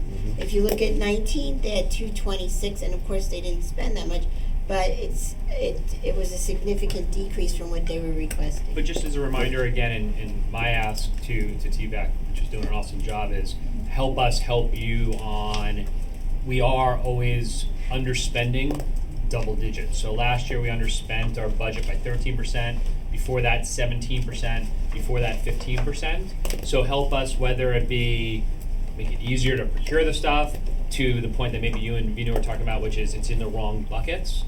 But we're definitely significantly more than 10% underspending all the money that we're allocating to you. Corona's gonna fix all that, don't worry. Okay, Lauren? Sorry. We keep talking and then I just wanna make sure, and please, if I could help, and I'm sure Dan's gonna help, we're always significantly underspending, so let's help you spend the money that we're allocating to you. Lauren? And to go on Adam's point, so I would like to have a couple more line items in this budget this year. Number one, and I don't know what we're getting from the state and federal, but I think we need to increase our first aid and supply services, given what's happening right now. I think that's not enough at 11,000 for the public, so that's page 8. So assuming we have any sort of, So you're suggesting we, I'm saying on the Oh, ground, yes, basic first aid stuff. no, I don't. I want, Just because he said it out loud. I want to order more supplies and have them on hand. Well, you can order all you want, but like when we tried to order the supplies, like your mask, you ain't getting them. Backwards. 6 So- weeks. All right, but 12 weeks. that's a separate issue, Cheryl, in all fairness. Go ahead, Lauren. So I wanna increase first aid, I do think that we're gonna have, you know, Can in I- 2020. So you're suggesting that Increase in this. we increase supplies in preparation for whatever may come? Yes. So Cheryl, what do you think about that? What do you guys? We trust them to, We're fine with what we're at. we're good. You're comfortable. They're experts. Yeah. Okay. All right, 14,000. While we're on that page, Yeah. can I talk about something on here? Yeah. Education and training? It's your budget. Thank you. Education and training, you gave me $5,000. I just set $5,600 just down the hall here, so now I have nothing in my budget. All right, so change. Susan, go ahead. So anyway, just another thing that I'd like to add overall is that the department heads were told to keep their budgets flat, and in many of the departments, it's less than flat, just so you know. So if I undercut something because I didn't know at that point that you were gonna be spending money, now I know, because you're doing more educational training, then we do have to change that. Yes, Put we it back do. to 10. So I wanna ask a question on this topic. Okay, so this is the opportunity. Because of all the issues around coronavirus, is there anything you're not telling us in terms of money, or we're not asking, or you're assuming the council's gonna say no to, that you need to address that Now we're you not said aware of? everything all of above, but. Pardon me? Well, I wanna make a line item budget just for Corona. I would like a little bit of cushion in this budget Well, for that response. Okay, that's kind of why I'm asking But that you question. you all have to understand something here. We deal with this stuff on a daily Exactly. basis. It's just nothing new to them. This is nothing new to us. This is not something new. There is swine flu coming around. Would you like to hear about that? No. Okay. There's Marza. That's What's worse. Marza? Much harder. Marza is worse. Oh, well, MRSA. Yes. That's a much So, higher mortality. this is all the stuff that The we flu. deal on a daily basis. There's TB out there. Mhm. There's a whole lot of stuff out there we deal on a daily basis. Exactly. But so my husband works Business in the as usual. hospital, and every hospital is now upping everything. They're saying Corona is at a death rate of 16%, which is, They're not up on everything. Well, In fact, we the- have and no- some, we have National emergency NIH is saying- supplies. We are here for a mass casualty. When I was here for 9/11, mass casualty gave us a big lesson on how to handle things. And we have the best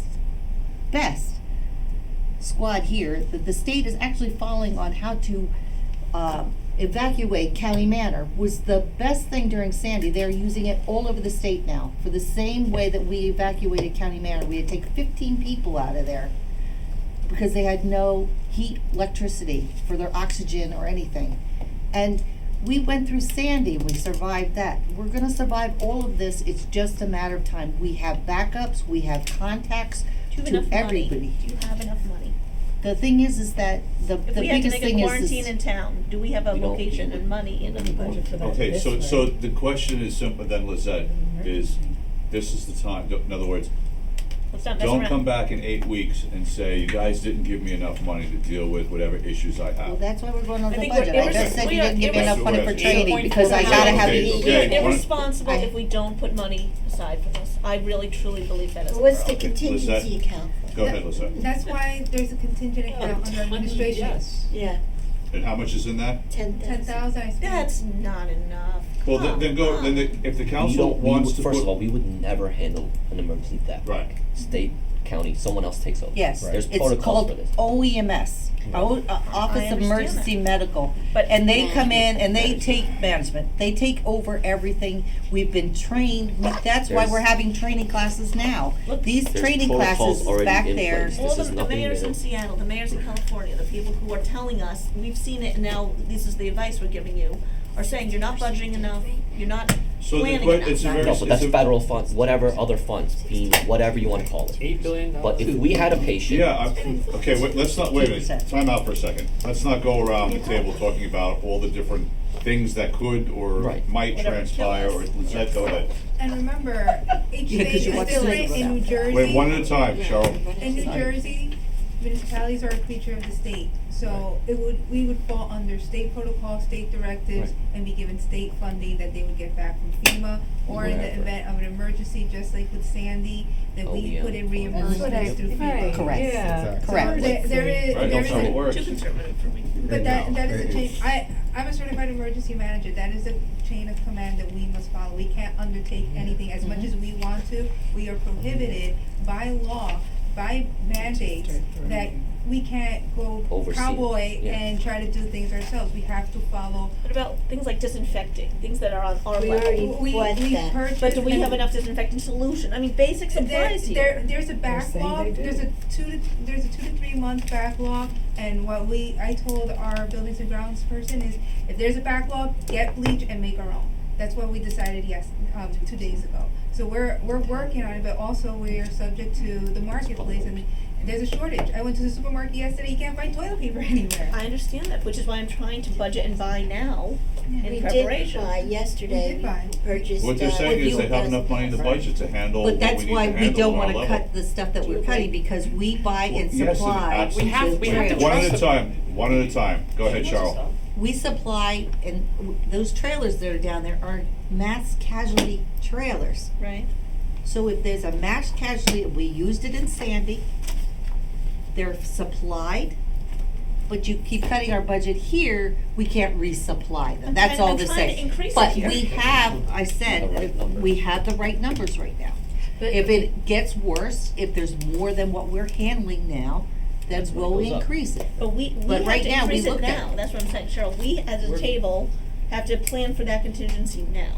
Are you comfortable with this amount now? She's saying yes. Yes. Okay. Done. Yes, All right, Next. next question. I'm Okay, not, how I'm much just, is Right, but she education said and yes. training? I think it's too low. Oh yeah, education training. You gotta put it back up to 10,000, I'm sorry. What'd you spend just now? What's this one? I just called? spent 5,600.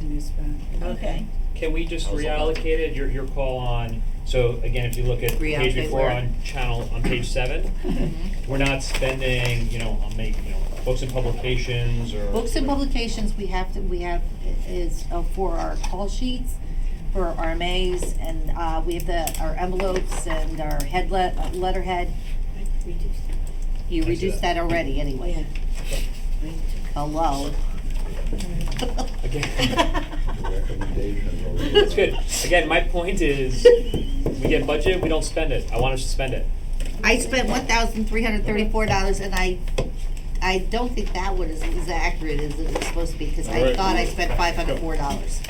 And we're done with your capital. All right, no. Well, are we putting education And by the way, back to Vanu, I 10 or not? apologize about the capital, I was mistaken about the tablets. So we're And I did well, correct that, thank you. So how much What then is are our we? new- So we're gonna get 3 for the 25,000 that you guys wanted me to pay for. Tablets are not 60, Okay, they're one at a 25. time. No, 3 for The new has the 25. floor. No, they're gonna give us, you're giving us 25,000 for the tablets? In capital. You have Capital. 60 No, here, it's, so. No, I'm sorry. 30, 25 is a line item 30. under. So what are you gonna No, spend? no, but what she Hold on, said hold on, was, hold on, hold on. the 30 was before we got her information. Right. She's saying that it's 25. Okay, so I can reduce that Sure. right then. Yes, you said it's 25. Wait, is Listen, that, I'm only letting you guys down a little Right bit here. on that's these things. tablets? Well, there's your 5,000 with Right training. here. Yeah, there's my 5,000 It's for not training. 60, it's 25. Oh, I'm thinking Yeah. of it. So Good idea. All right, Don't so, wanna hear about this. oh, you're gonna hear about it. 25, right? No, you But- went over, but- you went over. Okay, the Lizette has the 25. floor. I'm only getting 2, actually. You're only gonna get 2? Yeah. Two only what? 2 tablets. Oh, so then. So wait, but- how much are the tablets? The tablets are 10. So now So is it's it 20. 20,000? But That's we're what I not, said we don't before. have to get all of the thing is, we don't have to get all of this is for the responder truck, so we don't have to get all of the stuff that we needed to have for the truck. But I thought we said it was $4,500 each Right, last that meeting. was the That's what I wrote original- down. No, That's where the mistake came from. That's what That's- she apologized, just apologized. So Just if there's apologize. 10, so then should we put 20? Wait, Because where? if you're only getting No, 2 no. and they're 10. We got 2 last year, and then what, they were $9,000 total. If they're So just to 9,000 total, then they're clarify, 4,500 each. Cheryl. I have it, Cheryl, I have it. Again, this is very confusing. Cheryl, Yes, sir. how many tablets do you need in 2020? I need 3. 3. How much are the tablets each? I have to double check on that. Right. Last year they I- were hold I on, had it all let her worked, because I finish. knew you had it all worked out, and it was correct. Mhm. That's why I was apologizing to you.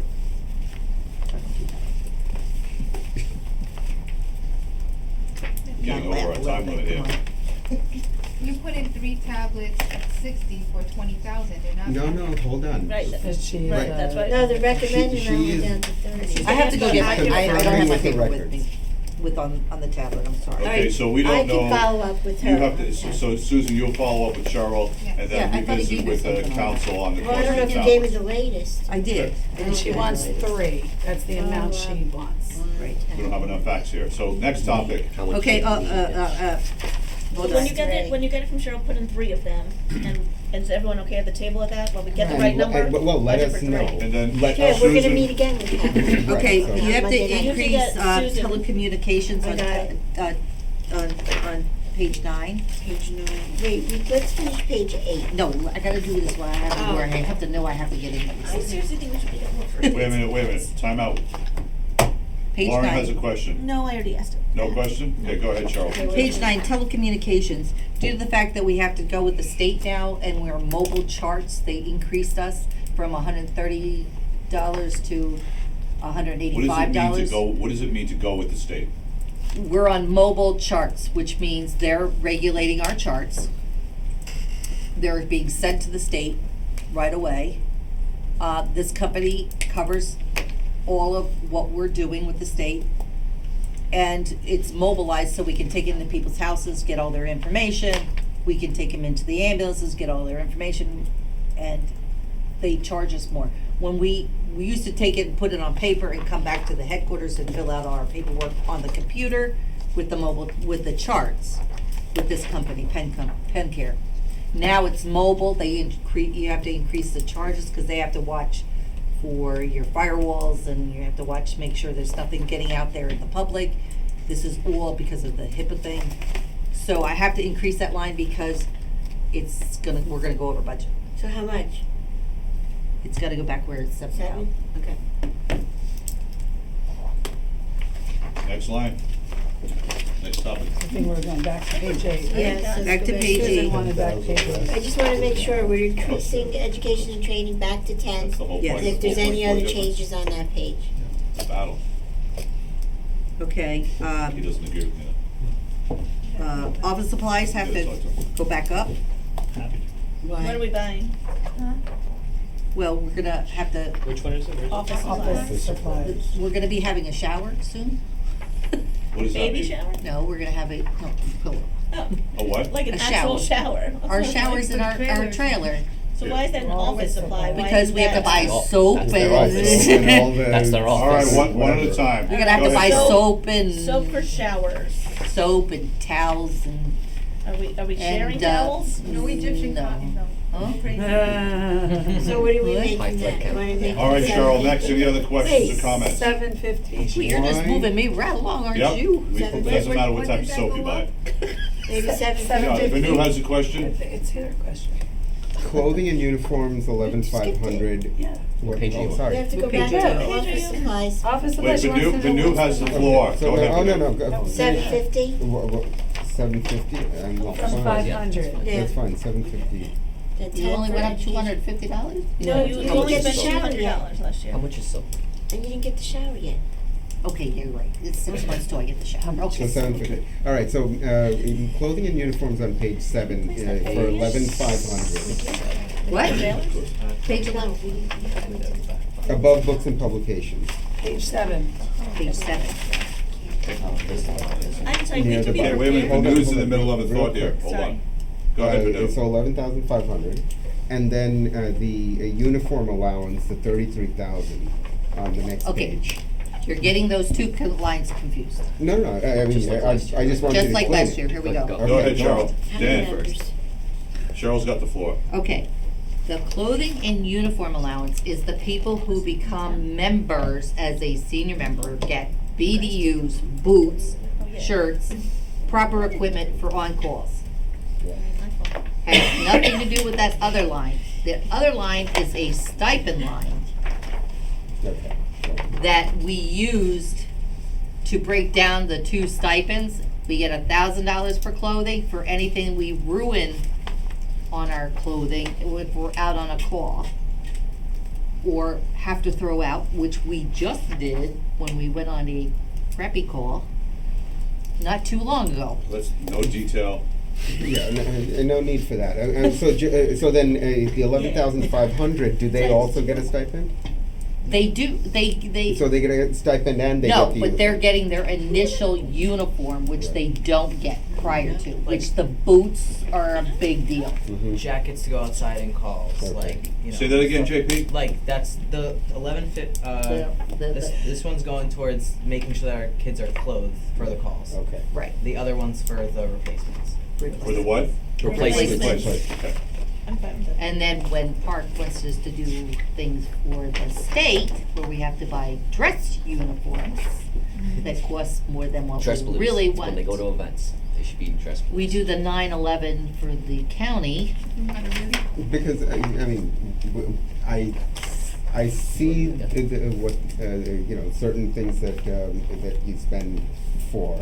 And I don't disagree that you can't spend it certainly, but but it seems like there's a lot of additional things that other departments may No. or may not use. The only other thing that, on all of this budget, that I really wanna make sure of is that we have a $3,000 emergency fund, because what my problem is I find things that I can't take out of this budget that's not right, that comes up during the year that I don't know where to put it, like the trailers and stuff, you know, it's like if I have to restock them or I have to get new radios for them because something went wrong, where does that really fall? But, you know, that could be a huge expense, that would be a one-time only thing.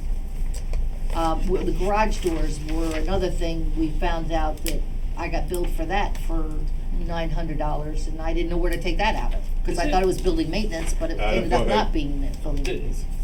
We hear that in a number of the different teams. I wonder if there's a learning opportunity on how do we, and this gets to my first point I made to you guys, how do we make it easier in these line items for you to know the things that you want to be spending? Because again, in principle, I hear what you're saying. I couldn't support giving another $3,000 on top of the fact that no team, no department is ever spending all their amount, so I don't want to put more to it. But we used to be able to move, what we do, still do a little bit, but we used to be able to move some amounts over to another line, back to another line. Let's do That's that. the transfers. Yeah, and but I like that.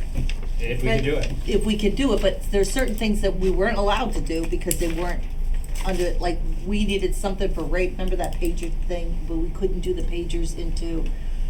All right, let's not other get line. into it. If you talk about capital, Susan. it has to be for the intended purpose. You can't just charge something that's unrelated to that.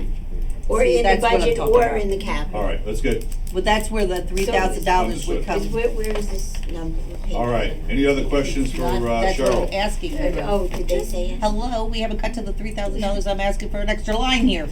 You're rushing me.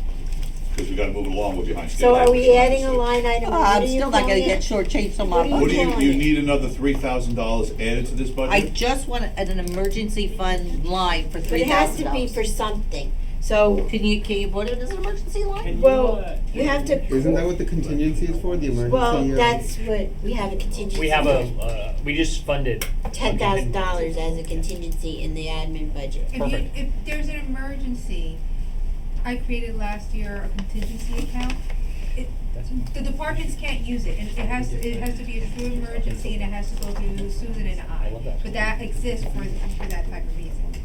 Well, then that's good to know, then I don't need my $3,000. Okay, any other, Just a Julie? quick question about, cause I overheard you saying that the boots and those things are very expensive, like for each new person. Can we, maybe institute some sort of, note-taking situation where we know, like, is it by serial number where this uniform went to this person? these In every boots- invoice I put the person's name on that I gave it to. And you said that it's a kind of like a And constant. they have to take a paper from me to D&E. D&E calls and confirms it, Okay. and then I say it's okay. They will not, if someone walks in tomorrow and says, I'm here from TVAC and I wanna get this uniform, they'll call me immediately, cause there have been people that Yeah, I tried to do tried that. That was no good. That was pretty embarrassing. It is embarrassing because, they know me quite well.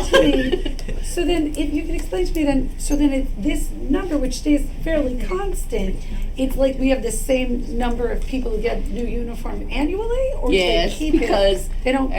we have a team of mostly 16 and 17-year-olds. That's mostly what our squad is. Right. We have 30 kids taking the summer course this year. And they're out of only the using 30, one Okay, one at a time, the too many 30 kids that conversations here. take the course, probably 20 will pass. Out of that 20, maybe 15 will become members. I'll have them for 1 or 2 years, they're gone, and then the next set comes through. So it's always a new It's uniform. always a revolving Always door. new people. They go to college, they It's like rarely t-shirts, return. polos, it's not like, things that they can't. Okay, any other questions on TVAC? Did I get everything now? Okay. So Cheryl, Yes, sir. thank you for coming here. I Thank just you wanted, so much for wait, everything. before we say thank you, I wanna say, we've had a take that. conversation about Cheryl's hours earlier.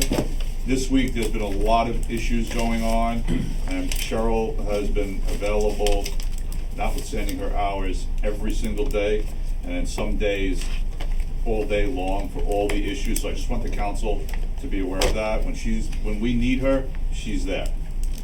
So, Thank thanks you. for coming. JP, thanks for coming today. You're welcome. Enjoy your Thank you. weekend. Thank you. Thank My you. husband will probably be happy to get a full meal tonight instead of a frozen pizza. Okay. All right, tax assessor. I got 5 frozen pizzas and he had all 5 of them. Sandwich coming in noon.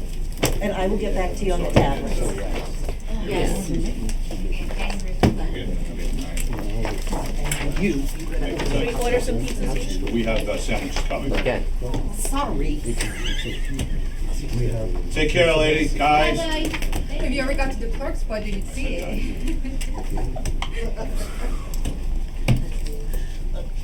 I'm not gonna discuss it with Cheryl, but it'd be ridiculous of us not to have a doctor advising our T-Bag in this day and age. That's gonna, Come on. T-Bag has to vote on that issue. Let's try to get a stipend in. So we'll put it on a work session. Okay, I got you.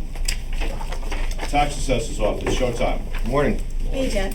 Hopefully this one's quicker and easier for Here you you guys. have 14 minutes. Yeah, I don't have many lines. We're all a little stir crazy this way, aren't You we? wanna improve the building, your building? Okay. Yeah, you kept everything the same, so. Pretty you're gonna be much. 14 Most minutes is too of, many. most of my stuff is statutory. The biggest difference is my part-timer has left. I was curious as to the council's thoughts on floater or representation in case my office is closed due to illness or vacation, because there's 2 of us in the office now. It's my opinion that it's best to have the door unlocked at all times during business hours. If my full-timer's gone on vacation, I'm out sick, that's impossible, or lunch hours. You know, if I'm on vacation and she's here, I wouldn't expect her or want her to work through the full day when she's entitled to her lunch hour. So the part-time position. I would like to add to this. So, Jeff and I had a conversation, and Lizette and I had at a previous meeting, I think Lizette brought up the possibility of having a floater, and we saw that this individual had left, and that's why there's only $3,000 in the part-time line, because that's the actual for this year. So it actually freed up the budget of $19,000, I think $19,500, a little bit less because we had to incorporate the actual for this year. So Jeff just stated his concern, and what we'd like to do is take that funding to make this floater opportunity for the borough work, take the funding from Jeff, take the $15,000 from the admin budget, which you'll save for the temporary, from the clerk budget for the temporary. That frees up $30-something thousand. Those funding, and was that add to this, would be used for, instead of bringing in a temporary to do our animal licenses in the beginning of the year, we would use the floater, and there's other towns that have floaters, to do the animal licensing, accommodate when there's shortage in a department, help in finance when needed, and Lizette and I would go through a schedule to make this work for the borough. So we think that there's at least $34,000 that is available by eliminating this position. Lauren? Why is that idea better than giving Jeff another part-time clerk? Because he doesn't. I wanna hear from, like, Oh, I wanna hear you from could tell them. Jeff, why wouldn't you wanna fill your vacancy? It's a tough question for me to answer, having only been here for a few months. But from talking to Sharon, who's my full-timer, previous to me getting here, for added assessment, field inspection, and all that work, having a part-timer there made a lot of sense. Right now, having another part-timer there every single day may not make the most sense. A floater might make the best sense, because, and I'm sure you're all aware, you know, added assessments are down a little bit, so field work is down a little bit. That may change going forward, so I don't want to say that it won't going forward. I'm sorry. You just mentioned, why is it down? Permits are down, filings are down, the market is down, so That's people are doing a less. fewer than- assessments. Yeah. Okay, thank you. So it's not that I wouldn't need a part-timer going forward. We're looking at the budget as of right now, and I'm able to streamline my office, as it were, in the current environment, so that the 2 of us could get the work done that needs to be done. My only concern is, and I had mentioned vacations or sick days, and it's not just that. Looking forward, you know, just in a micro, next week, if my full-timer were on vacation for next week, I have 5 inspections set up next week. 1 on every day, well, 1 on 3 days, 2 on another day. That's gonna keep me out of the office for a minimum an hour, possibly more than that, depending upon the house. Somebody comes in looking for the full-time assessor and the door's locked, that doesn't look great. If there's a floater, because I don't need the full part-time right now, or the part-time right now, then at least somebody's sitting in the office, oh, Jeff's not here, he'll be back at this time, let me please take your information, and we can move on from there. Do you know roughly how many people come in every day, just like rough order of magnitude? 100 a day, or one a No. day, or you In go our 3 days office, without them coming? I could go a day or two without somebody coming in. Yeah. I could have 5 to 10 in an hour. Yeah. It all depends on the season, as it were. Right now, we're in tax appeal season. I'm getting at least a handful of people multiple times a day, or multiple days a week, looking for applications, looking for information on their properties regarding their tax appeal status. Do you have the ability to, if somebody is scheduled for this week, saying, hey, listen, I need to reschedule it to the following week? I could do that. Of course, I always take phone numbers. In the event that I'm ill, somebody could call and say I'm not in. But a lot of the inspections I do are for builders. They're trying to schedule around when they have their building inspections done as well. Added assessments where I'm typically meeting homeowners. That is, again, in a different season of the year for the assessor's office, typically in the August time. And that's when I just really go out and knock on doors and see if people And are from a home. customer service point of view, we want to be Exactly. some feedback. Yes. from Lauren's next. So I have to say, we're getting a new HR person who's going to look at everyone's job descriptions and assignments and things like that. So something like an animal license, I'm assuming our new HR person is gonna say, this office is responsible for that task. I'm not interested in having an additional floater without tasks. So I am much more interested, truthfully, in filling your vacancy. And I think it behooves us to have somebody who understands the expertise in this office. It's a very consumer or resident-faced office. I think residents are looking for this type of information. I don't think somebody who just dabbles in it is sufficient. I don't know what the market's gonna do, none of us do, and to be understaffed midway in the year if the market changes doesn't seem like prudent Okay, Lizette. for the office. I'm sorry, but, go ahead, Well, I Lizette. wanted to know, I mean, Jeff, if I tell you there's not gonna be a floater, are you interested in having a part-time person? My concern would be, yes, there would be work for them to do. My concern would be that if we assuming that the market picks up, in the field I'm in, I always hope the market picks up, so that's always my assumption. But We hope so too in town. yeah, if it doesn't, I don't want it to reflect poorly on any hires or on the office if there is a lack of work for this person to do. We understand that. Lizette, then Susan. With regards to the animal licensing, that is not an HR decision, that's a statutory decision. That by law, we have to license animals, and that used to be a function of the building department. When the building department was restructured, it ended up going I'm not saying the HR's gonna do it, I'm saying she's gonna assign a person to do it. No, the HR does not assign it, it is set by code who does it. So who does it? The clerk's office does it. So It why used to would we get a be- floater to do it then? Because it is very time consuming. Before, But I'm not gonna hand it off if it's statutorily No. required for you or for No. Omar. let me finish. It's not for me or for Omar. It is for the office to do it, the personnel. But the purpose of the floater, and we kind of had a floater before that the full-time person right now in Jeff's office was part-time in the clerk's office and part-time in the assessor's office, is to reinstate that. And what we used to do with the prior assessor, with Carol Byrne, is like, hey, this is a crazy week, this is tax appeal week, can Sharon work longer hours here? Yes, so-and-so's on vacation, or we have all these licenses coming in because it's the beginning of the year, and we're gonna try to get all these people in before they incur late fees. Yes, that's the flexibility that we're looking for by having this person, and then also adding the fact, an additional duty for this person to help Susan out. So it's just reinstating something that used to be in place, but we have that flexibility. It's not, 17.5 hours Monday through Friday with the borough clerk and 17.5 hours with the assessor. It gives us that flexibility based on scheduling, crazy times of the year, whether it's tax payment time in finance office, whether it's election petition filing, financial disclosure filing in the clerk's office, or tax appeal filing in the assessor's office, is to reinstate that position.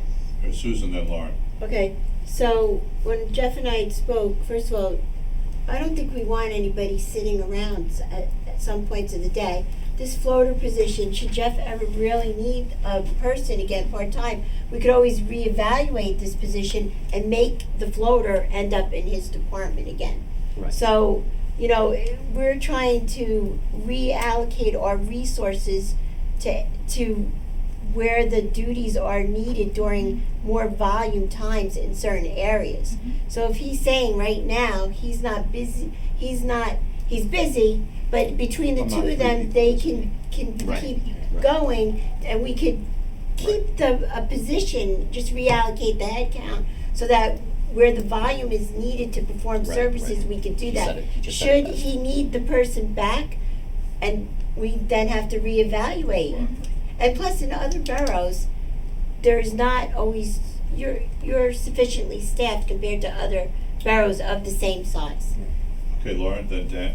So, here's what I don't get. We have a part-time vacancy at 19, give or take 19,000.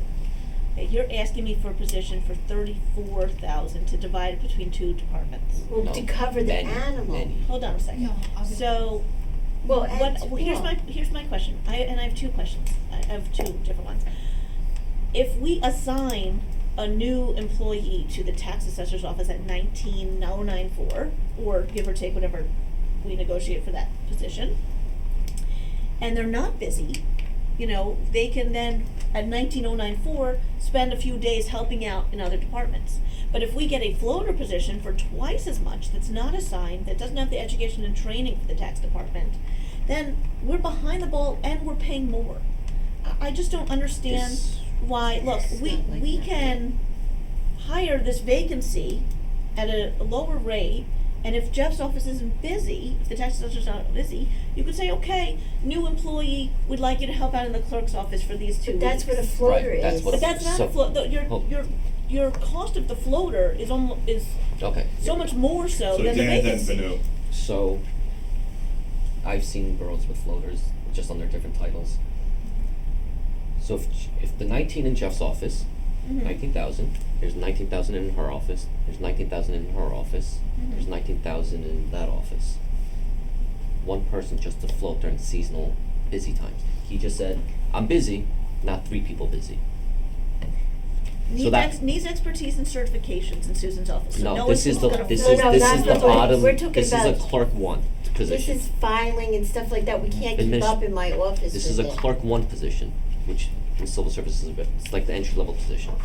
This is, this I might isn't, need them 4 hours we're not a week. hiring him to run around to help with dog licenses. No, obviously Jeff isn't gonna go somewhere else. That's not, we're not at that level, it's not his number 2, we're not hiring, we're not even hiring a number 3. We're hiring an office clerk to help with the basics, floater. And what, so I would hire the office clerk at no more than this vacancy, So it's already in there. the cost Right, of this vacancy. No, no, Vanu, no, you're missing then- out, you're missing out the floater Two part. parts. There's That's- multiple I understand the floater departments. point. I don't wanna spend more money than I would be to add another employee to our. But You're we're not. not. We're just taking 15,000 Two from different clerks budget, and, 2 different departments combined into one. yeah, For how much total? for the, not more than what Not more than is double. in that. 19 times 2 is Yeah. 36, you just said 34. I don't No, no, it's think not we should be 19, spending it's 19 34 on a plus vacancy. 15. No, no, no. Vanu I'm has not the floor, following. then Jeff. I mean, I think it's, you know, I agree with Lauren's point about, you know, not, if we do get a floater, somebody who isn't more than the 19, how many hours is a floater, would a proposed floater Okay, first of all, work? you're missing something here. It's 19 out of the assessor's budget and 15 out of the clerk's budget. Which No, no, no, isn't we in get- there which is- now. which It's is- adding 15 to the No. budget. No, it No, isn't. it's- It's No, no, no. already in But her this budget. is- If we ever this got is- to my hold department, on. you would see, Oh. I Wait, one at a reduced, time. Hold on, I I'm not done. reduced my part-timer from 20 to 15 because of the fluctuation, of how much I- hours All I right, need hold to on, work. wait, hold no, on, let let me- Vanu has So the the floor. money is Time there. out. Let me finish. Vanu has the floor. Then you're still only hiring a person to do one person's work, not 2 people's work. You're not doubling their hours. And my point was, how many hours are we talking about for a floater? How many hours? would they Well, we work? would have to figure out Would the it be pay 25? rate and the hours that we would be giving. Are we looking at, it could No, be, no. we're gonna look at the 30-something thousand and figure out how No, many I'm saying, hours. don't look at the 30, how many hours would this floater be working? Well, I would need, I'm It would be a also, full-time floater, so it'd be a with full-time benefits and person. all of that stuff. Yes, and the thing is, it would be X amount of on a standard week, X amount of hours in Jeff's office, X amount of hours in my office, probably just one full day dedicated to Susan's office, No whatever. more than 8 for my, Or, you know, whatever the case is, we would sit down and that person would be assigned. It's more efficient than getting somebody for Jeff, getting somebody for my office, getting an extra person for Susan's office. And if there is, you know, in case like Valerie and Christine are sick and we need somebody to cover administration, this person this is the trend that municipalities are moving towards. Instead of having 3 or 4 part-time people, just bring in one person and have them cross-trained and everything. And Yes, this Susan? doesn't I gotta require add something. certifications or licenses or anything. We have a real issue when we hire part-timers. We don't get good quality candidates many times. We get people that are looking for full-time jobs that apply for the part-time just until they get a full-time job. This would allow us to have someone on our staff that can fill in and be cross-trained in multiple areas, and we're just reallocating what's already in the budget. Yes, there might be a cost with the benefits, but you're looking at, I would never want to put a head count in an area that doesn't need the head count. So why would we do that? Lauren, then Vanessa. Well, you said my Oh, did exact. I missed Oh, Jeff, I'm No, sorry. let Jeff go first. That's my mistake. Yeah, so let's do the math for a second. We have 19,000 roughly in tax assessor. We have 15,000 in the clerks, right? Which I took out. Is there anywhere else in the budget Remember, this isn't, where this is an these, addition. I know. Yeah. Is there anywhere else in the budget where you have allocated money for part-timer who could be converted to the floater? We have looked at the entire budget and the head They count, tested every day. and there's, you know, in DPW, we know there will be some attrition, right? There might be some funding there. That will be determined as of today.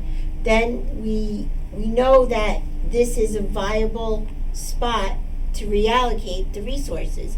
And I will be also requesting a purchasing assistant based on our doubling of our capital right now, which I'm reallocating resources from the library to accommodate that. So what we're trying to do is not add to the budget, but just reallocate where the funding sources come All right, from.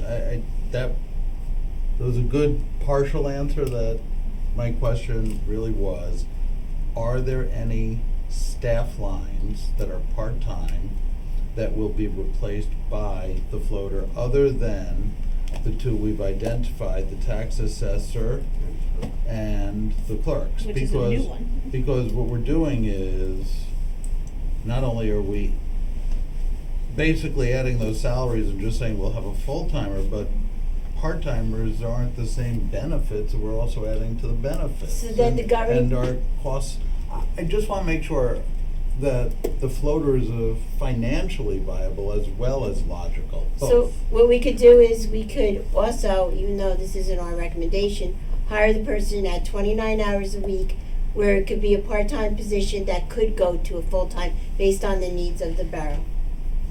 And leave that open for the future. 29 Like, is part-time? Yes. that would be the maximum. That's not what we're recommending, but you could start that way, and after the probationary period of this person and our needs, we could always do Cause the I know what extra you 6 mean about hours. hiring part-timers is Yes. difficult, It would- and they're would not fall all under good, but I administration. just wanna make sure that it's both logical and financial. Lauren, then Vanessa. Look, Lizette has a request in the admin, and I'm sorry, so the BA has a request in the admin to create a new line for temporary staffing, That's which part we of haven't that. even discussed at the table yet.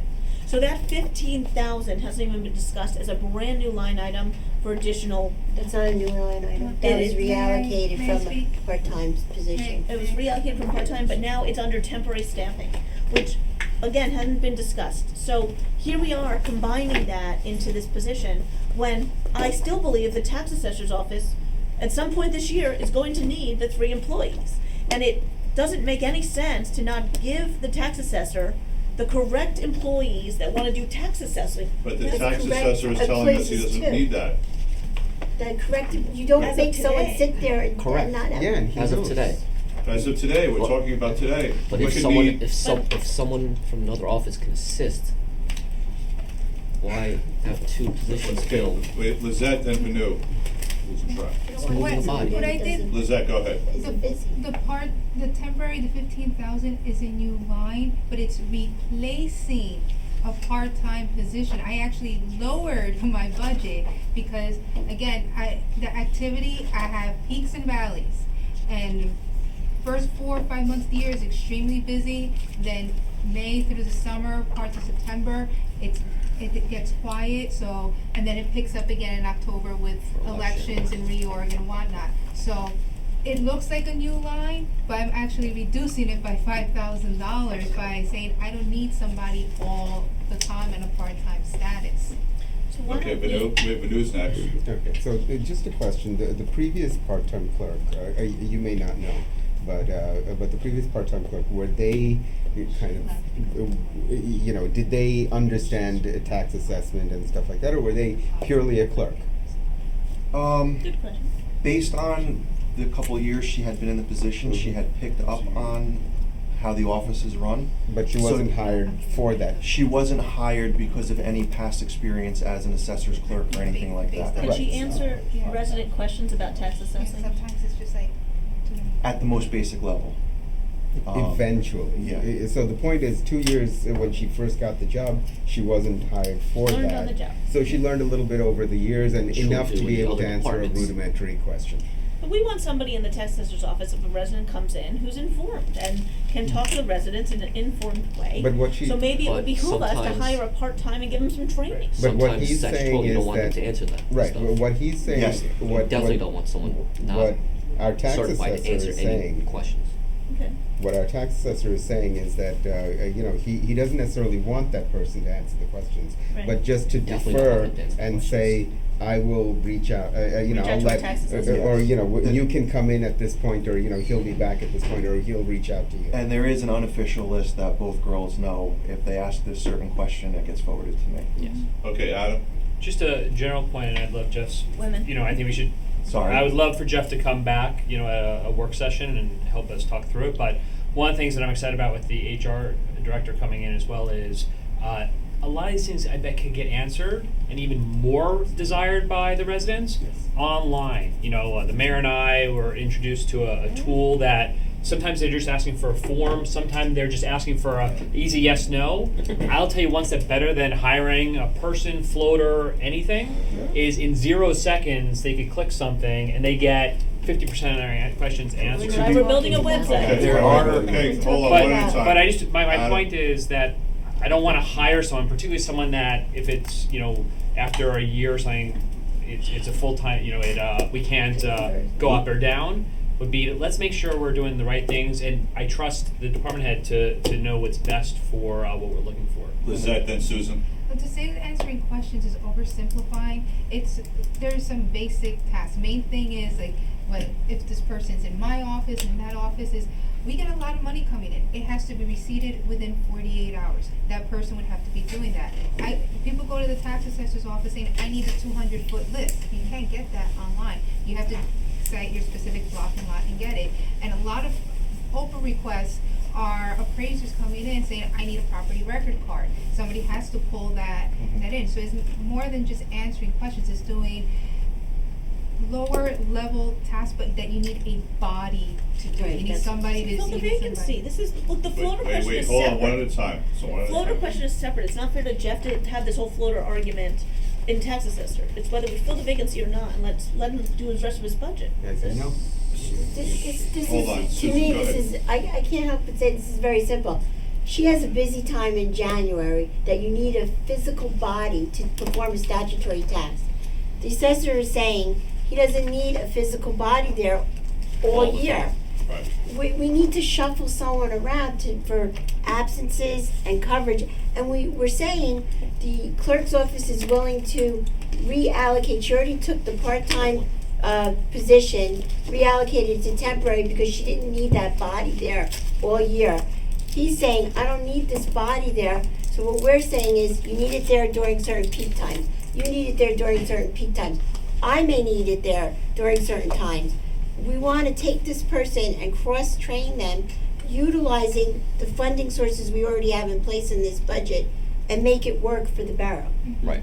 In a Laura? most cost-effective manner. Yeah. Laura? I am not interested in adding another employee. not adding. Wait, adding another employee under benefits and pensions Okay, and that, everything okay. else at this time until I get an HR person in to assess each department. If the tax assessor's office says they can survive right now Well, without this this. is, That- this that's is not an basically HR a business decision. decision, it's not an HR Yeah, that's not decision. This is not an But HR is gonna look at the utilization of our Right, staff but you and how got they're it. going. Business. Right, but you've Laura, got a can we leave business. the way it is? We're trying to make it work for the borough. I'm a no on the floater. So you're, so. Is that what we're It's voting on? not even the floor, this is just what No. we do with the. Jeff doesn't wanna fill Ju- it. well, So I would just wait, leave it as is right now. Just Well, circling back right. to when I started, as far as We my need somebody office is there concerned, at my, certain times. my biggest concern is, when I interviewed for this job, I made a point of saying I wanted to be, for lack of a better term, customer friendly. My door is always open. I can't do that if I'm only down to 2 people at all times, because, like I said, just in the micro of next week, if I'm out on field work, if Sharon were to call out that day, I'd have to lock the door behind me. As an appraiser before I started this job, nothing aggravated me more than going to an assessor's office that worked full-time and the door was closed. Because I planned my day out on the field doing my appraisal work, knowing that I could stop into Borough Hall, get the Oprah request, get the record cards I needed, and leave. And that's just for maybe an hour or 2 a day at this, as the information is at this particular day. That's just my concern. Going forward, again, yes. If the office were to be as busy next year as it was 2 years ago, maybe I would need another part-timer. I was this is for the 2020 budget. I don't want to spend more than I need at the current moment. So the floater, if he needed a purse again, we could take the floater, put it in that department, and always use the same funding to then do the animal license as a temporary. We're trying to allocate the dollars in the budget the best we can to best utilize a part-time or full-time employee's time. We don't want people Who are they sitting assigned, around. who are they assigned to? They would be assigned to his office during peak times, Lizette's office during peak times, my office minimally, because I want to purchase What an if you all existing- need someone at the same time? Who is the? Okay, well, I would get bumped first, because I want a purchasing assistant, which I'm gonna try to get from the library's allocation. Why can't we fill the vacancy for a third of the, half the price without benefits? Why can't we fill the part-time vacancy, and if Lizette or Susan's office needed somebody, borrow that Because person? that's not part of their job description then. You either hire a floater to float around, or you hire a part-time. Right, they're gonna be clerk in hired within the assessor's context office. of a union contract. We just can't arbitrarily decide to change people's job Part-time is description. union also? Yes. Even if That would be in the admin Part-time bargaining clerk unit. is That would be in the admin union. Yeah, So Vanu you has a can't, question. you Go know, ahead. hire Vanu? someone in Oh, no, it. actually, sorry. The thing about a part-time clerk is, just say they have set hours, and you have an appointment out of the office outside of those set hours, then nobody will be there when you're not there. Correct. Because they're part-time. So you need somebody who's technically available full-time. When Lee was there, she worked, the part-timer that left, she worked from 10 to 2:30. That way, she was always there in the middle of the day. I had scheduled it because Sharon was the more experienced. So I had scheduled it so I took my lunch at times where Sharon wasn't, so that the two of us were always in the office. But in the event that I was out on inspections and Sharon, during Sharon's lunch hour, at least the office was filled. So there was always, at no point since I started here until Lee left, was there ever a time when nobody was physically in that office to answer residents' questions. So, I'm hearing exactly what you're saying, and if we get a floater, it doesn't solve the issue that we're discussing. It does. It doesn't, because there's not if someone's working in Lizette's office for a couple weeks, or someone's working in Susan's office, they are not sitting in the tax assessor's office if They're someone not comes locked by. into those two offices. But they're though. not there if a resident comes by to see the No, resident come he'll by. say, I'm leaving. It's a- I'm leaving I'm for an leaving hour. for an hour, I'll be Trapped back in in these and offices. then I she'll need bring the the float. floater. Okay, hold on. We had this Was that- All right. We had this arrangement before. We're just trying to bring it back and add helping Susan out. And that's what it boils Not down to. employees. Well, it's why would we wanna lock ourselves into refilling this position when he's not busy enough to refill the position? All right, so let's go around the table then. The question is, do you want a floater, yes or no? Yes. And if we don't get the floater, then we don't refill his Wait, position. hold on, at what hours? 29 hours, part-time, Well, or what's that- 35? what do you guys with wanna do? benefits? Oh. Because I'm only considering a 29 part-time. So what does the table want, if we consider a float, so we've got multiple level of votes here. Alright, so let's start with the first one. So let's start with the first one. Do you want a full-time floater? If you decide on a floater, do you want a full-time or part-time? Dan? Floater, yes. Yeah, yeah. Okay. Floater, yes. Wait, no, first it's full-time or part-time? Full-time. It's easier to Julie? hire. I do floater part-time. Or full-time. Adam? No. No what? It's full-time or part-time? Right now, I don't think we have a floater. What? Right now, I Okay, want a so he's- floater that puts on But that media. puts a different spin on it. If you don't want a floater, what are you doing with the funding source? Yeah. What do we do with you filling Jeff's the vacancy? It's a department? part-time vacancy that he wants. You mean that we have extra money now? No, we don't have extra No. money. Jeff needs help. What do we do?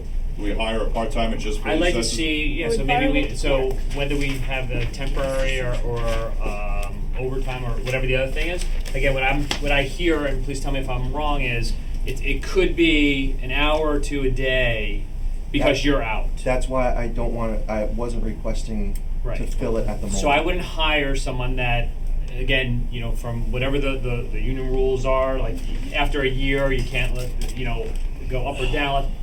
For an hour or two a day, possibly at times, I'd like a better solution for us to talk through what a better solution could be. It's not hiring somebody. But I have We a can't, question. okay, you so, have to so make a there's no, decision here. so you gotta back up for a second. What's the decision? The decision again is. Jeff needs additional help in the tax assessor's I don't know office. how much additional. How many help. hours do you need a week? He's saying coverage ad hoc. Yeah, at He doesn't know yeah. when. Yeah. We don't know when. That's Yeah, but so we she don't know knows when we're when. gonna need it. Who As knows? of, I'm sorry, as of today, Yeah. how much hours do I need? It could be 1 to 2 hours, a couple days a week. So, But You're what hiring is it? someone for 1 or 2 hours. So let's say So- 2 hours a week is 2 hours 10 a week. hours, Perfect. right 2 there. hours a week. That's 10 hours right there. She's gonna need someone. I want maybe 8 hours. So then the question becomes, if we don't hire someone, then the door gets locked. That's the result. Or again, what the No. request is, could you? Is it something that you just go to the main No, office? it's a tax assessor's office. It's like getting a building permit from the tax assessor's office when the building office is closed. You can't do it. There are certain things that you can only get through my office. Okay, Yes. Yeah. so again, please, I don't want to go extreme. Of the couple hours, we just said we went from a potentially full-time person to 2 hours a week, and then of that 2 hours a week. day. No, he said 2 hours a week. 2 hours a day. Clarify it, Jeff. Like, We can be careful here, guys. You said 2 hours a day. next week, let's say Sharon had the flu. Next week, she's out for the week. I would need 6 hours of cover. Well, no, not including my lunch. If I were to go to my regular lunch, I would probably need 10 hours of coverage next That's what I week. said. 10 hours. But- Well, that's just next week. Yeah, if Sharon But doesn't you have need the to have it yeah. available.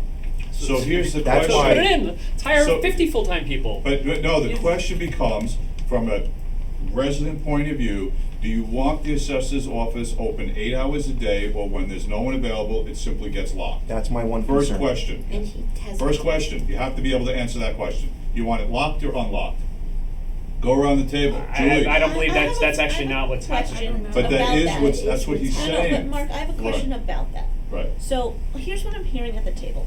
Lizette's office is busy in the beginning of the year. Susan's office is busy at tax time. No, my office is No. busy all year. Okay, It's only the summer is my law. I'm saying Omar's office, who has other people in the clerk's especially office, the during front tax office. time. We have actually 4 or 5 administrative clerk positions here within all these offices. And maybe when Lizette's office clerk isn't so busy, that person can be the 2 hours a week. Because I'm hearing that she doesn't need all of that all the time. I'm saying, why aren't we moving around some of the other people that exist already within the borough to assist Jeff's office? That's what we did already. If you look at the Right. clerk's office, we took a part-time position, we did not fill it. And then we moved the funding source into temporary. It's very hard to get temporary people here to perform the duties. You know, we could take Mary Healy out of the clerk's office and put her in the assessor's office. When and Jeff then we- goes out. No, listen, we could take Mary Healy out of the clerk's office, put her in the assessor's office, and there'll be nobody at the front desk. People can't be at 2 places at the same time. Vanu, and then Jeff. Three people. Okay, so Very rarely. coming back to Lauren's point, Maybe Corona. can you put up a sign that says, assessor, at the assessor's office, I will be away for the next hour, and please see so-and-so in so-and-so department, you know, And what will they do when they or- go there? And when they go to Christine or Mary at the front desk or whatever, they say, sorry, but the assessors, exactly what they would be saying when, Exactly what they do. what you're suggesting. Well, So this, No, he's not before you suggesting answer that. No, wait. no, this is what he said. No, No. he's saying That that would the be the person face will for customers. eventually get trained as a Vanu, floater in guys, that this area. This is back to my main question. Okay, if there's a note taped to the door, good to go see whoever, and the message is, there's no assessor, come back tomorrow. The question fundamentally is, do you want the assessor's office available 8 hours a day, or do you want it to be locked when they're not available?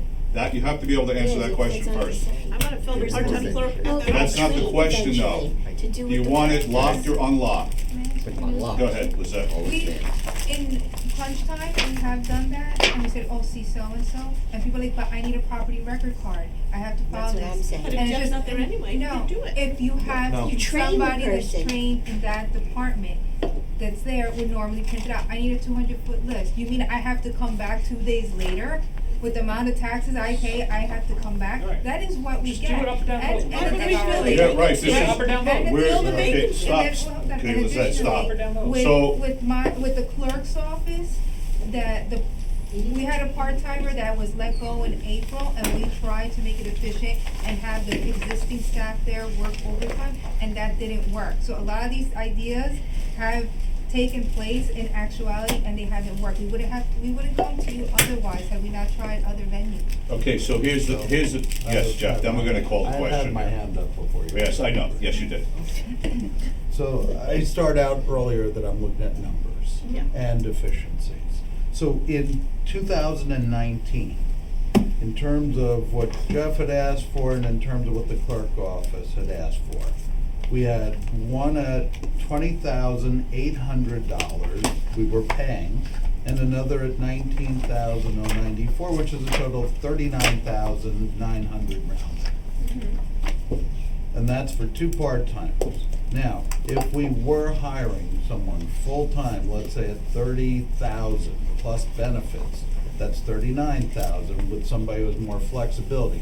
What this is not, so same in terms of actual budget. What it doesn't account for is lost time, lost efficiencies, and extra costs, because we all know, anybody who's ever hired a part-timer knows they don't stay long. You have to spend money advertising, you have to spend time and effort interviewing, Retraining every year. training, and so there's that cost in there that maybe will never be accounted for. And we're sitting here, the same dollar amounts, they're looking for flexibility, and we're trying to micromanage their flexibility. I'm not sure why.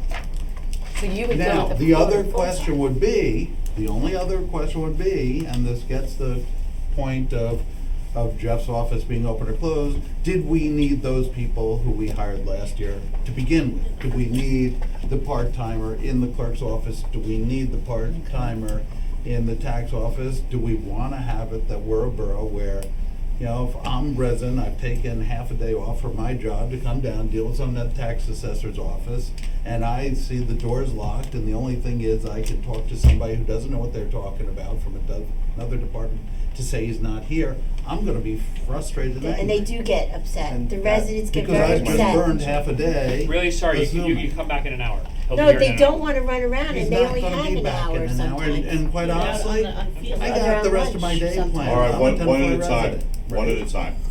You're playing both sides. So the question Which is, side do you want? You're playing both sides, but Yeah. that's fine.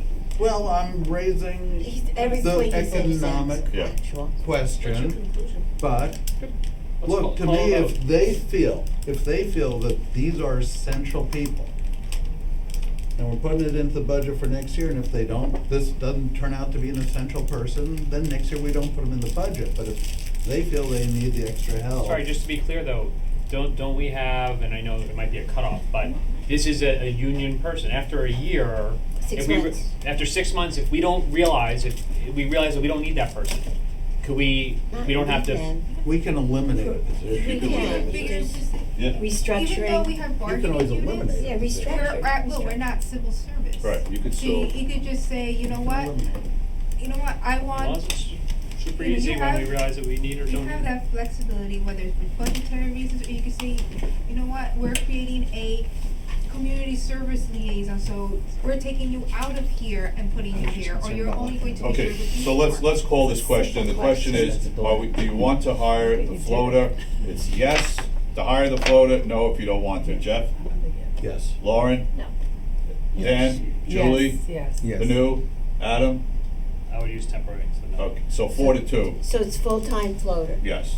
Done. Full-time floater. No, but now we have to have a second You question. just asked a Full-time or question on part-time? floater. then Okay, it's so just- full-time or part-time, Jeff?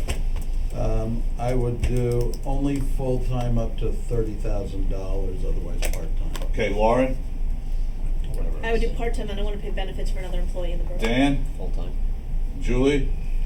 I'm gonna go with Jeff's compromise. I'm gonna go with Full-time, Why, what's $30,000. $30,000? Because then it comes in at roughly, when you add the benefits, it's 40. at or less than So what we're we're, paying now. we're 4-2, full-time. Actually, You got that, Susan? saving. Yeah, I just wanna see Good. what it comes out to pay before we.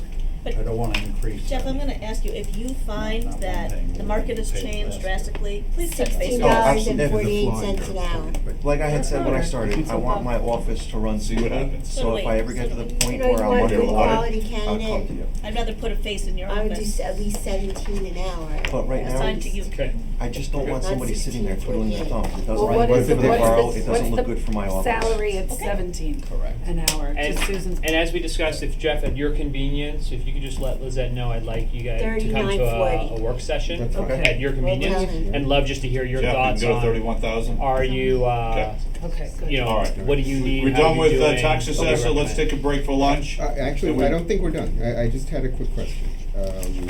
Mine is easy, so. Was it as quick as the last quick question? Wait, isn't the chief, isn't chief here? He disappeared. Hold on. We're a half an hour over with chief already. Okay. I'm so sorry, but hold on. When I might have to What? lunch. Tax maps What'd you say? on page 8. Yes, No, not at all. $10,000. We spent 10,000 last year.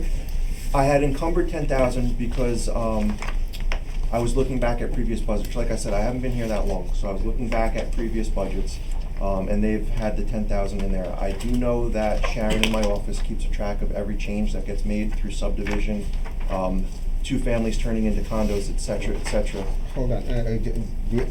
Sorry to interrupt, but what I'm saying is there was a $10,000 line item last year for tax maps, and it says 10,000 was spent on 10,000. It's encumbered. I'm still working through getting the changes to the tax map made. All right. So And- then, do we need it all again this year? I was just gonna say, the reason I wanted to keep it in there going forward, this is a budget meeting, so I don't wanna get too far ahead of ourselves, but looking at our numbers, we may be going into, getting ordered for a revow within the next year or two. Hopefully not that soon, but if we do, our tax maps need to be certified by the county and the state. So if the money's there, we can stay ahead of the game. Okay. And then if once we have the rebel, then you would be able to take it out in the following year. I would like to keep a certain amount in there so that our maps are up to date in case, because when we have our 200-foot variance lists, we have to give accurate maps. It might not be that much, but then I'm kind of speaking out of school at this moment. I don't want to speak too far into the future. But definitely, I like to stay ahead of the game as far as the revow goes. Okay. And then one quick question on the, so when you're talking about the 200 foot, I know that other towns have the GIS maps that are incorporated into their website, and people are able to get their 200 foot things from that GIS map. We're putting $47,000 or whatever into GIS maps for this year, and we're apparently doing it for next year under the DPW budget. Why aren't we able to get wouldn't we be able to get that same functionality, the 200 foot specifically? Well, doesn't it have to be certified for certain applications, not just? I would have to check that. I believe that it is though, because most of our requests come from attorneys. They need something certified and they want something with my signature on it. As well, we also charge for it, so that's always a good thing. I'm just saying for residents who are. I mean, if it's just for general information, like I'm starting a new business, I wanna sell things to a certain area in town. That would be that type of functionality, but when you have legal proceedings with Board of Adjustment, planning board, for whatever reason, you need that certification. Right, but I mean, So- half or maybe 70% of the requests will go away because of the GIS. But the Oprah request for property record cards, one more can tell you, they don't go anywhere. If anything, they just keep going up. All right, that was just my question. Okay, we're Great. good? Thank you, Jeff. Yeah. Thank you Thank for you. coming in, Thank you. Jeff. Thank you. Thank you. And let's take a break for lunch. Sandwiches are here. Thank you. Can I get a motion to, take a, yeah, what? Take a motion, please, for a recess? Motion. So moved. Second? Second. All in favor? Do you want to do a cigarette break? Chief, you wanna walk us through things? Yeah, we'll start with the regular budget, right? I should wait for Susan because there is one question that. She is on her way back with some information for you with a folder. All right, basically the budget stayed the same as 2019. There were some deductions that were made from the administration. The big one, I'm not gonna say it's a mistake, but we're gonna have to speak about it, is the incentive. If you wanna get to that. The incentive last year was 100. What page are we on? I think it's page 7. By the way, this was a good thing, adding page numbers this year. Made it a lot easier. So much better. It is, I just noticed that. The low set? The low Go set, ahead, Chief? Chief, the Yeah, the incentive. lowest half, well, it's more the incentive program. All right, last few years, we had, roughly 141,000 in the budget. This year, I asked for 141,500, and it went down to 128. Now, the only problem with that is our incentive budget ends in November. So a third of the first payment is taking out of 2019. So there'll be a payment coming up roughly worth $12,000. Even though it says we only spent 127.5 or 6, whatever it is, 127,650.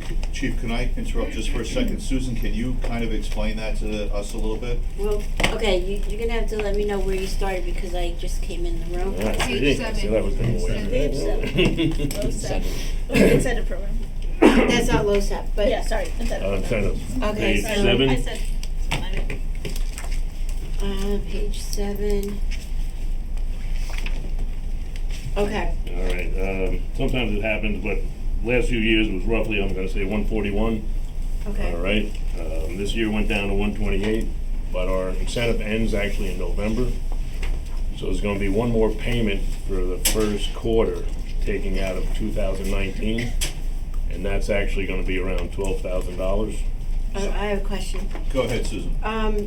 The payment that you're saying that's coming out, you're saying it's coming out of 2020? 2019. Oh, okay, so then it would be charged back to 2019 as long as it was for that year. Right. So that will go up. Okay, so then we're bringing this down. I brought it down. Right. Based on that number. So this is what I was talking about with you, Adam, that sometimes we do have monies that charge back to the previous reserve year. So then, So is that why the 2019 actual is only 127 instead of? Yes. That's what So we that's didn't gonna go charge back it up back to yet. 141? And that didn't happen in 2018? Everything stayed in 2018? The same thing happened in 2018 and, at this time of year. But they were readjusted, the budget. Yeah, I mean, that's why originally it's 141.5, so it should remain at 141.5 because we're gonna have another payment of 12,000 coming up out of 2019. so I have to add something here. There's an issue with the budget for the fire department, as far as I'm concerned, because I had to certify through best practices that the appropriation would be 50% of the total budget and allocated to fire equipment, materials, and supplies. well, what does that have to do with that? It has to do with the whole entire budget, and I had to call the state So about this. what does that mean?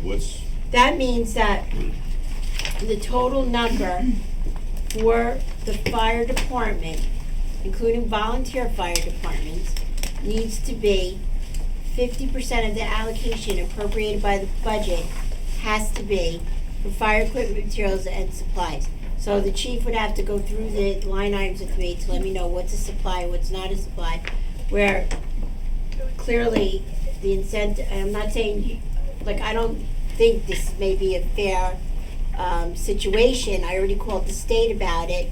They explained to me that's exactly what they were talking about, and the chief and I would have to go through, because some of these items, I'm not really sure if it's a supply or not, maybe one or two, but for example, professional dues would not be a supply. Fire and other safety would be a supply. Okay, When you Susan. add this up, it has to be, 50% has to be allocated to, and I have my best practices here, fire equipment, materials, and supplies. Okay, so- Otherwise, other areas need to be taken down. Okay, wait a second, let me interrupt you for a second. So I understand you've got this allocation issue, okay, to make sure it's accurate. What are but does the borough council need to do anything about that? What does that have to do with our decision about money being spent overall?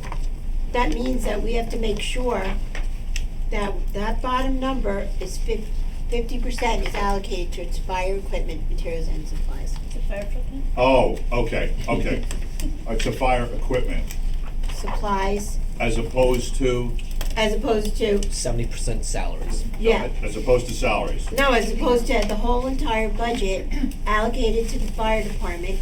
We have to just make sure that 50%. So what is it now? Like, tell us what Well, what we're are now, we're looking at now? changing the incentive to one, what are we changing it to? We're just adding 12,000. We're gonna Back keep it to what it was last 140 year, or 141.5. Okay, so Susan, back up for a second. Why is that important? We need to change What's for the- a huge yeah. number here? This is the Because of this, I certification, guess. it's an LFN notice. Wait, one at a time, What is the Susan. existing budget? Is the existing Well, now I budget have to up it 50% 12. allocation? I think might be over the 50% allocation right So then now. we're fine. We're not No, fine. we're not fine. We're the opposite of fine. So can you just, Wait. in a couple of sentences, explain to the council members why this is important? So there's a local finance notice, can I have the notice, please? And it indicates in the finance notice, effective August 2015, by statute, the increase the annual cap of funds a municipality may appropriate for use by its volunteer fire department companies or boards or fire commissioners to 150,000. I think it's 154 though, I think it's in here. And it just says that 50% pursuant to the statute, a volunteer fire department or board of fire commissioners must use at least 50% of the municipality's annual appropriation for the purchase of fire equipment, materials, and supplies. I understand what that says. Okay. What does our budget say? Well, I have to figure it out again, because now we're increasing this by back, is 140 Well, okay? it's the same as last year. So You wanna make it 141.5? Now we have to basically buy another $20,000 worth of fire equipment. Is that what you're telling me? To even it out? I'm saying that we have to ensure that either we cut some of the non-fire equipment, materials, and supplies, or we make it come out somewhere, somehow. Okay, so how do we 50%. accomplish this task? Well, I'm gonna have to go line item by line item with you to determine. So you're gonna have a separate offline conversation Well, no, I'm gonna with do it Jim. right now, so I can tell you where you are. And Amanda Booth's salary is under the contract that needs to get negotiated, so that's gonna go up. So that's another Right. salary that's gonna go up. On the opposite side of the equipment. Amanda's part of the admin agreement. Right, That's what I'm that's a saying. whole Her separate- salary is going to go up. Right now, it's even. And this is, as I talked about Okay. before, there's the whole payroll adjustment. Let me I just have quickly- one Go ahead, comment, Chief, please. on my own comment. I spoke to Susan about this. The way I read the letter, and she spoke to the state, I didn't. It says the volunteer fire company or board of commissioners. Now, some places have a board of commissioners, and they run the whole fire department. They have different districts or whatever. So the town gives them the money, and then they do whatever they want with it. Kind of like our library. Yeah, I guess same thing. And then, that's what I think this agrees, is pertaining to. I don't think it pertains to us, because the town does not give the volunteer fire department any money. They give the Tenafly Fire Department the money. So that's an interesting legal. That's So my legal, I interpretation. called the state and they interpret it differently That's a very good point. about, I told them specifics.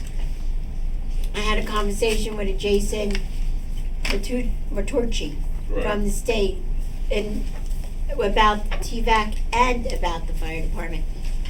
the interpretation that he gave me, and he's the one, we talked about this, because I did believe that some of the way it was written, including in the local finance notice, could be subject to interpretation. However, we went through our scenario here, and he told me what he thought our budget should have appropriated. Now, we could go back again, but what I need to know from the chief, and we can do this quickly. Sure. What supplies and what's not, so that I can figure out where the 50% is. And most of it's easy, but some of it I'm not clear on. So let's go quickly through the budget.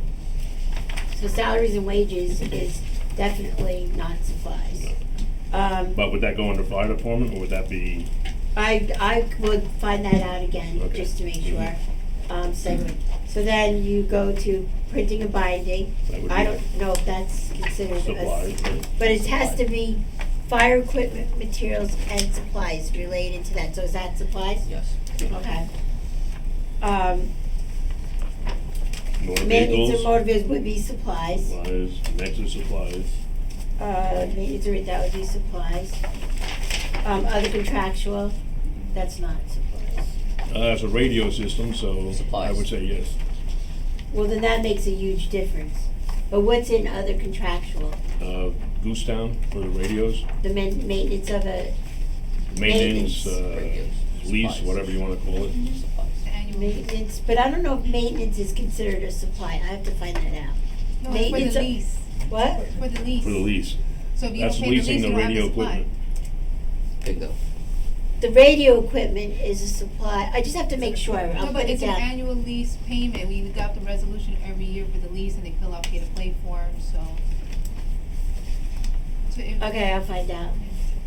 If you do this offline. Yes, Yeah. Susan, We can't I have work a without question for you. radio. This is really Clothing, no, an but this is offline quick. No, but I need to discussion. know because you're gonna maybe have to make a decision here today about this budget. So if I get through and this 50% is maintenance place, there's no issues. So clothing and uniforms is a supply. Supply. The books and publications, I would say supply because they're learning material. okay, motor vehicle parts supply, electric and communication supply, general hardware supply, conference and meetings is not a supply. Education training is not a supply. Well, You- it's, Is this training local wouldn't coffee? be like firematic. That's not a supply. Uniform allowance is a supply. Okay. Professional dues is not. Fire is, the next one is Yep, furniture and furnishings, that's not a supply. probably not. Data processing equipment, I would say yes, supply. okay. Insurance isn't, physical exams is not, incentive program is not. No. Drugs and medicine would be, I think, a supply for. Yeah. Okay, so that's, let's see, junior firefighters would be, and food would not be. Okay, so when I add all these up, I'll be able to So determine. we're good? Yeah, I'm gonna add it Okay. right now. What is? Questions for the chief? Yes. Vanu? Okay, one conversation at a time. Where we? Vanu? So, speaking of junior firefighters. Yes. Now, it was 4,000 in 2017. What page are you on? Oh, page 8. 1,500 in 2018, 1,200 in 2019, but we still have the same 5,000 in the budget. Can Right. we lower that to maybe 2,000, 2,500? Well, we just got a lot more juniors in, I would say maybe 5 or 6, so they're probably gonna need gear and equipment this year, which we didn't need the last few years. But where, doesn't that come into the uniforms and? No, the uniforms is actually just It's for the separate. firefighters, Okay. right, and then this one is for the juniors. Mm-hmm. So we probably have a good 12 or more juniors, and like I said, 6 or 8 are probably newer this year. So you have an increase. Increase in juniors. And, Whether we'll need all of that, I'm not 100% sure, but so how many was the 3,800, let's say? I mean, was that an increase of 6 firefighters? 3,800 what? Back in 2017. Let me see. Did you have a large influx in 2017? No, it was, the program was fairly new still, Mm-hmm. so we were catching up a little bit. So that's a high number. The 38? 3,800. It was high for last year, but probably not for this year. Because of the new juniors, the new members that we got this No, year? I'm saying in 2017, the 3,800 Right. was high. Probably, yeah, that could be on the high side. So maybe you know maybe we can bring it down to 2,500. Or 4,000? Or 4. No, yeah. Around that 3,800 mark. Okay, so Which one? 4,000 for junior firefighters, page 8. Bring it down to what? 4,000. Makes me happy. Yes. Nothing fly kites. Okay, Lauren, you're next. I'd like to go to page 9, and I'm going to do a little pitch along with the chief on ladder 1, so everyone's prepared. The National Fire Protection Association says the cost of a fire truck is going up 5 to 7% every year. We've delayed this 3 years. It's cost us almost $100,000 between the initial quote at eight something to now, which is $990. This ladder truck is 27 years old. Imagine driving your 27-year-old car. The increases in safety standards, the evolving technology, have changed drastically. Since 2016, the following standards have been required for fire trucks. Speed governors to protect the driver from going too fast, steering controls so the driver's better ability to keep the vehicle upright during skids and turns, onboard vehicle data recorders, better passenger safety including airbags for the actual firemen, longer ladders to reach industrial districts and residential buildings that are higher than a certain size. We have tried for state grant on this fire truck. We did not receive it. Tenafly is deemed too wealthy to get this type of grant. Bergenfield just got one, TNEC got one. We can try for Pascrell's office again, and of course we should try every year for it, but the odds of us getting it are low. The older vehicles are less fuel efficient, they have higher insurance costs, and their costs to maintain are going up. So there's also a liability increase here for using a partially repaired truck versus a brand new truck. So all of the outside costs of keeping this 27-year-old truck are actually increasing on our budget every year. If we push this off again, 1 more year, 2 more years, again, every year, it's 5 to 7% increase in the price just to purchase. So I would like to put this into the capital at $990. I would like to try for the grant this year with Mazer. I don't know what the grant timing is. We are, good. And what's that timing, do you know? I think beginning of April. They're working on it. Okay. They're currently working. But if we keep running in place on this truck isn't gonna do any better. We're gonna be repairing it at higher cost. It's gonna be higher insured, less fuel efficient, and less safe for our crews. So I can't imagine, that we pushed this off 3 years already, and I understand our budget is exploding. So Adam, this is something you wanna take on debt. Here's your perfect example of a good reason to take on debt and to bond for this. I have a question to throw out there, just for the sake of it. Okay. Perfect. Chief. Yes. Novel idea, because I've been approached by one of our neighboring towns, Cresskill, for instance. That's the neighboring town I've been approached by. And the question is, would we be willing to share a ladder truck and all the attendant expenses with our neighbor next door? Now, you don't have to answer that here, because there's a lot of questions. I apologize. Is there? Can you I think there's an important thing. If you could just give the. Go right ahead. Fire chief a minute. Sorry about There's a that. fire. The fire chief do his thing. Sorry about that. By the way, I think we pitched this last year the same way.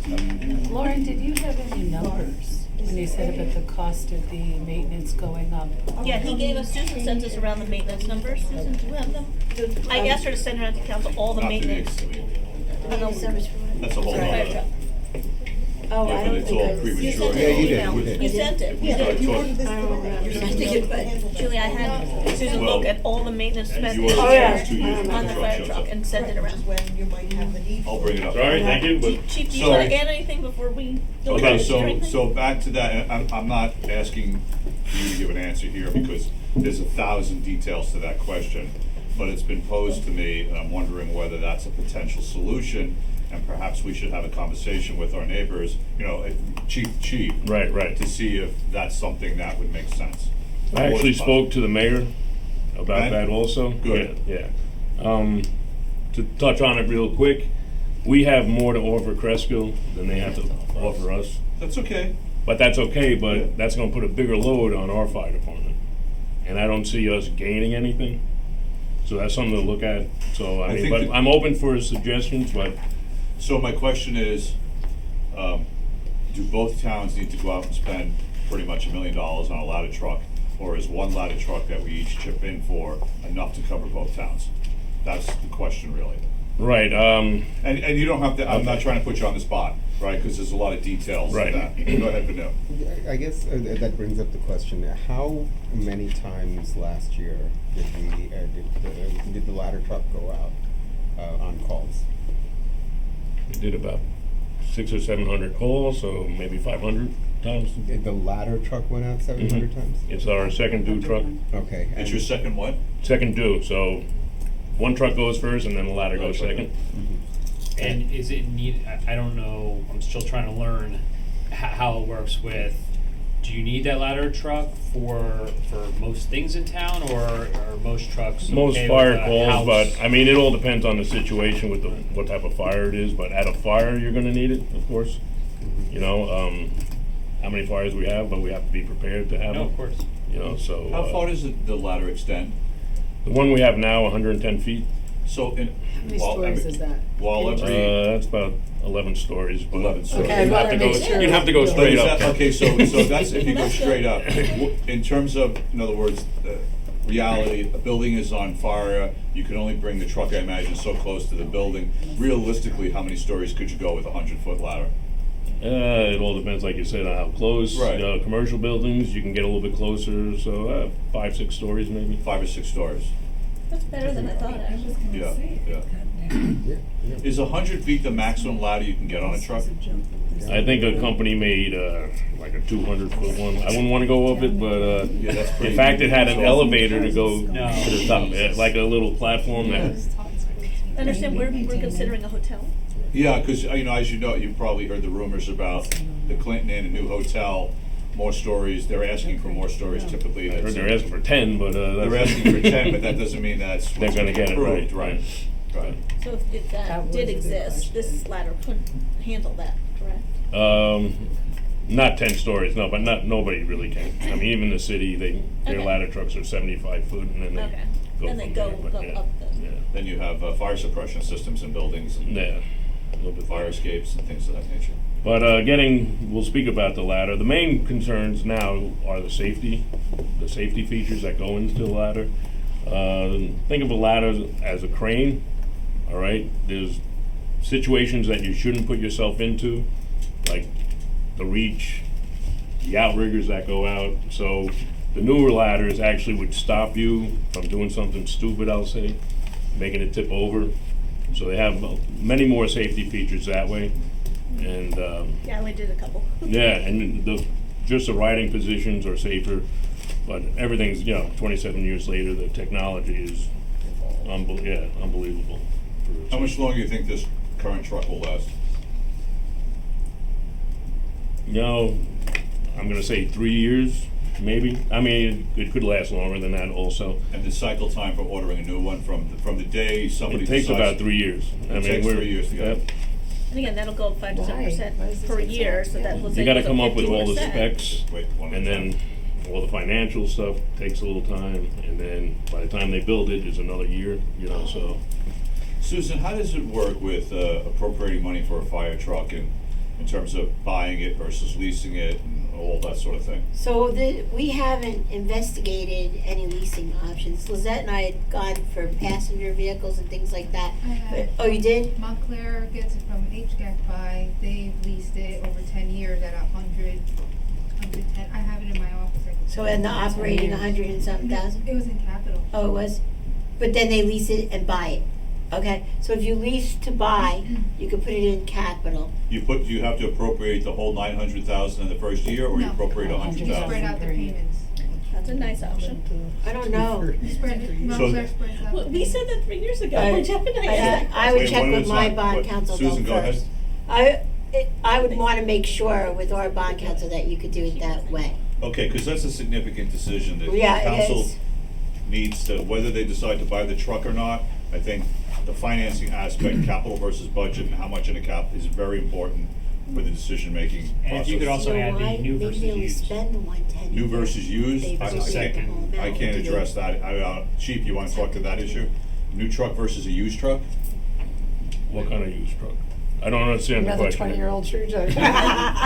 So So similar only to, 21. like, you could buy a new car or a used car, there's always government agencies always selling potentially used trucks. Usually they might even be older than the one we're trying to replace, is what I'm saying. You don't really see too many used fire trucks in good condition. Since 2016, safety standards came on board. So I don't know the answer to that whatsoever. I typed in buying a used fire truck, and there's a website here that has 218 fire trucks. I have no clue how to buy a fire truck. That's where our ladder one's gonna go, right here.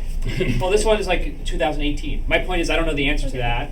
If we're smart enough, as we are, to say, should we buy it or lease it, I would argue that there's another good investment of 10 minutes to determine whether you buy a new car, a new fire truck. I would assume it's the same thing like a car. The minute after you lose 50% of its value, Sure. and a used. I don't know the answer. So why I know don't it's you, if I could suggest, share this information with Susan. Yeah. She can have a separate conversation with the chief to understand the qualitative aspects of this. Doesn't Right. know what we need, is Make it the right sense? kind? Of course, yeah. I don't know. Right, yes. Because there's different types. But yeah, that's the other thing. There's different heights, different. The truck also has to be able to make it up the hill. I mean, that's very important when we spec out a truck. The engine size. The engine and the transmission and everything else has to be able to go up Clinton Avenue. Okay. Can I ask another Yes, Julie, you can ask question, any or are we questions. still talking about the ladder truck? We're talking about the fire department. Whatever you wanna ask, go ahead and ask. Okay, I did have a question, Chief, regarding in the capital, the SCBA packs and bottles. You have 75,000 for the next 4 years, and I just wanted to know, do you have a breakdown regarding how much, because I know that the bottles cost a lot of, like each bottle costs Right. money, and then there's the pack, and then, so does that bottle purchase stay consistent? Does it in fact go down if you didn't use any bottles from year one? Like, I just was wondering a little bit of explanation on the cost. Like I said, basically the cost of the pack, I would say, is roughly around $5,000 to $6,000. Yeah. Right? And then the bottles, we always like to have a spare bottle with each pack at least. The bottles only last 15 years, believe it or not. So we have, I would say, maybe 30 bottles in there now. You that had 30. We can't use. Oh, they can't even use, No, okay. no, that's, I think it's Department of Transportation code or whatever, but, Okay. so they're out of service. And can you return those? The only thing you can save on them is the valve on top. The bottle itself is useless, so I think we looked into it. If you save the valve, I think you save about $200 per bottle. So to your point then, would we be able to, maybe, because they go bad over time, maybe we don't buy the same amount each year? That's why it's an approved 4-year plan. But it's the same amount for 4 years. I wasn't sure how much is. Right, but bottle, we how wouldn't be spending we wouldn't be buying like 100 bottles the first year. So we'd buy 20 bottles. Okay. So they'd be expiring every 4 years instead of one big lump sum. So how many are you proposing for this year? With 75,000, we're hopefully get about 8 to 10 sets. 8 to 10 sets, and That'd be packs. Packs 8 to 10 and packs bottles to and go along with the. And this is, are these for the firemen? This is for all the firemen. It's our lifeline to when you're fighting a fire. This is the oxygen tanks, Yeah. right? Yeah, and we're spreading it out, the Right. costs over a nice, So like how if you many looked at do the we projected have years. currently? We have roughly about 46, I believe. So we have 46, of which maybe 10 of them are quote-unquote expiring? Yeah, the packs themselves are all expiring at the same time. Well, Oh, the the packs packs don't expire, expire. actually. I want to correct Right, myself okay. on that. So they don't expire, but they're just getting old, and the maintenance on them is a lot high. And the same thing, safety features in the newer ones. Are there filters and things like that? It's a that are- mask, so you breathe right from the bottle. Right, but It's a mask, so there's no filter. no filter. It's It's just correct. Okay. I It's actually regular air too. It's not oxygen. It's just regular air. Go ahead, I Lauren. actually appreciate that it's technically $300,000 and the chief has spread it out 75 each year, which I appreciate that discretion, Yeah, that we try to do that. planning, that's very Yeah, nice that's planning. good. Can we talk about vehicle car 511? I don't think we But are we done with? Are we, Any more We questions done on with that? that? Julie's question? Okay, so 8 to 10 packs is about 6,000 a pack. So you're saying that's over 10 packs for this upcoming year with bottles. right. And then the next, so the same amount, okay. They'll expire years from now, 10 at a time, rather than 10 50 at a time. And how, Well, they how not long do expire, they whatever last? word I'm looking for is. The packs, Like if you bought a pack today, would it last 10 years, 20 years, 50 20 years maybe, you know, as long as nothing really goes bad. So the with them. 46 that we have that are expiring, why would they all be expiring? Well, the packs themselves Right, they aren't don't, expired, right, right? It's the yes. bottles, The bottles. even these bottles we bought in maybe 4 years, 3 or 4 years. Mhm. But, so the 30 bottles I'm speaking of, actually, there's 2 different years that are combined. So the reason we're getting estimated packs, that even if we have them that are still working and functional, the reason we're getting new ones is because we they're better. Better safety Safety. features, Okay. and these are starting to break down at a quicker rate. You know, they're out of Okay. service a lot more. All right, thank you. Any other questions for the chief? Yeah, the Go ahead, car, Lauren. the command car. So while I advocate for a fire truck, I am not actually advocating to replace this. I think it still has life in it, but Still I has wanted life to hear in from it. you. Like, what we try to do is keep those, you know, for 5 or 6 years and then hand them down to fire for actually the safety officer uses the other one. And then even the one we have now could go to fire prevention. I don't know if they're asking for any vehicles, but if that's the case. They are. One of these could go, so instead of, I'm not taking it from fire prevention, but I feel that the command vehicle is more important than a vehicle that's just driving around for inspections. So that's why Is this outfitted? hand me down. Is this outfitted with any special equipment? Yeah, the whole back is set up as a command center, so the radios are in it, you know, Scott pack is in there, of course, and some other things that the chief might need. So it's not just a vehicle, it's a bit more than that. Does the cost that you have in here include that command center Yeah. outfitting? That's everything. Okay. But the 60,000, I think Susan had taken out. I did. Well, I'm asking, Yeah, yeah, yeah, I'm yeah, yeah. asking about it, Yep, so. yep. I'm just, Okay, so I think for this year, we'll try you for your fire truck. So if we get the fire truck, I can, you know. I said try, I didn't say promise. Because even with the 110, that even if we could space it out, which I don't know if we can do, I have to talk to Jason. I forwarded you the Well, can I pull the table on where everyone is on the fire truck? 'Cause I'd like to know Jeff, how do you feel? About the truck or the command vehicle? truck, Truck? ladder one. 990,000. No, I know. If it takes 3 years to get it and it's got a lifetime of 3 years, I think we gotta address it. Lauren? If we wait 3 years, it's gonna cost us $150,000 more if we keep pushing this off. So Remember- is that a yes or no? I'm a yes. Dan? I'm a no. You're a what? No. Okay, Julie? Can I ask why? Timing. Okay. This is the biggest capital budget we've ever had. Ever. We're at 5.7. Ever. You're talking about major dollars in the capital to add to it. Keep in mind, in the background of this conversation is whether or not we can lease it Over time. over time, and it only hits the budget at 100,000 a year. So keep that in the back of your mind. So this is a preliminary kind of, Julie. For preliminary exploration of this, whether it be used or leasing, then I'm a yes, but not Okay. with any Vanu? money. yeah, I mean, I'm a no for the 990 for the new truck. So, Adam? Well, I think we just have to explore and answer all the questions around. So we basically have We need a more general information. consensus, yes, but a lot of details we worked out, Susan, with everyone wants to understand how the money's going to Financing. work. And you may get all yeses if it turns out it's 100,000 a year as opposed to $1 million in year one hit.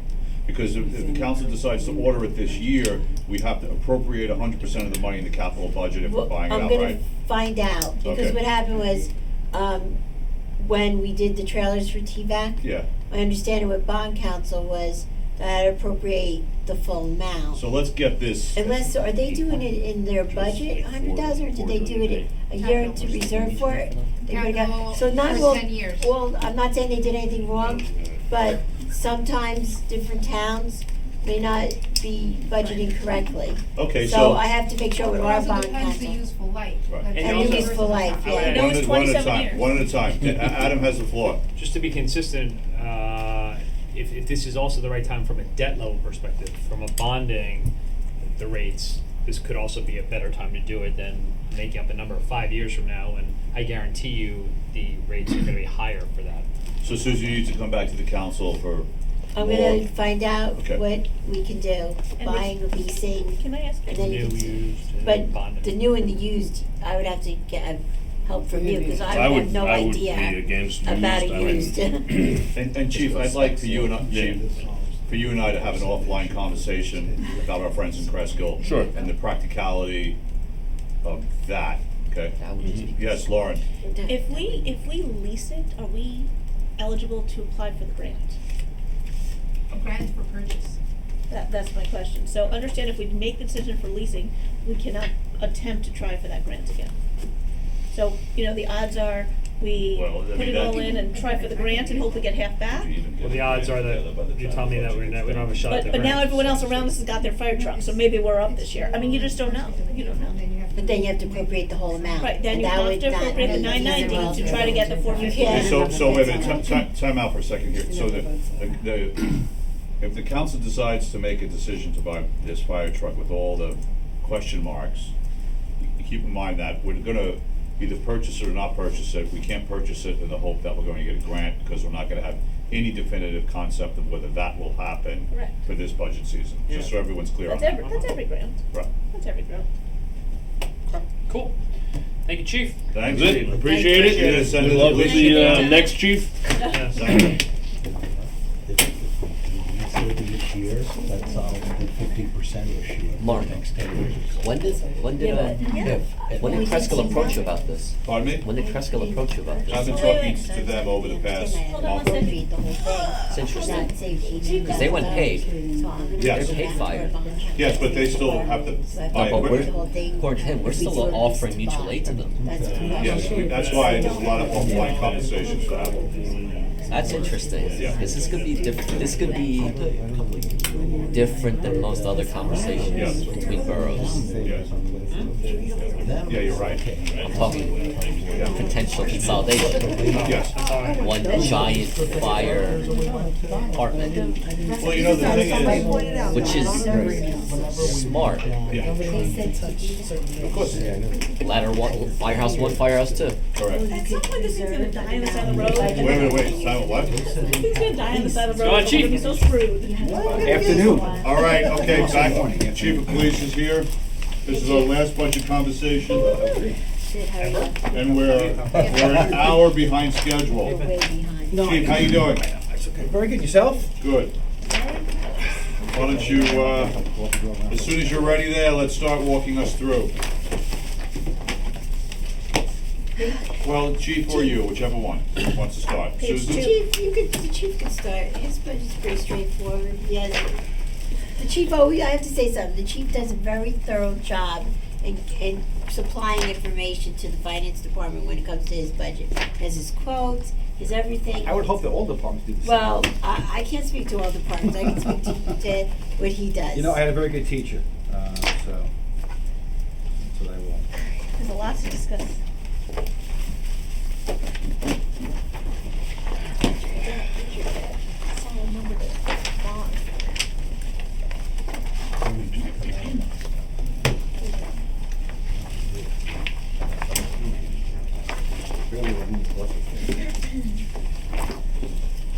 So we can start with the salary, wages, and your request for additional monies for overtime, I think. Go right ahead. You could tell them. All right. So, I mean, obviously the salary and wages thing I don't control, something, and, you know, this little contract that hasn't been signed, so hopefully that's gonna take place very soon, but that's beyond my purview. Are we But- page 7? We're on page 10.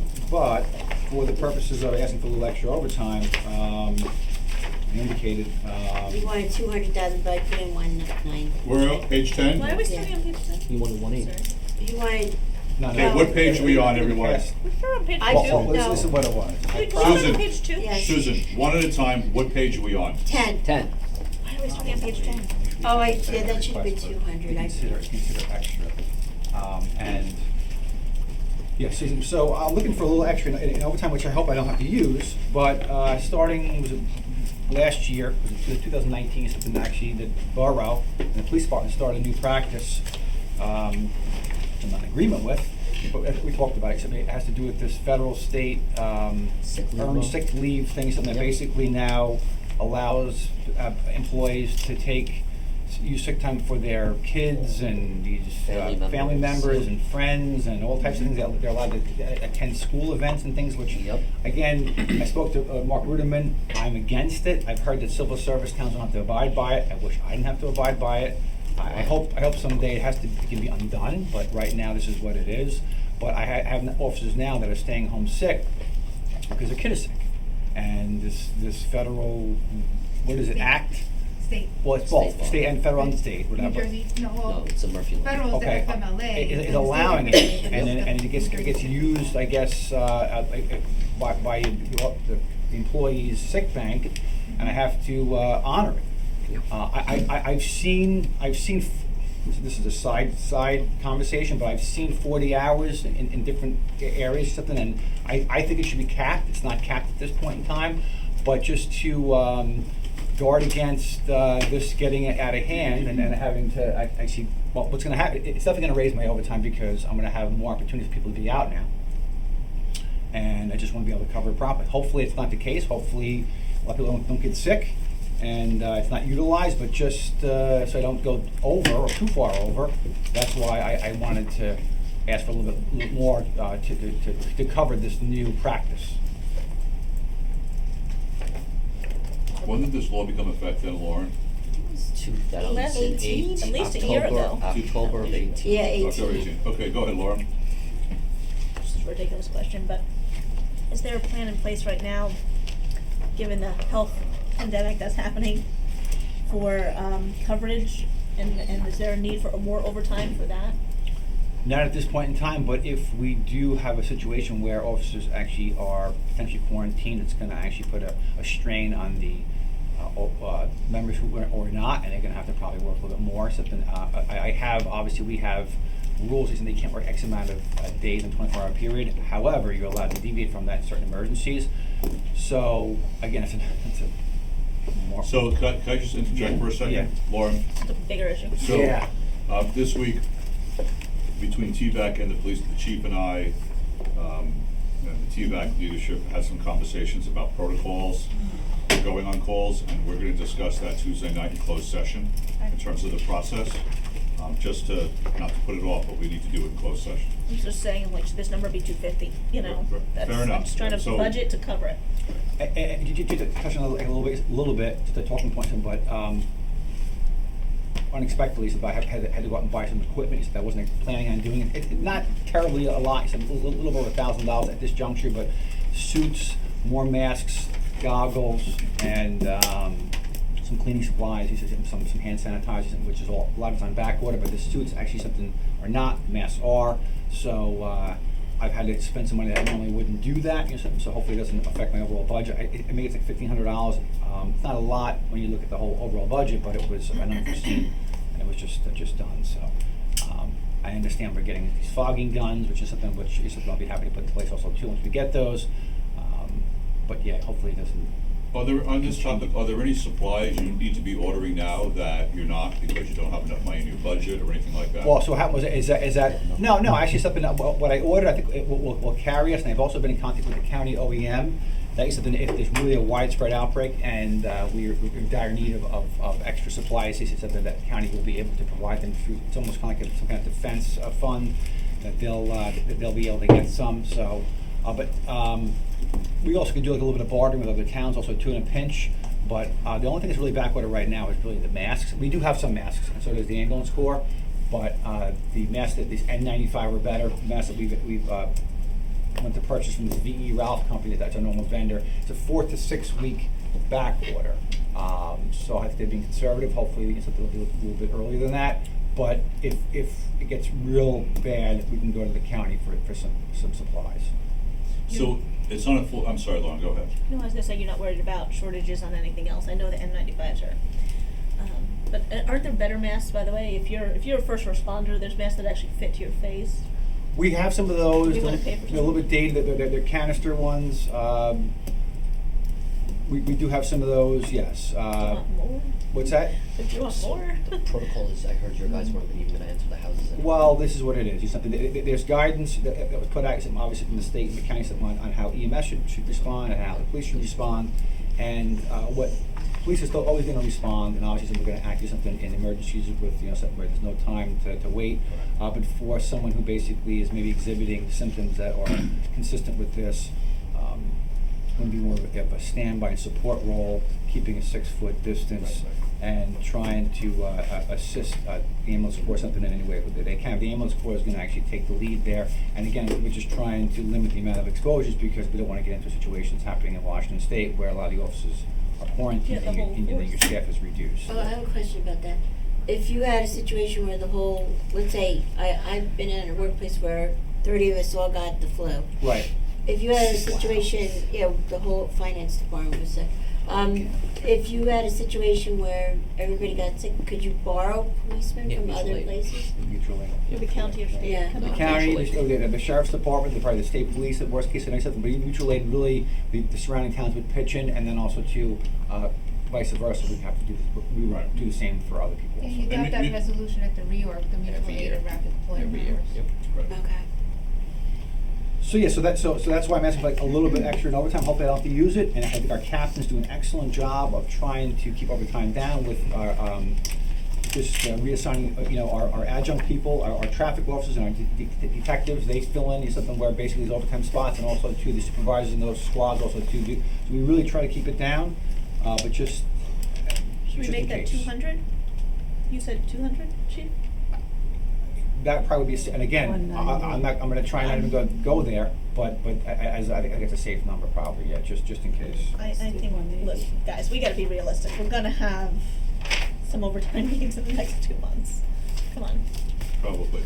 let's be realistic here. Next 3 to 6 months. I can't imagine that's not gonna be used. There'll be overtime.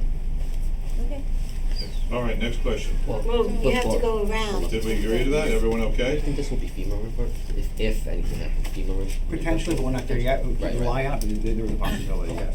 I feel like everyone needs FEMA and everyone needs the state No, resources. no, They can be everywhere. reimbursable after. It has Oh, to reach a reimbursable. certain, it has to reach a certain level and Yeah, then you FEMA send your reimburses all your receipts. funds. I'm just saying, at some point they're gonna be like, towns, you gotta deal with it yourself. Okay, We're slow. Adam has a question. Adam? Just a clarifying question, I don't know for the chief or for the team. I was going through the budget, I was interested to see that crossing guards are within the police budget. Mhm. Sorry, I apologize. The school crossing guards are in the municipal police budget. Is that a state requirement that the municipal police manage the school crossing guards? Or more importantly, the budgeting for that? Or is this something that, or do we get reimbursed from the schools as part of the? We don't get reimbursed from the schools, but it's managed through the borough, it traditionally has been, because it's a function of people and traffic. And traffic and policing is not schools' purview, really. Well, but it is for schools specifically because they are only during school hours of in and out. So again, I guess my point is we could take it offline. I'd love to learn if it's a requirement that it's 100% attributed to the municipality, or if this is something that, in partnership, as we always do with the school board, that maybe it's a joint payment for these. It is actually a pretty significant amount of your budget, and I'd like to investigate that if we can. Well, the problem is they're a bargaining unit. Yep. So we have to, the Board of Ed does it, you have the employees and you have the lead agency. You can't have two. So I don't think it's to serve here, not to decide, to solve here, but I would love to understand, again, if the chief has to manage it because he is our safety officer, that's great. I guess I'm looking more towards the funding of it. You know something, it's, I don't know the answer because it's always been that way, and I adopted I it. love those answers because I know it's definitely the wrong, like, So it's not the right answer. here, so when it comes to crossing guards and managing it, we do a good job with it, but I have to admit, it's very tedious and time consuming, and as you can imagine, some of the turnover is very high because they're seniors, and they come and go. You know, the testing and something, and we try to run, you know, we try to have a list of people who, you know, we've interviewed something that we can go to something and use them, but then again, it takes a little time to get trained. But when it comes to the management of them, obviously there's a nexus to law enforcement and observing them and addressing compliance. But I do know that some towns are actually subbing it out. Who pays for it? I don't know, but there are private companies that are taking over that function, and they're actually Ridgewood is probably one of the first times they did. Is it more efficient? Here's the thing, it's easy to manage from a management standpoint, but it's going to cost more, right? Because you're paying for the service. Service, right? It's up to them to staff, to hire, to fire, and yes, but yeah. So there's some positives, but also there's more money because they have to make their percentage on it also. Yes, Lauren. Sorry, not corona, just something stuck in my throat. Page 8. I'm not as Where the worried crossing about guards it are. as Lauren, this is all you. I know, Lauren. We're not I think the finished. halls are stuck in my throat, so I protect myself from corona. Chief, when you and I had a very brief conversation actually on the amount of crossing guards and possibly having an additional part-time crossing guard that would be sort of a floater for, you know, a lot of times in the winter, a lot of the seniors get sick all at the same time. We're not gonna spend an hour on the floater conversation, are we? No, but listen, if the floater we just hired can do this job, fine. But a lot of times our force is out in the streets doing the crossing guard positions on numerous days. Police officers. Our officers. And so the question I had for the chief was, are you interested in changing the amount of staff or having more substitutes so that when our existing crossing guards call out sick, we have some coverage? So I'd like to have that discussion if you wouldn't mind. Did we touch on something? Did we touch on this already? So here we go. So right Yeah, now, you and I did. Right now we run with 3 subs. Right. And we talked about going with more subs. And the issue you have here is that a substitute, when you first get hired as a crossing guard in Tenafly, you have to be a sub first. You have to basically you have to serve in that capacity, and then when a full-time position opens up, then based upon your time on, you move up. So we want to be able to provide them with work. So you have crossing guards that come from other towns, people that have other jobs and looking at something, and they want to make money. So if we have too many subs and not in positions, they're not getting the work, so they're not as interested. So Right, that's part of the problem. So the 3 subs seem to kind of work for us because they're getting regular shifts. Okay. But and it works for the most part. But we do run into those times where all of a sudden, basically, someone's out and maybe it's like a flu going on, and we're hit hard, and the police department is taking a lot of the posts. But it's not usually a long period or something. But we have considered actually increasing it to 4. So there is a potential of doing it, and it doesn't cost the borough money because you only basically pay them when they work. Correct. So we may do the 4. We just want to keep the current subs interested because sometimes they bail on you because I'm not getting enough work. They go somewhere else. So do we need to budget for it? No, because No. sub is basically it's almost like a per diem. Well, then fine. Yeah. Right. Okay. Right. I just wanted to ask you about it because I know you and I can have a brief conversation. It's just We don't need to to budget hire for it. someone to get like speckled work sometimes is tough to do. Oh, Right. so cool. Okay. Did we add another?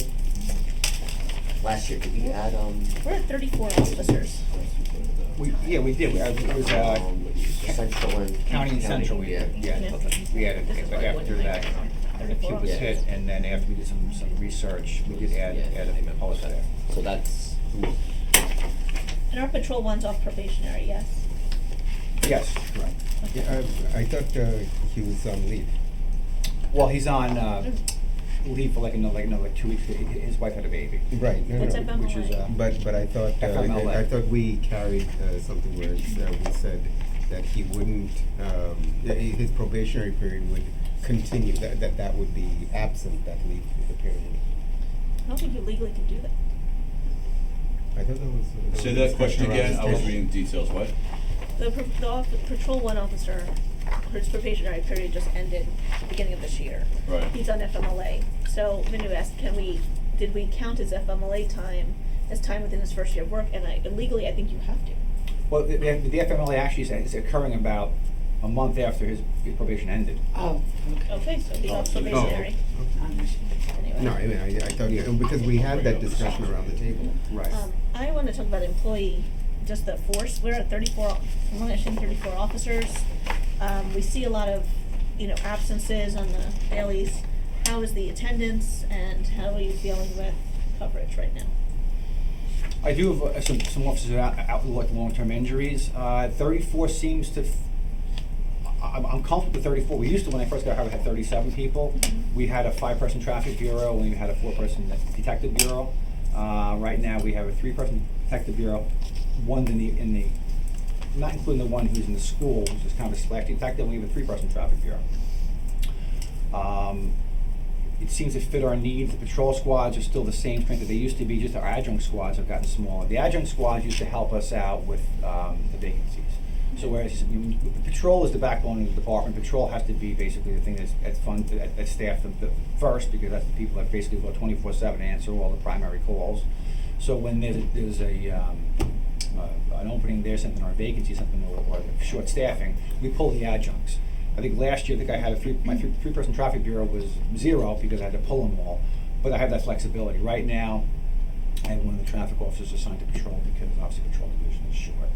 So it seems to fit our needs. Sick time is up, just in general. You're looking at a guy who's been sick, I think I've been 7 days and 27 years. You know how I feel about sick time. I wish I could speak my mind.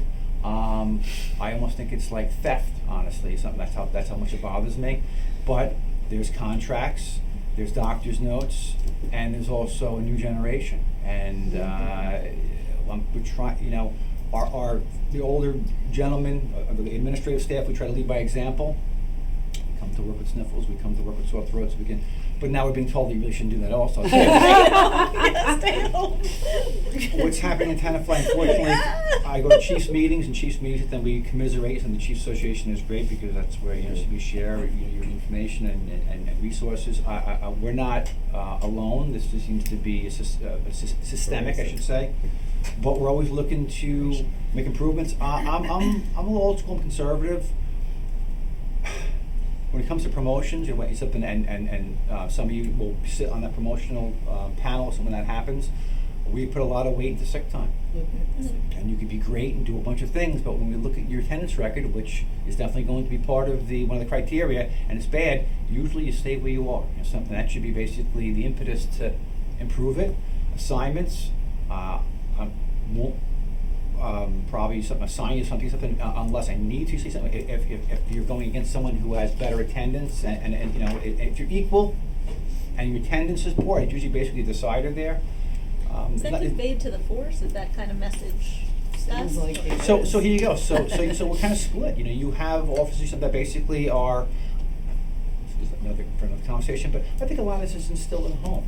I mean, if you have parents that basically are hardworking, strong work ethic people, I think you see that in their offspring. It's something I think other people, I question how they were raised. So you have an element of people that basically are probably similar to me, that basically are community service, and we're here and we're going to perform for you. And there's other people that's described a little bit differently. We have a mix. We hope that our philosophy rubs off on them. Some of you want to be promoted. And I also choose something, and I think it works a little bit of time, but I give these spiels periodically about the team. I go with the athletic analogy, but we're a team, and this is not just any old job. This is where a job where people can get hurt, and something we need all hands on deck, and things can go bad very quickly, and we need something.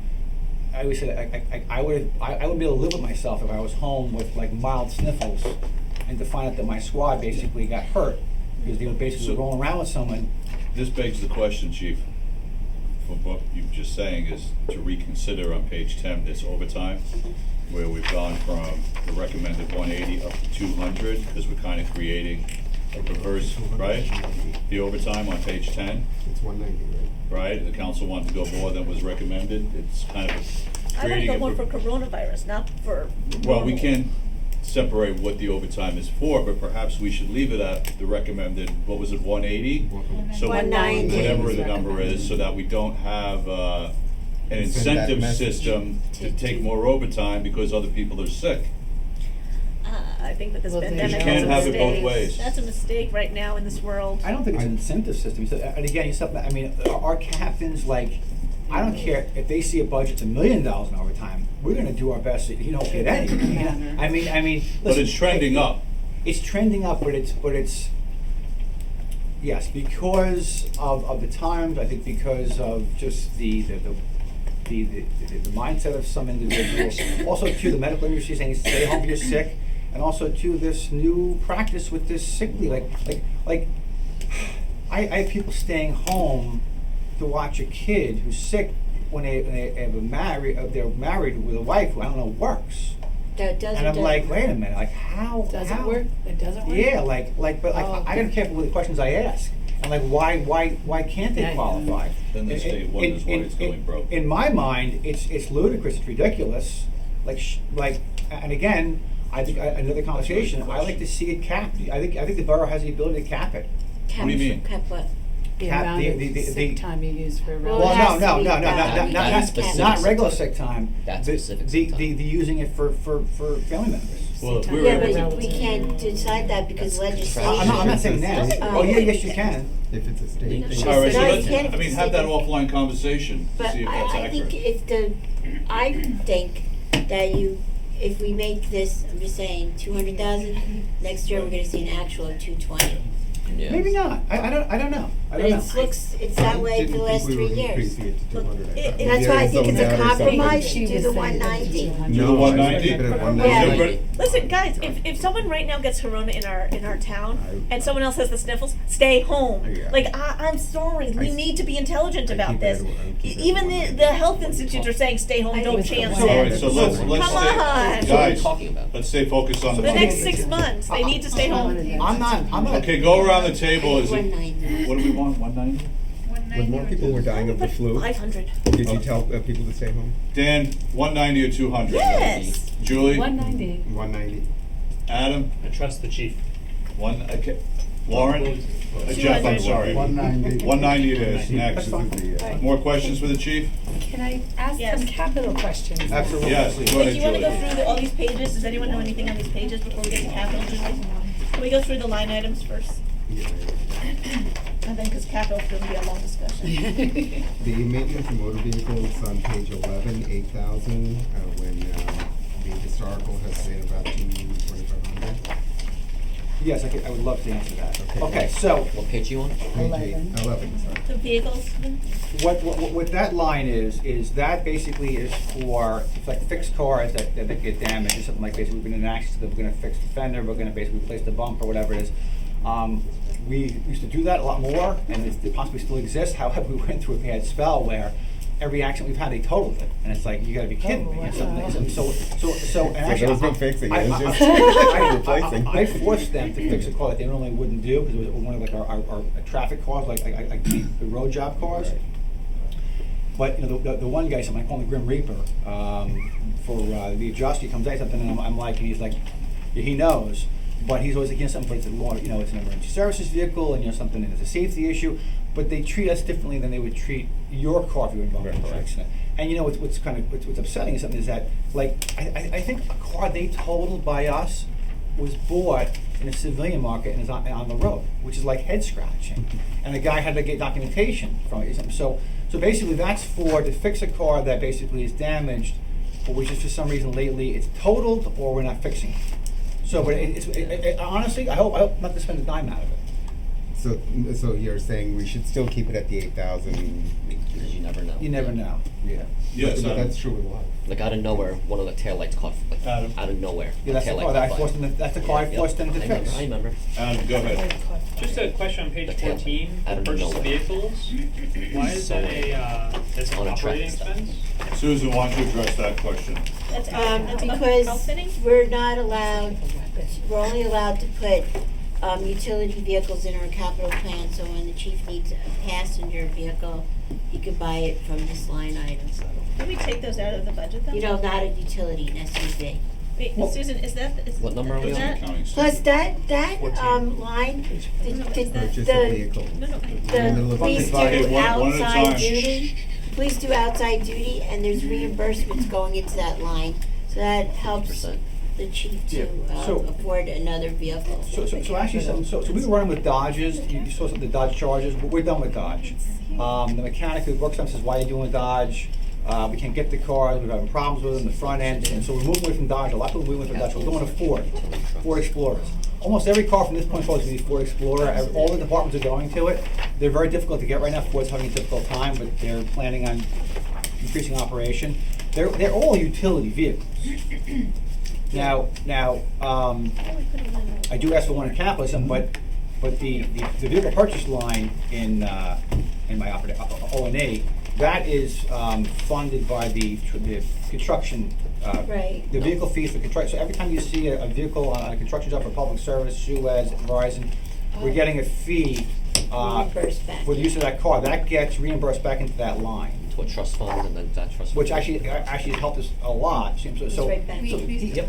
Even though I always I hope to get 3 cars per year, I'm putting for 2 cars this year, and hoping that reimbursement will give me enough for 3. That's what's happened in the past. You know, you guys have give me 2, and then at the end of the year, we see there's enough money in there to buy a 3rd one. It's actually been pretty good. So if we buy that third car through the reimbursement, Susan, is that outside of the budget? No, because what Is that happens reimbursement is, back in? like last year, we had, what did we do here? We only Was budgeted it one- it was- 35. It was a car. 35, and we didn't pay anything. So what happened? So here you go. So let me So explain. we had then, Last year about you gave me the credit. cost of a car. We had a credit in there because you ended up having more than, enough in So last year you gave me just a car, that was it, and the outside duty fees were so high that we were able to pay for the upfit and a car and the outfit, which is great. But it's kind of like a gamble because you don't really know, like, and I think I mentioned in my narrative, is that the last 2 years we had a boom of work with all T's coming to town doing all the fiber, and then working something with public service guys. And so we had a lot more money that came in than years previous. So we don't, you don't know how much you're going to bring in or not. Now this year, the Suez is coming, and maybe another windfall. Unfortunately, it's gonna be a lot. Well, Unfortunately, the yes. other thing is we upped the fee, because we were charging $75 vehicle, and then I Right. looked around to other towns, and we found that our amount that we were charging to the utility companies was not competitive with other boroughs. So that also helped. Too low or too high? So just Too back low. to So we upped the it. it. So we That's brought awesome. more money into the budget Okay, that so way. back to my question, if the chief has money in this trust fund, does that third car have to go into the budget, yes or no? Where's third, free No, cars? no, I wait only a see minute. one It's car. not, it's Wait. coming right back into this There's budget. one in OpEx, one So in I CapEx. think that No. His question is, do we That's not budget my for it question. first? we are budgeting for Yes. so much in this budget, so you could buy 1.5 cars with this. No, actually, One what I'm vehicles. asking for Yes, is I'm one just car trying to with get an answer to my upfit. question. 51,000 will buy one with the upfit. Okay, so he could buy, sometimes he does one without the upfit, but this year, he's budgeting for one vehicle with the upfit. What's Okay. an What is it what's an operate? upfit? All the That's the gear. accessories in the Okay, car. so let's just, Supplies, okay, let's talk about cars, not equipment in the cars. No, but These that's are, all these are part That's of not the the same. upfit. same. This That's one upfit. here and this one here are two different cars?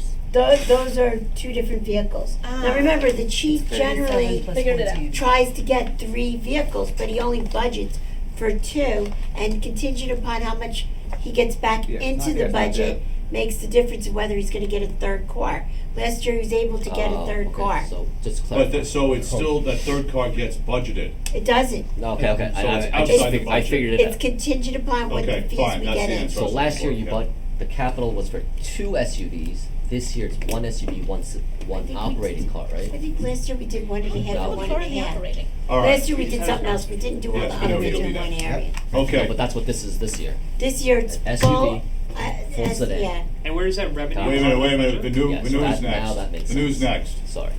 Okay, Go Chief. ahead, Vinod. Chief, so we've had a number of residents who've come to us and said, there are all these police cars sitting in the lot and, all the stuff, and, why do they need, can we step back? I understand that you may have money in the budget, or in your trust fund to be able to buy another car, but the question comes back to how many, how many cars are there altogether? We probably have, I like to run with about, I think it's 24. We have some cars that are about ready to go for auction. So if I get 2 cars in, 2 cars go out, 3 cars in, 3 cars go out. So I never run higher. I'm always getting rid of cars that. Right, but the question is whether your basic amount is too high. Whether I understand the replacing 2 for getting rid of 2, but is the 24 the optimal level? So the increase you get from the town, some people in town is not an old one. Of course. Every year. In the past, I used to bring pictures to show the lot with no cars, and there are times where all the cars are gone, and sometimes due to staffing, the cars are not gone. So people, sometimes they see the cars all sitting there, and they're like, wow, but they don't realize that we could be in a situation where they're all being used, so we're demonstrating the need. So when you factor in contractual time off, and then training, and then people being sick, something, so you can run with a shorter shift, but a patrol shift could have 6 people on the road. Traffic Bureau has 3 people on the road. Detective Bureau has 3 people. The SRO needs a car. I have a car. Administrative captains, they have a car. So all of us, and then you have the cars that go out to do the road details. All of a sudden, you're like, and some of our cars that are out there are really, really bad shape. As a matter of fact, something when we do, I want to have one soon. We do a police commission meeting. I want to show you actually. I want to go look at. I want you to see the cars and sit in some of them, see the condition. So, this is the thing. This is what I always say. So with a 22 vehicle fleet, so to speak. 27, I think. Well, so the last 2, forget those. One's a trailer, one's a motorcycle. I don't count those. So 22. If we do like 2 cars per year, basically, right, the turnaround is like almost like 12, 24 vehicles. It's like 12 years to replace the vehicle. Right, so in your mind, it's a reasonable cycle, 2 cars a year. So I think too, something, and people don't realize something. The industry now is going toward, get away from miles and looking to idle. Because a lot of our cars idle. They're out of scene. They're they're doing radars. So we need to start factoring that in also too. So you said 2 cars per year, but like last year you bought 3. This year you're saying if you can, you'll get 3. But so that's kind of increasing your cycle. Only if he gets the But if I get a car, if I get a car, I get rid of them. Because we have ones that are absolute dogs. And they keep going to Clinton Auto, and they keep, and it's like, I'm afraid to put a lot of money in some of these cars. Sure, I understand, yeah. Okay, so we have 22 cars that are kind of functional, 2 are kind of not. And how many officers, how many people on the force? We have a total of 34 people. So 34, okay. And if you think of something, you have about, you always have X amount of officers that are on rest, because they have to rest. And so, and also too, I always say the insurance plan. If we had some situation where basically it was like, catastrophic events, then I have to call to get everyone back here, I'm gonna have people walk into the cars. They're not gonna have the cars. I know it's hard for people to grasp, but it's that insurance plan that we kind of have to have in place for people to be able to. And so there is sharing of vehicles, all of that is taking place. But Any other questions for the chief? Well, I have a question. Lauren? Oh, You go Susan, first. sorry. No, Susan. So, I'm trying to remember this, and I could go back to my office. Last year, did we budget, because now this is gonna make difference, because I think we're gonna get a lot more funding in from the outside duty. So could we possibly get 3 cars, do you think, if we did budget for not the upfit costs? Can we use that? What's the question, Susan? I couldn't hear. So, Okay. yeah, you see what I'm saying? What's the question? So I was trying to remember if last year, if we budgeted for 1.5 cars and still got 3. It was 1 car, but we actually got 2 cars and 2 upfits through the vehicle purchase line. Right, so what I'm saying is, I think this year might even be better, because at what point did we do it at the beginning of the year, the cost and the revenue? I think so. Yeah, so I'm thinking, could you still get 3 vehicles if we don't put the upfit costs in this budget? This budget is really tight. Potentially.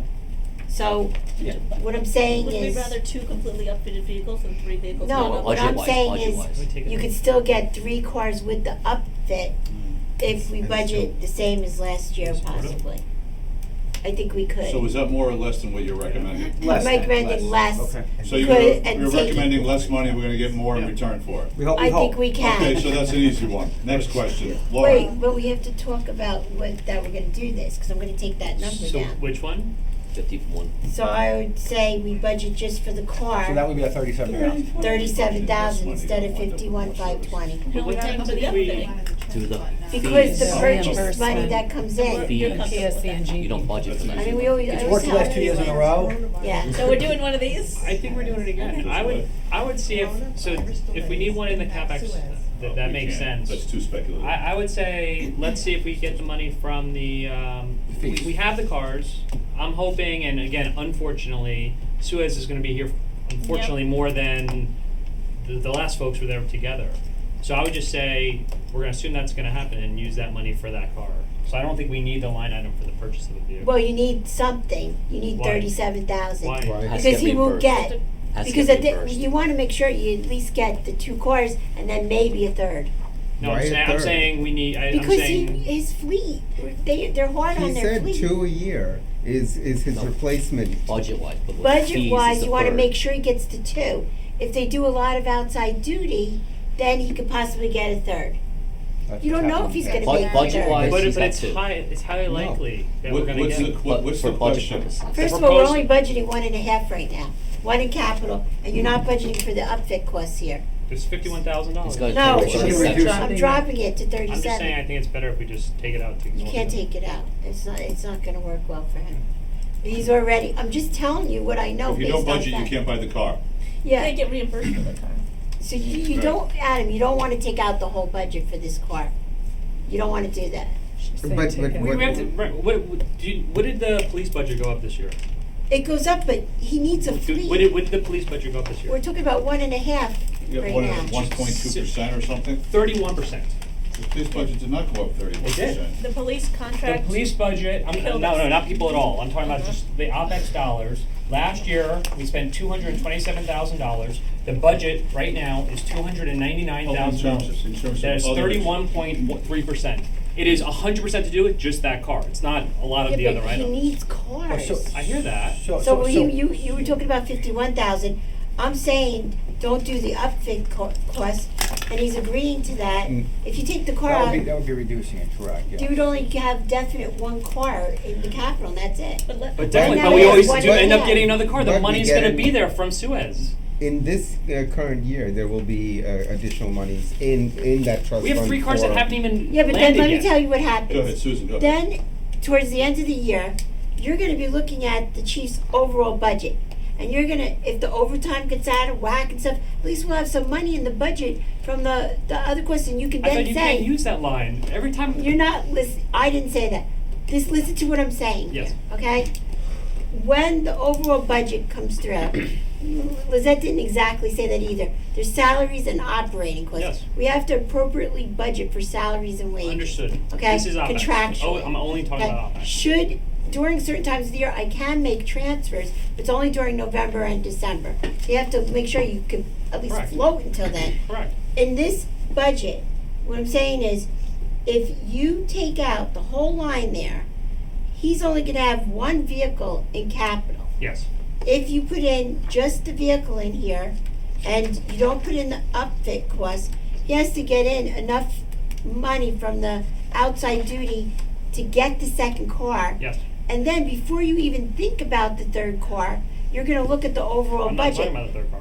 None of us want to. Well, you Focus on 2 cars with 2 uplifting right now. Okay, well, Let's right not now, talk about a third If car. look, I trust the chief more than anything. If right now we have 27 cars, I counted all of them out. There's 27 cars. There's a couple cars that are on auction. There are a couple cars that are going to be brand new. We haven't even delivered the 2020 cars yet. Right. But there are 27 cars on the list. You tell us we need 27 cars I'm totally with you. I'm pulling back my thing. If we're talking about now the possibility, traditionally we've been getting 3 because we have this extra Suez money. What I'm asking is trying to get within the cap that we have. Adam, 2 cars, all council people, the 2 cars are fine, then I would say this is an opportunity. If you tell us that it's not an opportunity, then it is what it is. To But bring our from a budget mere down. fact, I'm just trying, Right. that's where the numbers sit. I'm just trying to help us, balance the Help budget our as a team. So how about we try, instead of, this is a gamble, instead of wiping it out, if one vehicle and one upfit's left in capital, flip it and leave the Upfit. upfit in there. Yeah, which is even more reduced. So not the 37,000? Right. How much What's for the upfit? outfit? 15? Upfit is 15. That was 15. And you think you're gonna Well, be able to it's get a second 14 car? and change, Yeah. right? I mean, you better think about what 14,520. you're doing with this, because you're never gonna get, if there's any, you know what I'm talking about. What are you Well, talking what are about? you talking Like, there's about? always I know this his like budget. inside conversation. I know his Wait, budget, I wait, mean, what is it? Yeah, but tell us. I'm trying to. Susan, go ahead. Susan, go ahead. I mean, he wanted 51,000. Now, my opinion is that he should do 1 car in capital and a car so that you could order it through the Co-op. state Cranford co-op, Cooperative, yeah. and then the upfit cost can come later if you need it. That's what happened last year. Exactly And- what happened last Right. year. Yeah, and then if we get a lot of vehicle purchase money in, Can't we use that for other wait, things? you can. I can do a transfer at the end of the year if we need money somewhere else. Just keep buying cars that maybe our fleet. So was that's too big of a- determined by you later. That you But can that's say the when he chief's says, discretion. well, no, he helps out sometimes. I might come to him and say, Right. can I take some of Right. this money from Right. you? Right. Because you have this money, can I pull it over to here? Sometimes he says yes. And I'm saying, I think it's a good compromise for him to have 1.5 in the budget right now. The goal is to get 2 cars out of this budget. If you don't want him to have 2 And- cars, and, you know, then again, you're looking So at the 1 car. thing, it's just some perspective, for the past 9 years, so we have 27 vehicles in the fleet right now. For the past 9 years, we've been buying on average 2 cars a year, and the average number of vehicles we have in our fleet does not go up. It's because every year we're throwing away in the garbage the 2 cars that are run down and no use. So we're keeping a consistent, the council has to decide if they want this, but we've been keeping a consistent fleet for the past 9 years while we're buying 2 extra cars every year. Is that accurate? Yes. I thought we Absolutely. In the past 3 years, we've gotten 10 cars. So we've done a better job, again, well before my time. I think 5, 8, 10 years ago, we probably didn't take good enough care of the we went fleet. up. But most certainly in the past 3 years, we've gotten 10 new cars in the past 3 years. Which is And So that it's much was higher than because that. the Chief, how third many cars car- do you get rid of every year? Whatever I get in, but there's been a couple times where I had to get rid of more because they just basically were not operable. They weren't fixable. But whatever I get in, I get rid of. I don't want to grow what I have. Right, that's my point, the fleet hasn't grown in gross numbers. So that we have it's some still- junk out there. Yep. And then there's also those bad years. Last 2 years ago, we had 3 cars out. I'm just gonna throw this out there. There's no green option here for police cars, right? No, because they have to be pursuit rated. What do you mean Okay. go green? There's certain ratings. They have to be pursuit rated cars. Oh, Are you oh, saying- that's a Fuel police economy. question. Are you saying electric? I'm saying something that's not like a huge gas guzzler, but No, they have to be pursuit rated. Well, the You know purpose of something, police, I think yeah. I provided the Cranford Co-op, they're in that list, and the problem with like a car like that, electric cars, like, we have Sorry, to have the electric, ability for but- it to go 24/7, you can't say, oh, we gotta plug it in for 12 hours, like, that's not gonna fly. I wasn't thinking electric Yeah, for your fleet, right, but right. something. Teslas don't have good enough acceleration. I tried for Teslas. I said we should do Tesla I'm our joking, it's the fleet. fastest. No, they're Actually, not pursuit Tesla rated. can't be outfitted with the correct. What are we doing? police Let's move. lights. What do we want to do here? Is it? Okay, next question, Well, So did we have decide on what we're resolved- doing? Susan Are has we a putting strong outfitting point of costs view. or car I have a costs? very strong point of view Yes. because, I'm listening to the conversations here today, and I'm saying if you take this down by 14,500, we know he'll definitely get 2 cars. I'm positive of that. We don't know if he'll go for the 3rd car, and even if he wants a 3rd car, it has to be decided by the governing Yeah, body. yeah. Maybe his overtime goes exorbitantly high. We would then transfer out of this and put it towards the overtime. So I'm saying, So keep the price of the don't car. go too thin here. Keep the price of No, the car. I know. You've made it perfectly clear. So whatever you think is right, 37. But I will be think bringing 37. a number That's of fine. other expenses That's fine. Yeah. on other things that we'll find the money and we'll cut somewhere else.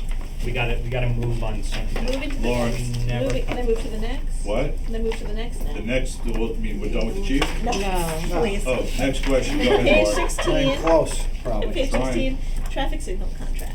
I'd like to actually up this because we're doubling, we're basically spending more than we're budgeting. We're budgeting about 10. Wait, the contract or the It says capital?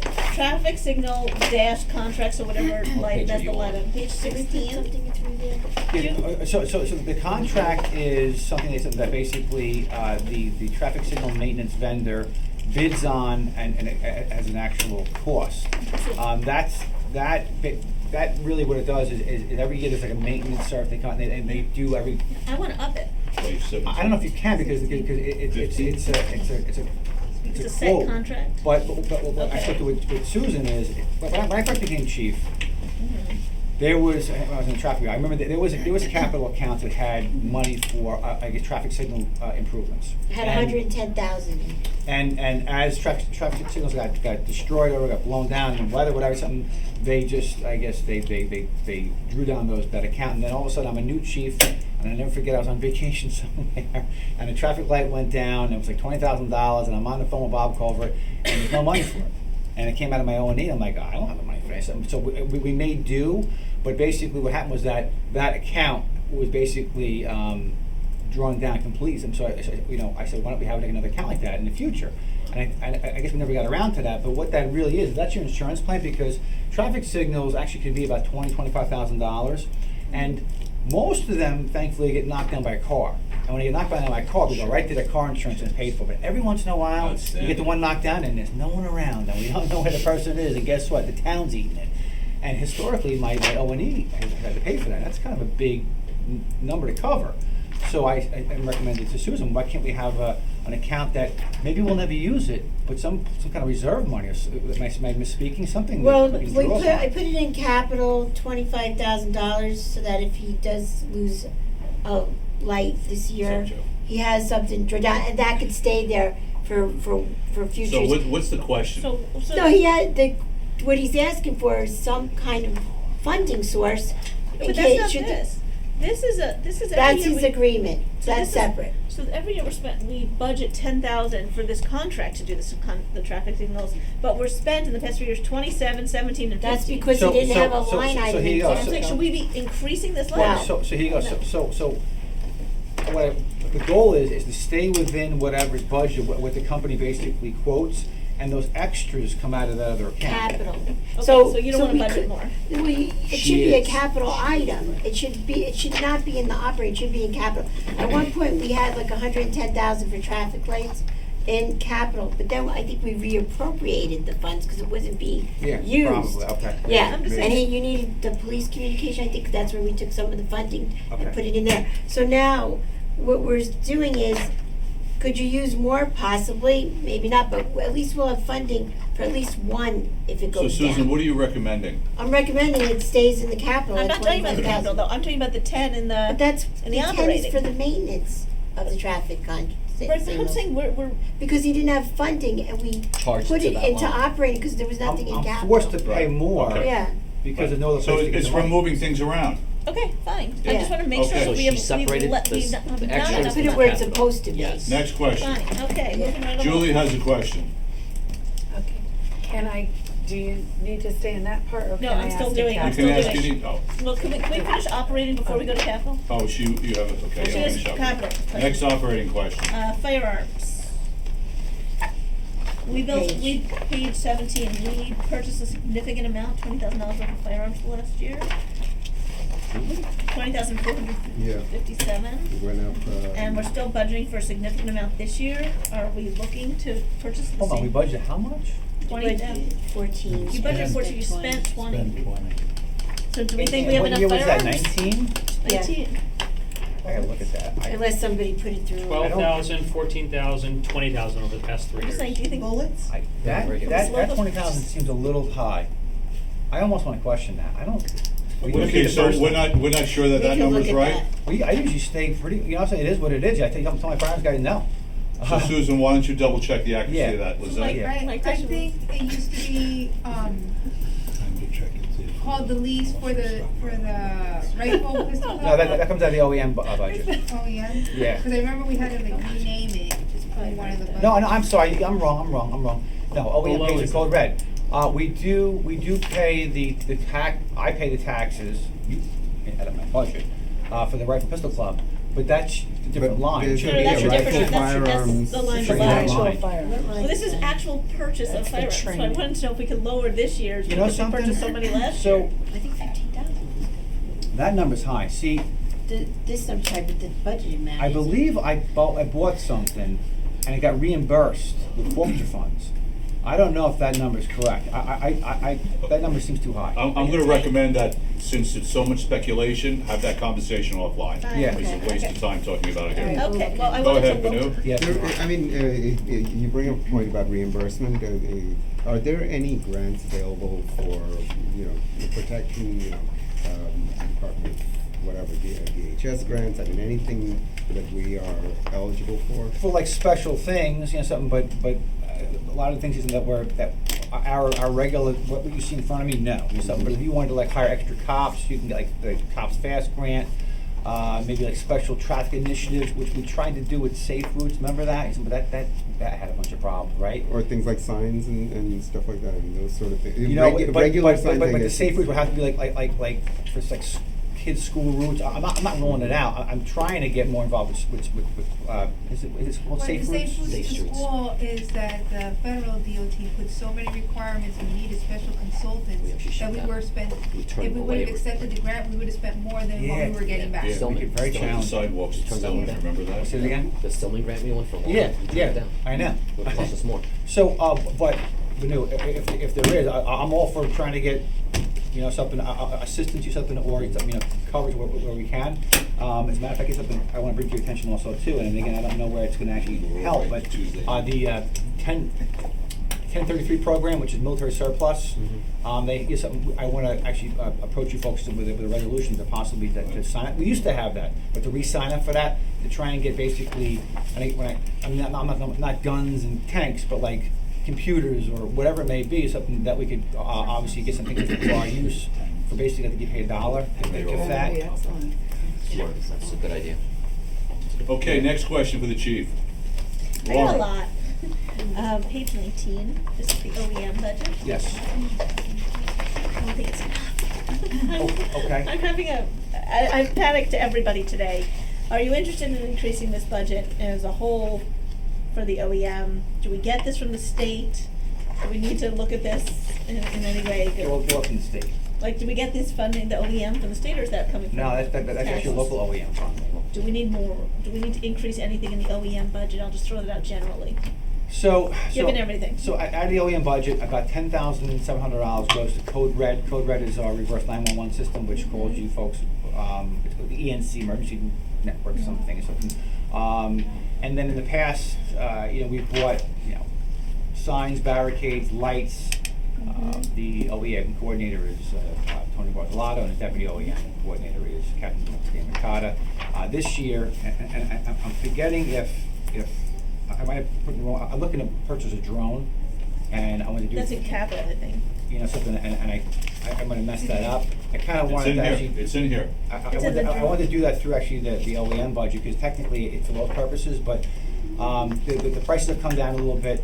The capabilities are endless, and we're looking to get one that has a thermal imaging. So what it is, what that does for you is, if you saw it recently with that tornado in Texas, Tennessee, but like they flying it over, and basic thermal imaging gives you hot spots. You're looking for a lost kid, you're looking for someone at nighttime. It basically is like a bright beacon. So I think there's a place for that. I think it's something, the one that I provided a quote on is not that expensive, but that's why I was looking to tie it to that budget. Do you need anything for coronavirus response? I mean, seriously, because I want to put like $1 million into it, and I just. All right, so, okay, let's move on to the next It might be in question. the- Okay, The so who's drone. got another question for the Yeah, chief? On the drone, I want a response from the chief on that On one. which one? On the Lieutenant OEM Greeley, budget. something that has got his pilot's I thought he license. basically said no. Right. So He he's said no. doing his due diligence, Did he? and so we would actually cover that, yes. Yeah, we went to, it's harder for Right. a government agency Right, than it is right. for a private citizen. I know. Okay, next question for the chief. Now we're on to capital. Okay. Okay, go ahead. Now we're Julie. on to damage report, sorry. Page 22.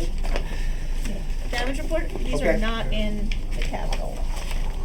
Yeah, I mean, quite honestly, they're small fixes. I have a relatively new building, so I'm always trying to, something, when I guess, like, the building, thank goodness, is new and still doesn't have a lot of issues. We got a problem with one door, but I don't think it's that big of a lift. I think maintenance can kind of handle that. The lobby and the AC vents, it seems as though the end of summer, every time you go into the lobby, you look up and there's this it looks like mold around the vents, and it's usually associated with the air conditioning or something, and they clean off the facade, but I always wonder what's inside there.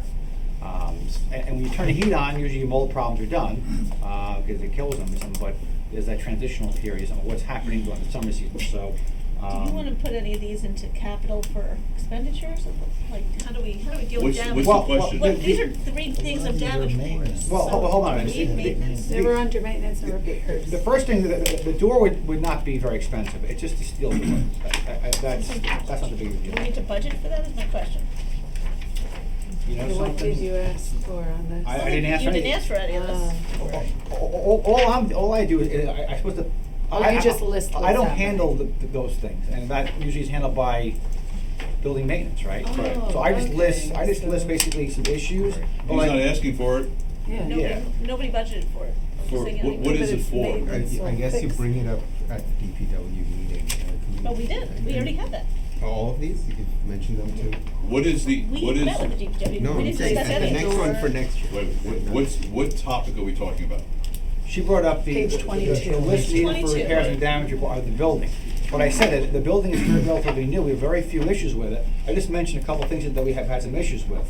Or potential concerns about, but I don't even know if it truly is an issue. But, we're encouraged to put some things down, so that's what I This is not a did. police department I don't- issue. These What aren't, happens is for this section of the budget that all departments receive, yeah, as departments prepare their budget, this sheet goes to the DPW Right. and they incorporate it in the department. This So it doesn't goes go in the under police maintenance budget. of buildings. It just happens to be in here for your purposes to look at it, but DPW receives it ahead of time when constructing their budget. all right, next I'm just question. saying, none of this was in the DPW budget. So that's a separate question, we'll take that off. Adam? No, that's Just to, All right, yeah. Susan was Okay, able thank to you. Thank you, identify, Susan. All right, one at a time here, guys. Julie, you're up. Go ahead. I'm sorry, you go. No. Susan and I were able to identify in the ordinances, there was an ordinance 1607, a bond that we did. There's police communications for $28,000. I just wanted to make sure that, hey, you want to spend $28,000. So we already have money that's in the ordinance that has not been spent. So I don't know if you can take Go to the advantage of it radio for upgrade. this year's CapEx. Back to year 16? Did you use all that? Oh, 16,000. The dispatch It's radio upgrade. $28,000. That's still available. Yeah. He's got a radio upgrade. That's from what year? That was from 2016. We're looking for any. We've done some money. housekeeping, and there's been lots of money we've identified in other ordinances. lot. I have a radio, I think it's only for $2,000, but that could cover that. Could you use computers, Could you mobile do computers, that's Oh, the drone, communication, the mobile drone. computers. Without a Drones doubt, are- without a doubt. The drone, The drone, Well, would be we communication. have to take a step One back. at a time. You have to make sure what we say, what's in the ordinance, and the intended purpose is what we're using. We just can't throw things in. no, this is, I'm asking. But the drone is a drone, that's something else. So here you go, The one thing that you said for the 2,000 could be part of the communication. That was dispatch radio upgrade at $2,472. that absolutely, and you know something, and the mobile. We have to look at the And the mobile ordinance, computer yeah. replacement, I mean, that absolutely is communication. And mobile Yes, computer absolutely. replacement. Okay. What about sign, sensor What- communication? Let's look at the total amount.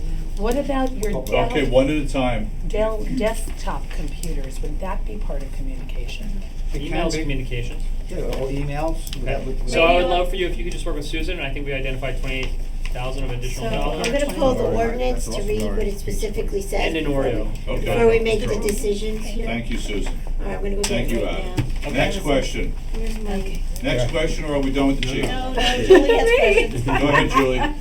Okay, Chief, I have questions regarding the $40,500.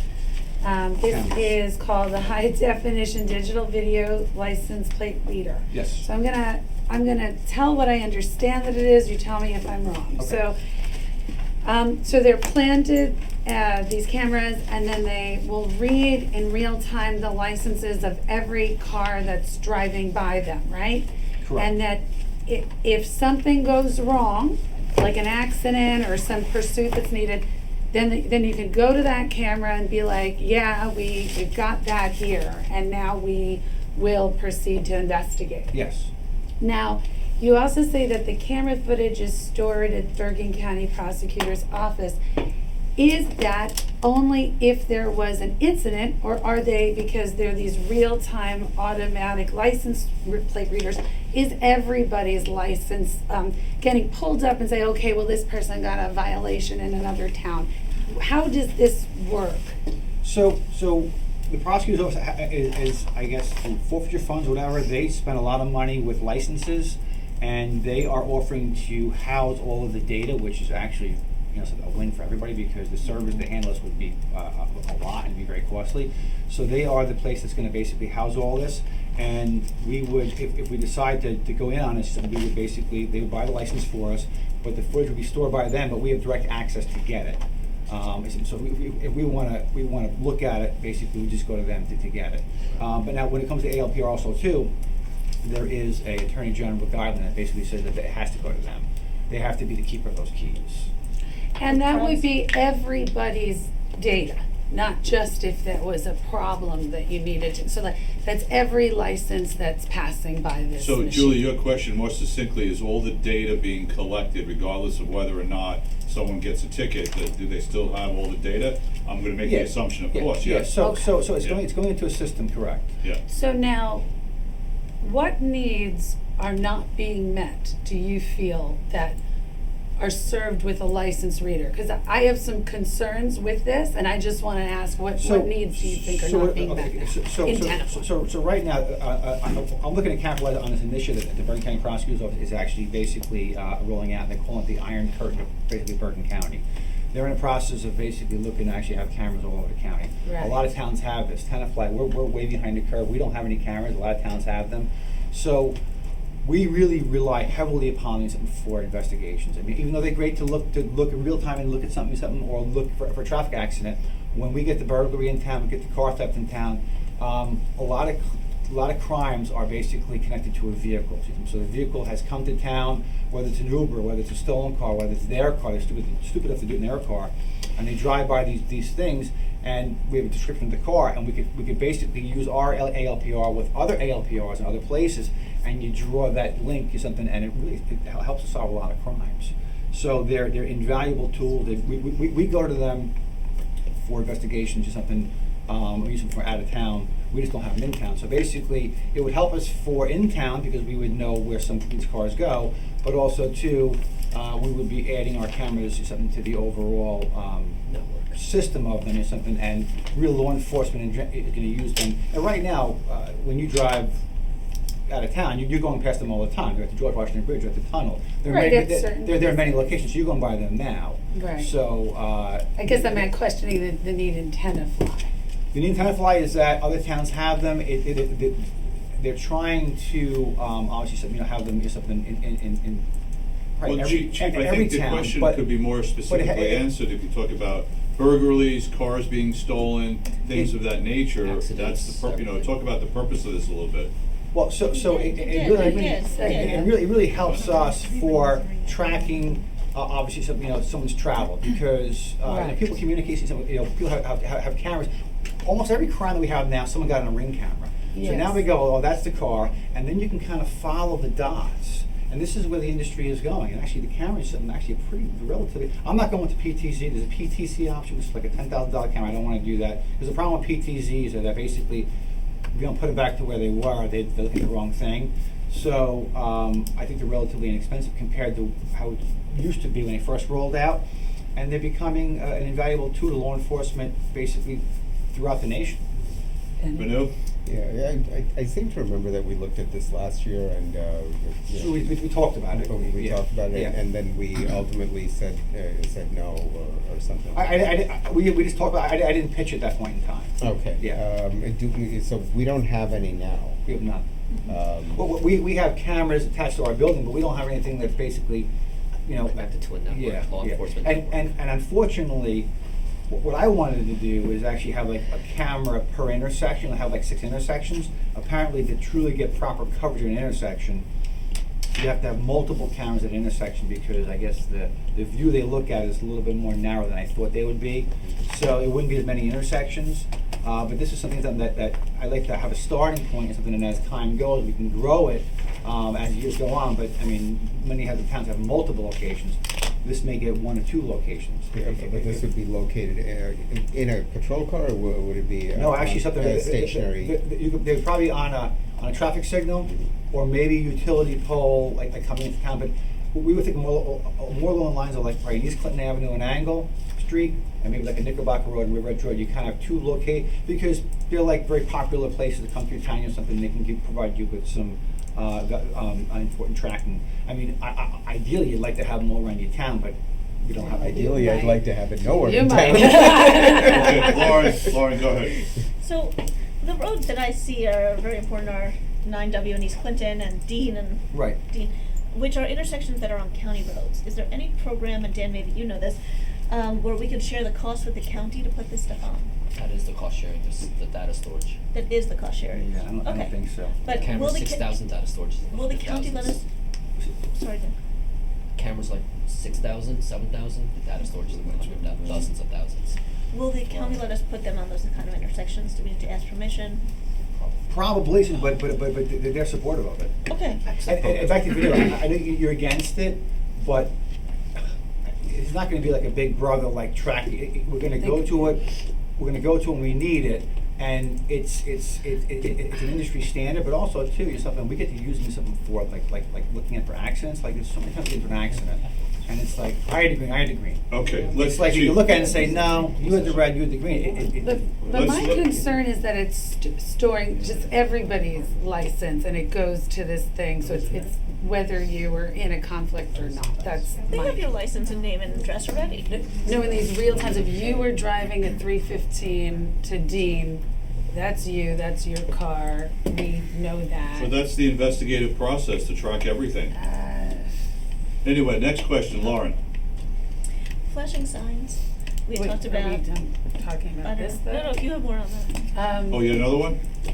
Julie? No, Julie wasn't done talking. Oh, There okay. was, so I'm remembering that red light cameras were installed and then challenged and taken off, okay?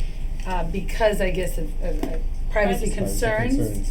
So. No, it wasn't privacy. It had to do with, I think. I remember that. There was a law that you couldn't. It was almost, I mean, you're finding people, but you're not making the observation. Right. And Right.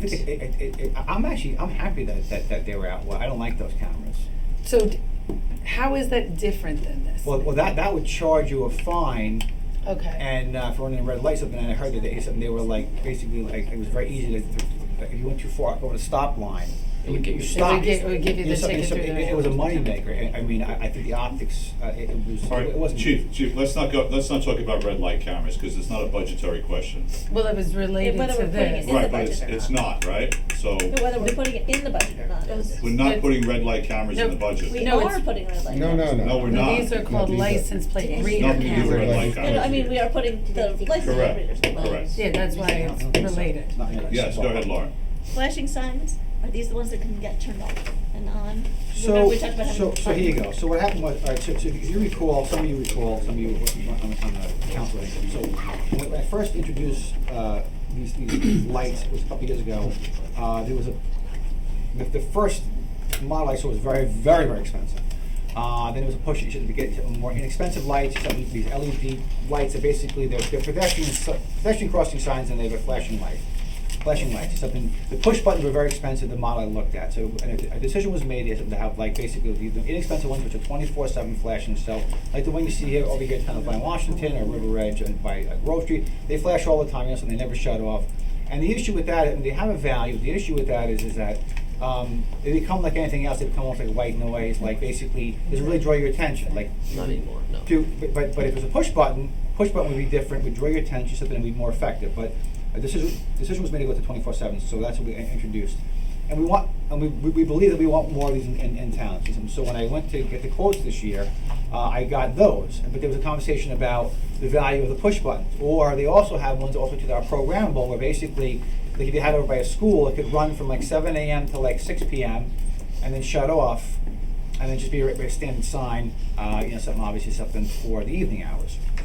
So I did get a couple. Now the quote I provided you was a 24/7 one, but I do have quotes for the programmable one, which is basically a timer one, or the push button ones. And let me just grab those. I'd like to consider the other So. type.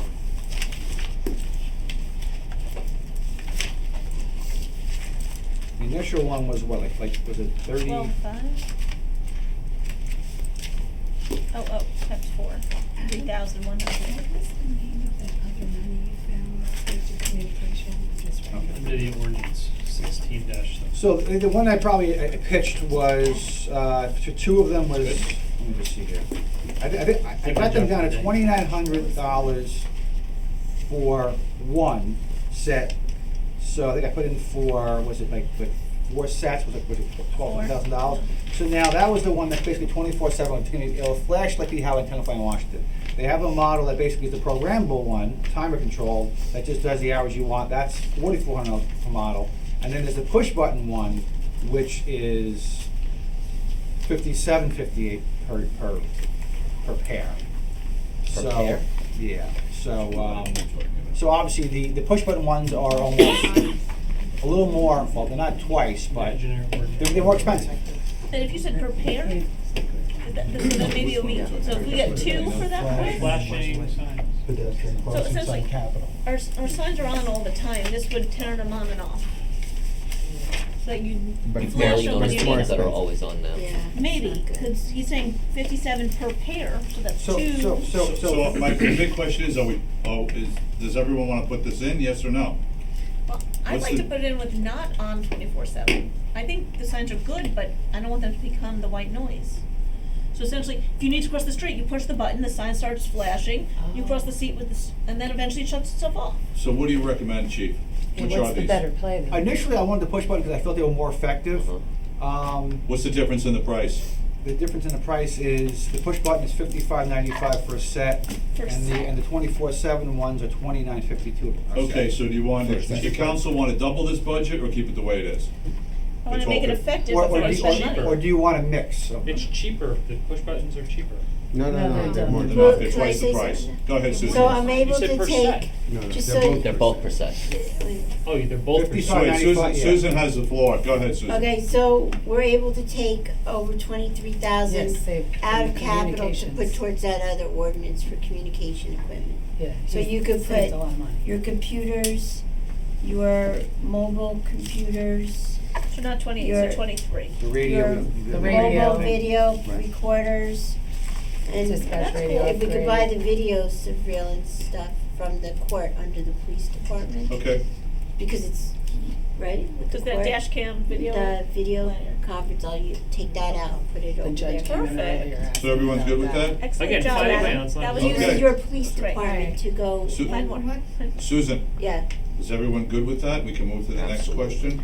Well, the flashing pedestrian, do we agree? We didn't What do we decide agree? yet. So look, Okay, so So let's let's She's decide. saying Hold there's on, money hold on, there. hold on, everyone's everywhere. Yeah. Okay, let me show Yeah, the go, chief. yeah. There's no money there. I showed We're already 28,000 here, overspent. right, for communication equipment, I looked at the There is no ordinance. money? So We're I'm gonna millions take, overspent. you could buy these Oh. things right The away. police, yes. This, The most and expensive this, department. and apply it here from So an then old let's not try to ordinance. respend it. Most expensive things like Your Okay, okay. computers, Say the line item. your mobile computers, call and us then, but then, because the chief said it keeps going over to the Okay. police department I'll give you sometimes. civil liberties. Okay, What? Susan, Okay. Yeah, just let me Susan. show him.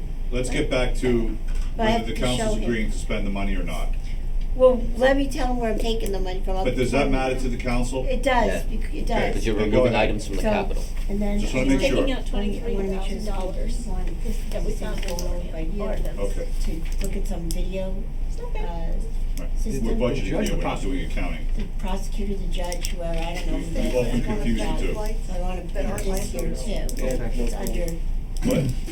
What were the three Did you lines? get lunch? I I get lunch. Correct. You didn't even know you had that. Just put that out there. So I'm gonna One charge problem you at a something time. over there Right. too. What were the three lines you removed? Three I'm items. removing, okay. Okay, we good? So, Go ahead, let me just Susan. see what it comes out to before, I'm going to take it out of the capital and move it to an old ordinance. I'm gonna hit 23 plus 8693. 32,332. Partnership with Susan. What are the line items on? More's coming. Okay, wait, one at a One of time. them's gonna go a little over, but there's a So little no, but bit. what's the three Oh. items There's you're one Jeff to removing? like me. I'm gonna Line. take out, All right, everyone. Listen, we're Capital. just getting Go going. ahead, go Capital ahead. being reappropriated to an old ordinance. Right. Items. okay, the first item under police is computers, 3,837. Yeah. Good. The second item is going to be mobile computers, 15,008. Yep. The third item is going to be mobile video recorders, dash cams, 4,002. The third item is gonna be a video system for the borough, 8,693, what the judge wanted. That's the judge's system. What about the dispatch radio upgrade at Where's that? 2,472 I had that. Where is that? That, I have it on page 24 of the narrative of capital plan. Town Communications. It's 2,472, it's here, I'm not seeing. Who's town on there? It's Different Goostown. line. Is Maybe- that, was that Contractual. capital item or was that It, contractual? it's listed under capital on the narrative. Yeah, Maybe, so We didn't put that in. 2,472 Maybe I- of Maybe on that the was list. one you didn't know? Okay, okay. Yeah, that wasn't in. Yeah, the Okay. dispatch radio upgrade. So that could go to, for the same old. We're over now. Oh, now we spent it. Okay, got it. Okay, so that's settled. Next question? Can we decide on these flashing signs? One, do we want them, and two, what kind? What's the first question, Mark? Do we want them? So initially I put in four sets of the 24/7, right? Okay, So what do you want to do? You want to do 2 and 2? what do you Or recommend? maybe do 3 sets of the. What do you recommend? I think there's. What's the money, I'm talking dollars, what's the money we're talking about? 12 and a half. Difference of a couple thousand. What's per the set. total, what are the dollars? How What are the much per specific set? dollars? 5,000? Now it's 3,000 Say per set. 6,000. Say it's just There's a an nice option even for six. 4 and there's an option Wait a for minute, wait a minute. 6,000 versus what? Versus the 3,000. Versus 3,000. I would say do 3 sets. Of sixes? Of 6,000 ones? Of the $6,000. Well, what's the chief, what are you recommending? How many do you need? I like the push button ones. That's what you want. They have a value, but people still, something need to basically drive safely and look at the signs. even Understood, without- so without the how many flashing do you ones. need? I think the 3's fine. How much is Three. going So Does you everyone want agree to 46? 3? Yes. Okay, so we have the style, we know what style we're getting? Push You button. said Push 3 and button. 3, or just 3? 3 sets. 3 sets of push buttons. How, Okay. how much? They are 18. 57, 58 a pair, so that would be times 3. 57, 58 times 3. 15,000 versus 15,000? 7, We could, 17. 15,000? 17 for 3 push button signs. Yep. Okay. we could always, 3 sets of. Okay, we could always Three revisit sets. when Each you're one seeing is how 2. many. Yeah, So 3 sets. 3 sets of 2. Oh, right. Okay. At Whatever that 57, number is. 58 per set. Downtown concept. So we just went from Now people could 12.5 to So- 17.2. Okay. Okay. all right, Anything next else? question, Benu? So that's just- Thermoplastic roadway markings, 3750 linear feet of thermoplastic front cover. What is this and why can't we just use paint?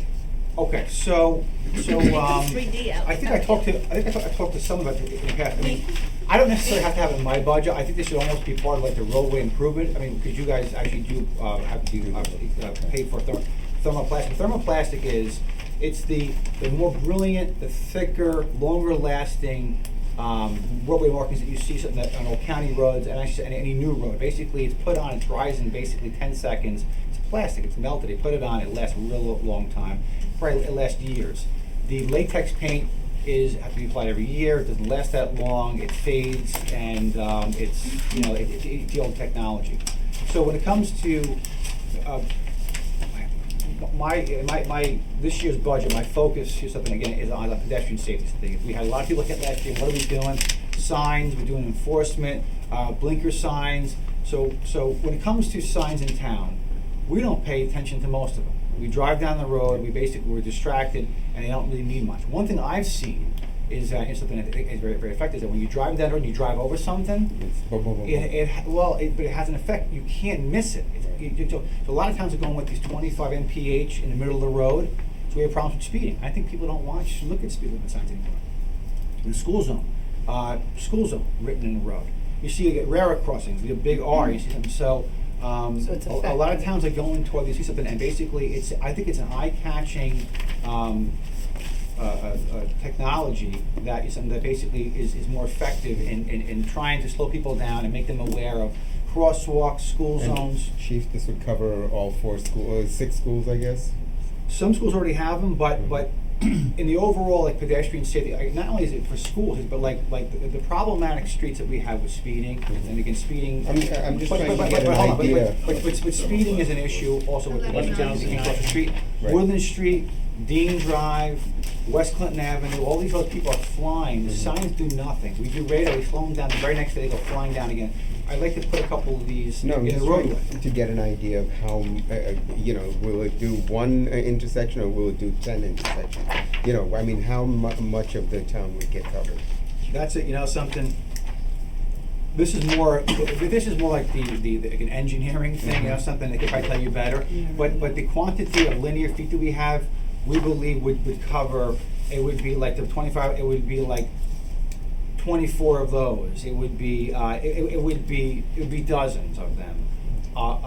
Again, I got a quote. This is a ballpark. I put it in my capital, but I don't know if it needs to be in a road improvement project also too. We talked about that because basically, when you do a road improvement, they come to town to do thermoplastic anyway.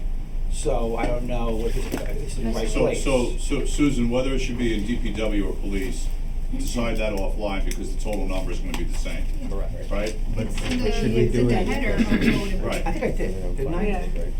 Isn't it? Okay. Yes, Julie. I'd like to just call a vote though for back to the licensed reader cameras, just they're polling, but before I do, the 40,500, I just would again warn as I have some concerns about massive data collection in real time, and I also want everyone to ask themselves what they feel are the needs for Tenafly that we would need this. So I would say no to the automatic license plate reader because of those concerns. Okay, Dan, what do you think of the automatic license plates reader? Yes Sorry, or no? what was the question? Do you want the automatic license plate readers? Yes or no? Yes. Lauren. Wait, I'm sorry. But it's not just that. They're cameras also too. The camera has just as much value as the plate reading. That's like it's separate. The cameras are for watching a car go by. Forget the plate. Like what's the color and who's in the car, or for accident investigation.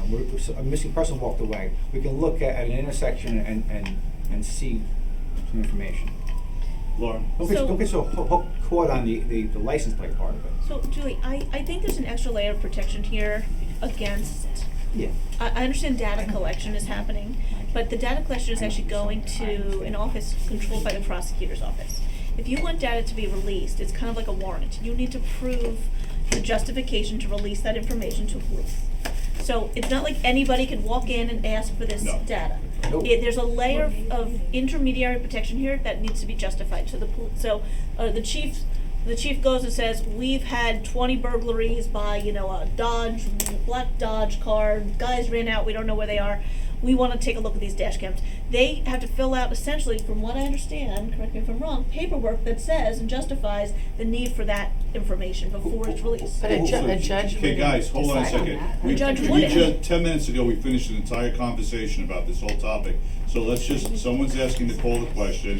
It's yes or no, do you want the cameras or not? I think that we need to understand that layer because there is a privacy implication here. But Am I correct on that? That there's that layer between? I don't think we're gonna be able to we're gonna let you speak in a second, Chief, but the cameras, it's a police function, the police are asking for it, all the data is being collected, we realize that. The question is, do we wanna spend the $40,000? The chief is recommending we buy this for policing things in Tenafly. I'm trying to understand how the data is collected and released. We I didn't don't have know this if simple we question. needed someone from the prosecutor's office here to explain that to us. It goes to the prosecutor's office. Right. They hold it. The public can't get a hold of it. Right. It's for law enforcement purposes only. Right. And, so it would be tied to investigation. We get burglaries in town on a regular basis, and then we get caught, and people like, what are you doing about it? Something, and these things they are invaluable to these investigations. A lot, we put people with the cars, there's a way of tracking cars, and basically, there's no greater joy than basically solving a crime or something, and getting people's stuff back or something, and they look at like, some people in the town, and he's told, like, why don't you have these things? And so some people have wanted to actually pay for it themselves. I'm like, well, it's not that easy. But we're trying to become an industry standard. We understand that people don't want Big Brother watching every part of their lives. But this information is going to be protected. No one is going to misuse it. I'm a yes. Okay, Lauren, yes or no? I said I'm a yes. You're a yes. Jeff? Yes. Adam? I keep it in for now and then just see where we are at the end of the day. So is that a yes or a no? Yes for now. Manu? No. Julie? No. Dan? Yes. Okay, move on. Yes, all, 4 yeses. Well, he's abstention, it's 3 yeses, 2 noes. That's it. Absolutely nothing is confirmed on the, right now, the CapEx Right. won't balance, so. It's keeping it in there for now. I'm keeping it in there for now. Right. Okay. Yes, Lauren? Okay, this isn't a question, I'm actually done with my questions, but I would like to know, Chief, if you wouldn't mind coming on Tuesday's council meeting to discuss the median project and possibly pedestrian safety grants. What project? That in the median, budget? that on Is River that Edge on the Road. agenda? That's already on the agenda for Tuesday. But I'm asking if the chief wouldn't mind to come by. Chief, can you come here Tuesday night for the council meeting? So, Wonderful. All right, next question on the budget. You need more hobbies. Manu? Chief. Yes. The digital, your speed signs, you're asking for 2 at 4,400. Oh man, I hate those that's things. gonna be And Andy's coming first thing, so it'll be the very first item on the agenda. sorry, Mark. It's okay. I'm just trying to Yeah, keep yeah. focused. So the digital, your speed signs, Yes. 4,400 per. So we had one. Wait, one at a Guys, time. this is Manu- important. Manu has the floor. Who's speaking? Manu has the floor. We had one, the previous one was, from my understanding, it was run over. Did we Right. recover funds for that? So that was part of a message trailer which was destroyed. We have a new message trailer and it does have those capabilities. Right now it's out in front of headquarters and it's displaying information on what website they go to for coronavirus. These are, and again, something, I'm just like you, I'm a civilian or something, and when I take off my uniform, I'm just a regular person or something, and I have the same experience that you do when I drive around town and I go to the towns and I see that little box and it's flashing and it slows me down. Mhm. They work. Right. They're portable, which is great. Because in the past, you put them up, they'd be locked in place and that'd be that. Now these new ones, what they do is you can get these brackets. You put them on the common streets. You have a problem, and you can run a circuit. You put this one put it for 2 weeks, and go to another street, put it for 2 weeks, and everyone's got them. They flash when you're going too fast. I think they get something again. It's the eye catching. Like people don't pay attention to the signs. But I like to have 2 as run a circuit Sure. through town and just. I mean, put them out. I don't disagree with the concept. I'm just saying that we didn't recover the funds from the first one. No, actually, so what happened was I bought the second one with forfeiture funds. Okay. So we have a new trailer out there for like So- $18,000. so We do, but that it does have the radar capabilities, but we probably use it for the message part of it more so. Oh, right. These are just the square your speed Right, is. right. As I mentioned before, Dean Drive, Woodland Street, West Clinton Avenue, Right. River Edge Road, Flying Flyers, Leroy. I get it. That road right there. So did you get money back for that broken one? Okay, one at a time, Little too many people bit. talking. And extra, I use forfeiture funds. We brought in. Okay. All right, any other questions to the chief? Yes, sir. Municipal Alliance grant? Is that a question? Yes. What page? What's the question? 32. We just joined forces with the other towns next to us. So in the next fiscal year, not this one, not 2020, sorry, in our fiscal year 2020, but not the school's fiscal year 2021, 2022, they're in a different cycle. So for their programming to start in September, which is our fiscal year 2020, but it's their next school cycle, I would like an additional 3K just to do more programming with the other towns. What does this do? Anti-drug. This is anti-drug. No. Cap? Yeah, cap. This is cap? Yep. We don't have a separate cap page? This is it. Oh, this is it, okay. I have no control of that, just so you know. I know. I know. But It it's might be on- it's part of on- my budget, but I have no, I know nothing of it. Right, I know. I'm okay with that. The additional is for three drug- over drug the education and- 6,000. Our grant has a higher grant. And, you know, Don't I have? Why isn't the school paying it? 50% match. It's 4938 and a 59. This isn't a 50% school match. budget meeting, Oh, you- we this have is a to- borough meeting. Let's Either bring it up we at wanna Tilly's. pay for it or we don't. If we want the school to pay that's what we're for talking about. it, we need to go visit that, Let's right? go visit them on that. Why, Okay, but because this not falls here under, today, though. this is a government, this is a borough. That's fine, You that's have the cops perfectly reasonable. involved. so I say no. No, I have to look into something with this. It's a matching grant. Yeah, it's a matching grant. I have to Because we figure joined this out. forces with the other towns, we're the only joint shared, I don't know what to call it, shared service, we're the only consortium in the county, so our grant potential has grown by 3 technically, with 3 towns. Englewood Cliffs Police Department, Alpine PD, and us.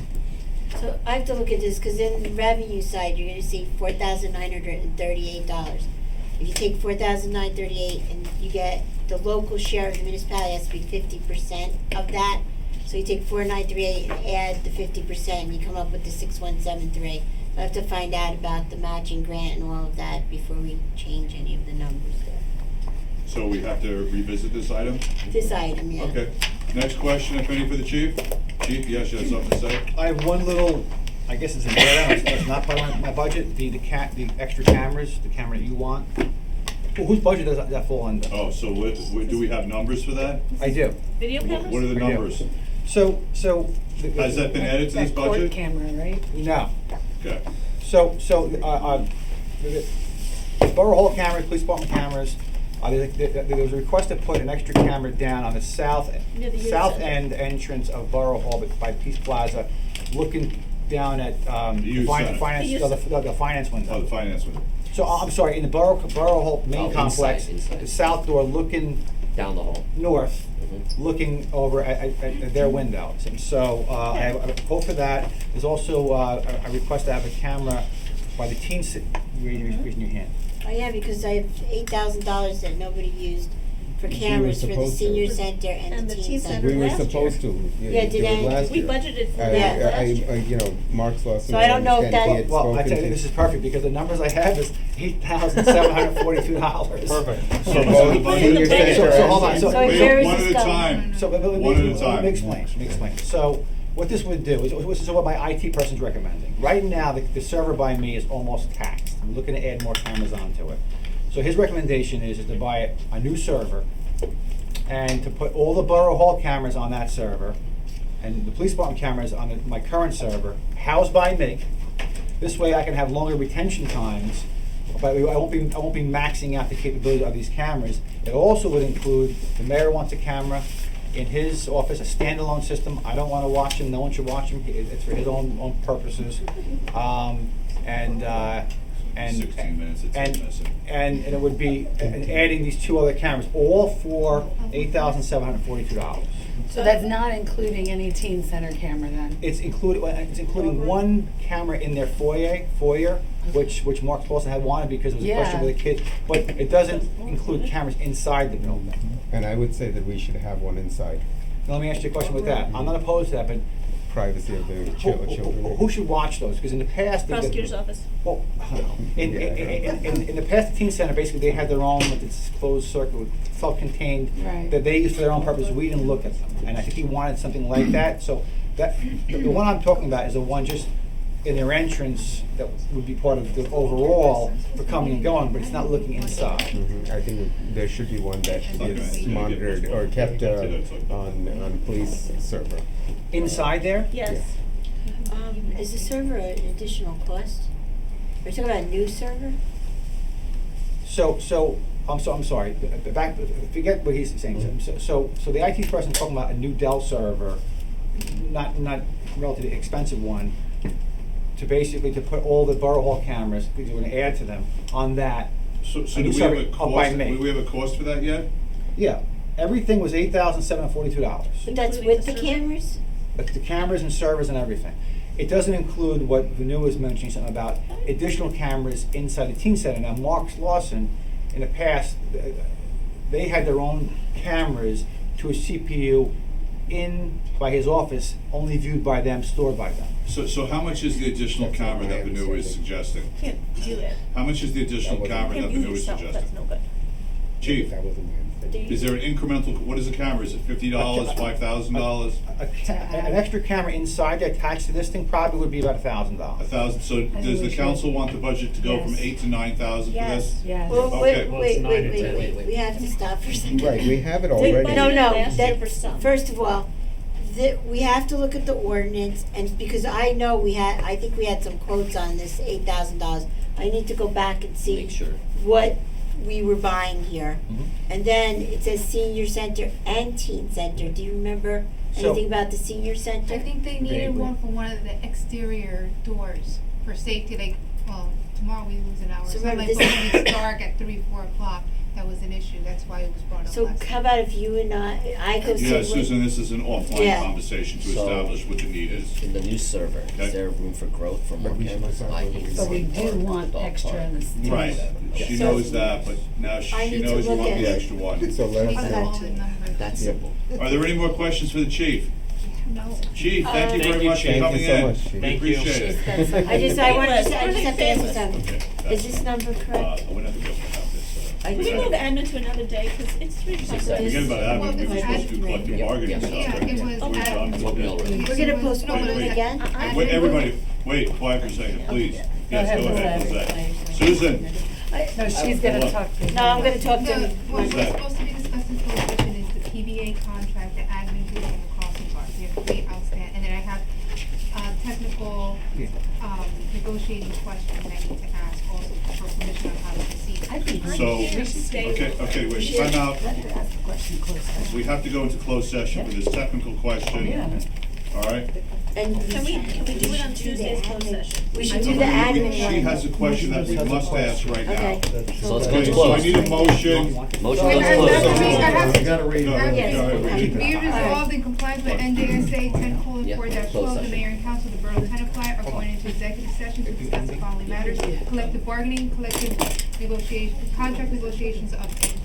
So, could I have a So motion? moved. Second? So moved. All in favor? Aye. Okay.